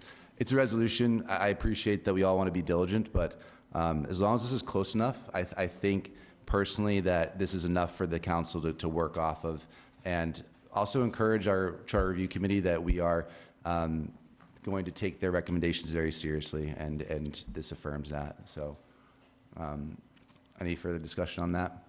Appreciate the work you did. Thank you. All those in favor? Aye. Any opposed? Okay, motion carries. Thank you very much. Okay, we do not have any old business, rather. We have some new business, Order FY 26-057, acceptance of a grant from the Department of Energy Resources, Green Communities Division. I'll ask our town manager to introduce this one. I'm going to be very brief so we can move on. The town received a grant of $84,995. There's a Green Communities Competitive Grant. I want to thank the CED department for applying for it, as well as the Energy Committee for the collaboration on it. Their information regarding the projects are in the packet. I think we want to move on. Thank you. I would entertain a motion to refer to Budget and Finance and So Finance moved. Committee. Second. Motion made, second. Any further discussion? All those in favor? Aye. Any opposed? Motion carries. Thank you. Next up, Order FY 26-058, Bridgewater Police Relief Association, collective bargaining contract ratification. I'll ask our town manager to introduce this one to us as well. I'll have some brief comments, but I'm going to invite Chief Del Monte, just being considerate of his time. He wanted to say something regarding this, so I'll have him speak first, and then I'll just give a brief comment. Just very quickly, you'll see it in your package there. I just want to say a thank you to the town manager, but I also want to thank members of the Bridgewater Police Association. They've been without a contract for the last 2 years. This was not easy. Compromise is not easy. And I just want to thank them for the efforts that went in there. I think there's some members of the association that are here.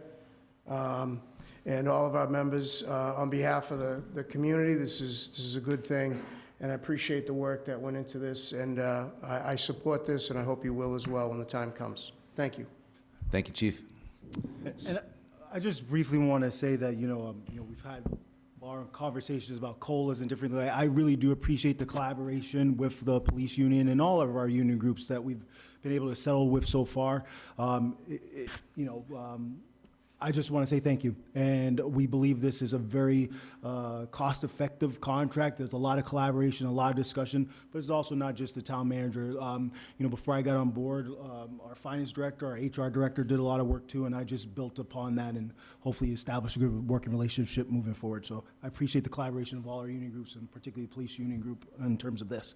I know I have talked about the parameters of this contract to the council. Considering the time, I don't know if you want me to do this now again, or we want to wait, but I will defer to you all. Yeah, do we have any questions? No, this is just a first reading. We're going to refer to committees, but do we have any initial questions at the time? I have one question. As a town, do the police have free college at the BSU like some town employees have? Employees have the capability to go for some classes, BSU, yes. That includes our police department? All of our employees are eligible. Okay, thank you. Anything further?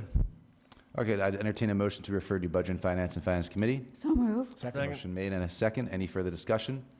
All those in favor? Aye. Any opposed? Thank you. Motion carries. Next up, we have Order FY 26-059, Bridgewater Police Relief Association, Collective Bargaining Agreement. This is the contract appropriation transfer. I assume this is for a This is the fund. retroactive COLA. Yeah. Yes, exactly. Thank It you. includes the retroactive aspect. Any questions on this one before we entertain a motion to refer to Budget and Finance Committee? No. Do I have a motion to refer? So moved. Motion made. Second. Any discussion? All those in favor? Aye. Any opposed? Thank you. Motion carries.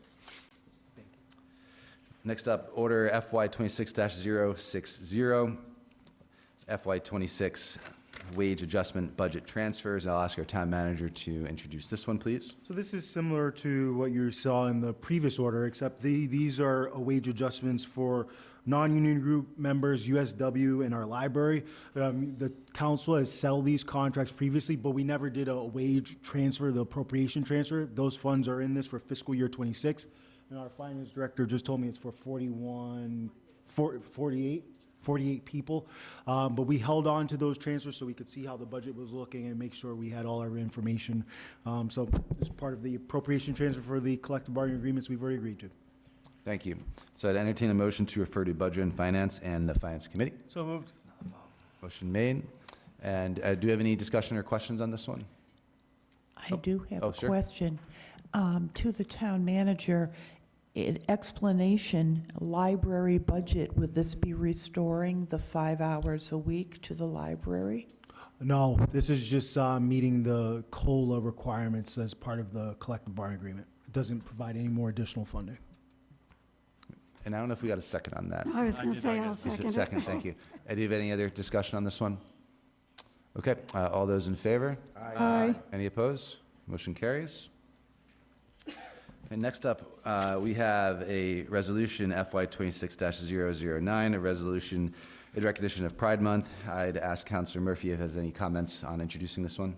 Yeah, we heard from BCCR earlier this evening. They have asked to do a ceremony and a flag raising at the Bridgewater Public Library, an event that has occurred since 2021 and has been supported by the council since. And so I put forth this resolution on that. I don't believe we need to refer this to any committees, so I'd entertain a motion to retain at a council level. So moved. We have a motion made. Do we have a second? Any discussion? Yeah. I'm not going to get it. It's too late to get into some of the other stuff. But at mid-code level, with our admin code in the town, the flag code currently only allows flags to be flown at the Academy building, and it specifically states the Academy building, which may mean that it excludes other buildings. So it specifically states the Academy building is the place to raise flags. So at a minimum, I don't think under the code, admin code, have the purview to raise the flag at the library. Do you think it matters that there's a flag array flying at the library? I mean, there's a United States flag flying there, and in other years, they've always flown the, That's what the this admin flag. code says. That's what I was, So do I think that, I mean, is it okay to have the American flag flying over there? we allow, under the code currently, it's, the way it's written is the American flag and the POW flag, but it specifically says the Academy building. So I don't know how much of that is under the purview of the trust at the library, but the way the code is written, it states the Academy building as the place the council has the control over.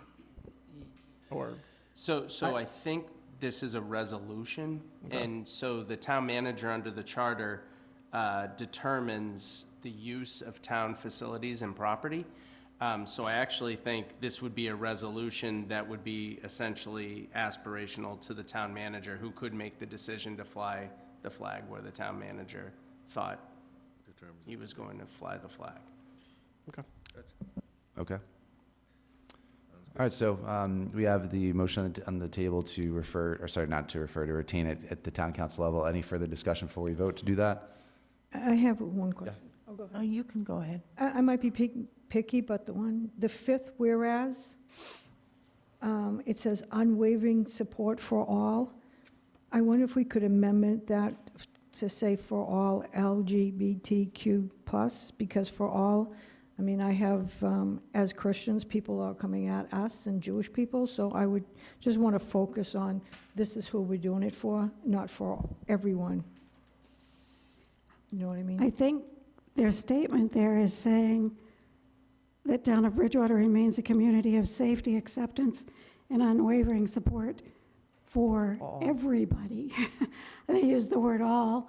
Maybe you can put... It says for all, so... Maybe you can put all persons. I don't think they're trying to limit it to... Well, I mean, this is a flag for the Juneteenth. I'm just saying, Yes. with Christians being crucified and Jewish people, I feel like I don't want to say for all, but I definitely for LGBT, and that's the resolution for the flag. And I know it's a resolution, but I was just, for my faith and the Jewish faith, I wouldn't want to, give safety and acceptance to those who crucify people for their religious. So I was just wondering if we could put, instead of for all, for LGBTQT, plus, which the pride flag's for. Do you want to offer that up tonight, or do you want to do it at our next reading where we take action? I guess we can wait. Are you sure? Yeah, everyone's tired. I don't mind. I put it out there. Okay. Councilor Ellenberg, did you have anything? I'm too tired. All right. Any further discussion? Just a quick comment on Councilor Kennedy's point. I do somewhat agree with what he had said, and I think there's room for us to rewrite that last "be it resolved" on this particular resolution to align more with what Council had said. Okay. So I don't know if that fully answers your question or your comment, but I do think that it could be edited. It's too tired for the politics right now, but as an admin code issue, All right. All those in favor of retaining it at council level, say aye. Aye. Any opposed? Motion carries. Thank you. Next up, Resolution FY 26-010, a resolution honoring Juneteenth. Counselor Murphy, one more time, please. Very similar to the last resolution, Bridgewater Town Council has supported an event and a flag raising since 2021 related to BCCR. We also heard specifically a letter that was written in support of this earlier this evening. We know that the Bridgewater State University also holds a separate event in relation to this holiday as well too. I will note that I think this language at the bottom of the resolution is more fitting for what we're looking for here. It doesn't proclaim that a flag be flown, but it does speak to that a little bit. So I do think that a further amendment with similar language to this would be appropriate. Again, I think what the resolution is serving for here is the support of the town council of what is already happening, not a request of the town council to direct or do anything. That was the intent. Okay. So do I have a motion to retain at town council level? So moved. Motion made and a second. Any further discussion? Councilor Kennedy? I do think the same language it's pretty similar, so if that was adjusted, that's fine. And then this doesn't include the flag that's being flown, which is also required in the inmate code as well. Mm-hmm. So it's a Juneteenth flag. It's been around for, I think, at least the 90s, if not earlier. Motion to continue since the documentation has not been presented, as you were saying. Do we want to just make an amendment with the photo for the next reading? I will only raise the point that this is not pertaining to the this building, the Academy building, and I think Councilor Kennedy and I probably have just different opinions on the interpretation of that, and so perhaps we could get an interpretation of that from council or whatever it may be. But I think when we're required to hang or fly a certain flag at the Academy building, it is very clear that a picture be included in it. In fact, was for the earlier resolution. I just don't know that it's a requirement for this specifically. Okay. Any further discussion? Yeah, I want, so, Didn't hear a second on the motion to continue. Oh. We still had an original motion. Oh, yeah, just to we keep it still at have the council original. level. Yeah, are you going to, sorry, Councilor Ellenberg, you made a motion to I continue. made a motion to continue to the next meeting so that documentation can be provided as necessary under the. We are, if we retain it at council level, we're effectively continuing it. Yeah, Yeah. okay. Are you okay with, you want to rescind that? I will rescind. Thank you. I'll pass until next council. Are you sure? Yes. Okay. All right. So we do have a second on keeping it at the council level. All those in favor of doing so, say aye. Aye. Any opposed? Okay, motion carries. Last one, Resolution R FY 26-011, a resolution of the Bridgewater Town Council supporting House Bill H91 and Senate Bill S 2556, an act to modernize funding for community media programming. Councilor Hunt put this forward along with a letter that if we approve this, we'll sign and send in our support of this, which will hopefully help to maintain funding for our friends over at BTV. But Councilor Hunt, do you want to say anything on this? That's just basically what it says. We need to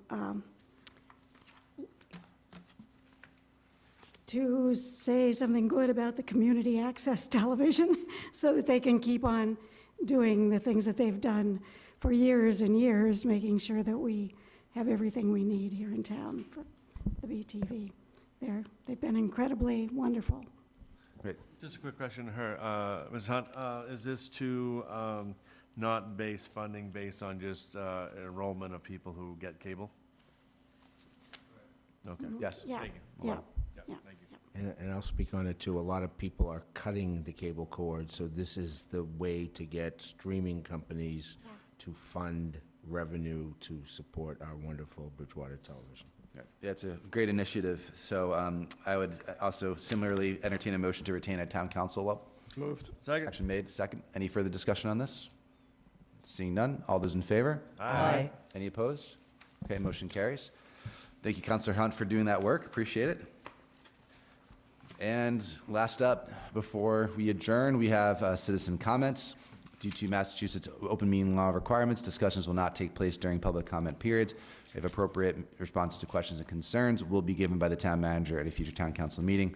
Anyone may come up at this time and comment for up to 3 minutes. Please state your name and address for the record. Steph D'Amelia, Harvest Lane. I'm going to start off by saying the last time I was at this podium, I let my frustrations get the best of me, and I made some comments that I'm not very proud of, so I hope you guys can accept my apologies for my actions. Now that that's behind me, I do have a hard time when there's presentations and department heads here, and they talk about some things and give us information, and then there's a long period of time where they leave, and then now the questions come. This happened last time, so I was wondering if there's ever a time where we could pause, instead of waiting for citizens' comments, let citizens come up. For instance, I learned tonight that we're, not my words, but maxed out at our water production is maxed out at 1.33 million gallons per day. I'm pretty sure I heard that. Yeah, 1.33. Accurately. And then I also know at the last time I heard here in this chambers that the state permits us for 1.98 million gallons per day. So that would leave us about 650,000 gallons of surplus of space. But this was confusing way back when, I think in 2025 at some point, when Jonas said something similar to this. Just because the state permits us 1.98 million gallons per day, that doesn't mean we push our infrastructure to get to that point.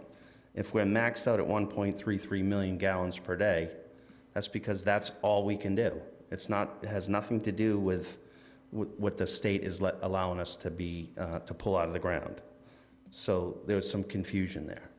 Our infrastructure today is designed and doing its best and struggling at 1.33 million. We don't have any extra capacity just because the state says we can. And I want to appreciate the fact that there has been a little bit improvement on transparency, and I really appreciated you talking about that. I hope that continues. That was really good news. I will say this, as far as transparency goes, I'm shifting gears a little bit here. It's my understanding that we have some major leaks, water leaks in the town of Bridgewater. I won't tell you how I know that, but I'd like to know if any of them have been found, and how many gallons are they predicting that we are losing per day. That's it. Thank you. Thank you very much.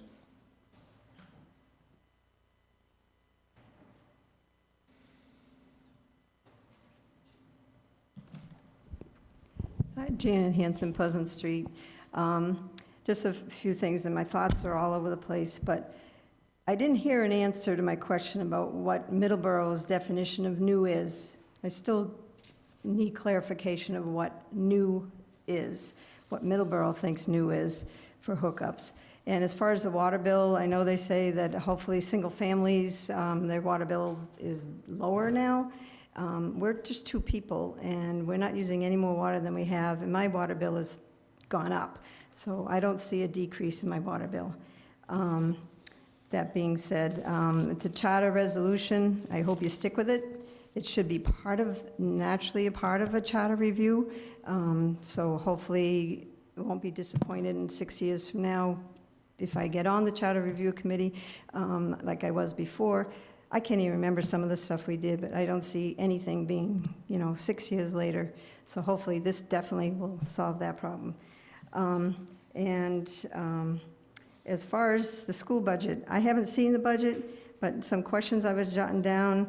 Are they top-heavy with non-teacher positions, on their budget? What's up top? Is it, are they top-heavy for administrative? Have they decreased administrative costs? 42 class side is, I agree, way too much. But I grew up in horse and buggy days. I had 30 kids plus in my classes, and we survived. I don't know, is there a difference in how things are taught now? Because that was the norm. and I was in a small town. That was a normal size. So I don't know what the difference is as teaching different. And why can't they use, and I've said it before, but why can't they use volunteers in the elementary schools to help these teachers in the lower grades? They used to. Why can't they now? And I don't like it when people say that you don't care about the kids if you don't want to have a 2.5. I most certainly do care about kids. I didn't vote for it when my son was in school way back, but I just can't afford it. My taxes have quadrupled, if not more, since we bought the house in '87, and we have done not a single improvement on that house. I have a dirt basement. We haven't done a single thing, and our taxes keep going up. It's because they assess things differently. But just to say that you don't care about the kids, you get what you pay for. If you don't want a 2.5, and that was what one of the gentlemen was saying, you get what you pay for, so, you know, don't complain. But how much more does some people can't afford? I'm just on a fixed income. So I'd love to be able to just give money, but it's just some things that you need to look at. You just can't say that you don't care about kids because you don't want a 2.5. And it's just not simple. It's not an easy decision. And, but I thank you. I hope that the resolution for the charter sticks, and I wish it was in order. But I think that's it. My mind is going all over the place. But thank you very much. Thank you.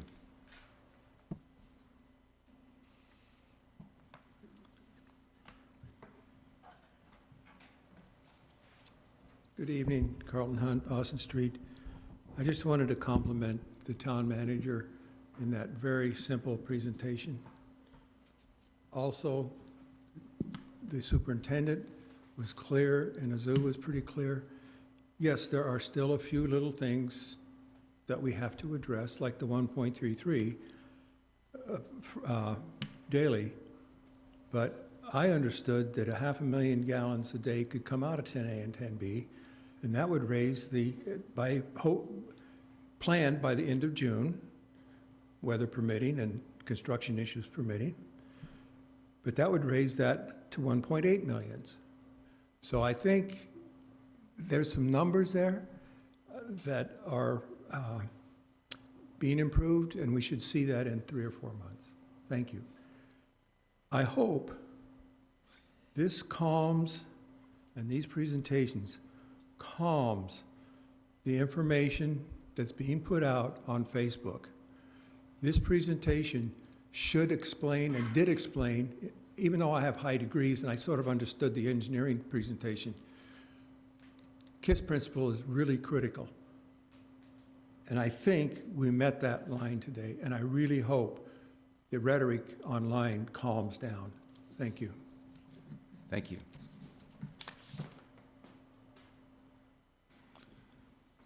Do we have anyone else like to come up and speak? Okay. Well, thank you all for coming tonight. We'll now move into council comments. Mr. Lindy, I'll start with you. I wish we could make meetings cap at 11 o'clock. I don't think meetings are productive after a certain length of time. I appreciate all the residents that are still here. We made a motion, I made the motion like I usually do to extend it past 10, but I stick to that. I think we have too much on some of the agendas, and I think we need to look at that going forward. A lot of work went into a lot of things. I am not targeting any individual, but I think we are showing good faith on this side, and I don't like to see large raises on the other side. I don't like people taking pot shots at the council from the school side. I'm a school supporter. I've been a school committee member. It's just, we've got to figure out how to get the money to pay for the schools, and we haven't figured that out yet. I don't think there's a climate out there for override. I'm reading every day about every other town. A library closing completely in the town of Whitman for not a year, but potentially for 5 years. a council on aging director in Halifax taking a 50% cut. I'm not looking forward to the budget meeting next week because it's not going to be a fun meeting, but it's something we all have to look at and sift out. I appreciate the work my other counselors have put into all of the information here, and I don't want to belabor the meeting any longer. Thank you. Thank you. Councilor Hunt? I usually wouldn't say anything this late at night because I'm just ready to go home, but I had a real privilege today, so I wrote it down, so I'll say it succinctly and get it over with for you. I was privileged today to join the Small Bodies, Big Risks, Clean Air, Healthy Homes, Toxic-Free Kids Forum, sponsored by the Children's Advocacy Network of the Office of Government Relations, Department of Boston Children's Hospital this morning. It was both scary, horrifying, yet deeply moving to hear how both medical organizations and the Massachusetts governmental folks are working to protect our children from dangerous homes, toxic chemicals, the dangerous components in children's toys, clothes, food, bedding, and the air we all breathe. One of their parting statements was a call for us to make sure we are working with the local boards of health. I hope to attend their next meeting. I think there are actually 2 members of the Board of Health now. There could be 3, but I don't think there's a 3rd one yet. And I'm grateful that they have volunteered after several years of Bridgewater having no Board of Health. So that's what I've got to say, and thanks everybody for your time. Thank you very much. Councilor Murphy? Dr. Perry? All right. Well, I'd just like to, again, thank everyone for coming out tonight. Obviously, a lot to talk about. It is getting late. But I do want to, since no one's mentioned it yet, again, thank our Veterans Agent, Greg Martin, for all the work he did on the Vietnam Veterans Memorial, as well as the event itself. It was a wonderful turnout. We had multiple hundreds of people out there. I want to thank the community members that got together to help him put that together, like Mr. D'Amelia, who's here tonight, Sean Flaherty with Yukon Landscaping, and a number of other individuals, and those obviously financially gave to the event. Just again shows how this community comes together for special events such as that. Other than that, again, I'm not belaboring the rest of the night either. I just know we have a lot of work to do as a council to work on the budget that's upcoming. We had a lot of discussions, obviously, on the school side of things. We're going to get into some real fiscal reality of what that means on the town side, government side. I have a lot of tough choices to make. So we'll do the work and we'll see what we can come up with. But I'll stand by the statements I made earlier. I really think it's all parties, all parts of town need to really come together, tighten the bootstraps, and buckle down here, especially for over these next couple, 2-3 years. Thank you. Thank you very much. Councilor Ellenberg? Yes. The Charter Review Committee, I hope that they would consider the option of returning to open town meeting as one of the options that they would study. And the reason why for that is because you all have a voice, but y'all don't have a vote anymore. Only we have the vote. Open town meeting returns everyone with a voice, and they walk in carrying their vote with them. So I hope the Charter Review Committee would consider such an option. Lastly, I think BSU, in terms of our budget matters, will have to help us with providing interns to our school system. And that's all. Thank you. Councilor Kennedy? Yeah, thank you all for a productive meeting, even though it's very long. I want to thank FinCom and the school members, superintendent, school committee members for joining us tonight. I felt like that was productive, and we need to do hopefully a few more of those. We need those questions asked in multiple settings so multiple residents are able to hear it out. That's really all I got tonight. You guys have a good night. Thank you. Vice President McGrath. Thank you, Mr. President. At the Fire Chiefs Association of Plymouth County, the Fire Chief of Brockton spoke against laws that would allow single stairwell in residential buildings. He stated they're a dangerous design for low-income housing. Single stairwells hamper the firefighters' operations and inhibit the safe evacuation of the state's most vulnerable, economic disadvantaged community members. So I don't know if I haven't looked into it, but I think if Bridgewater has that, we need to stop that. Thank you. And as for myself, I wanted to thank everybody in our community for coming out tonight. I want to thank our, school superintendent, our school committee members for coming out for not only one meeting, but 2 meetings previously with our Budget and Finance Committee.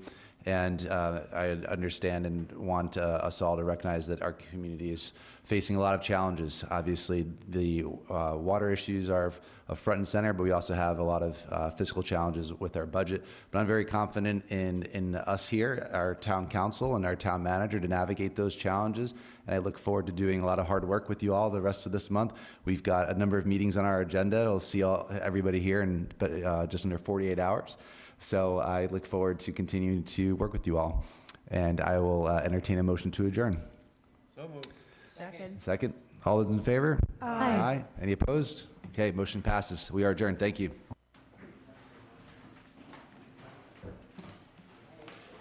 Hey, I'm missing, somebody didn't sign one of these. Oh. I think yours.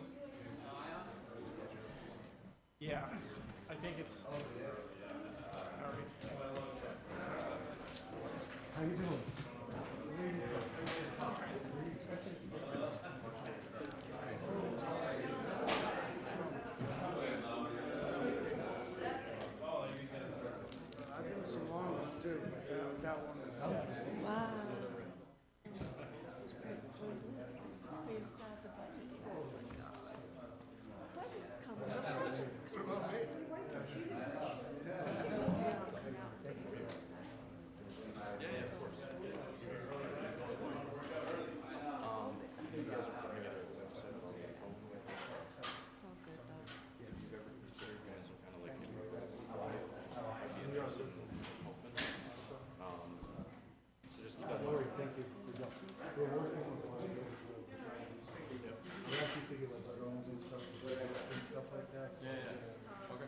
Sometimes it's better. Yeah, because sometimes like these presentations, there's a lot of questions all over the place.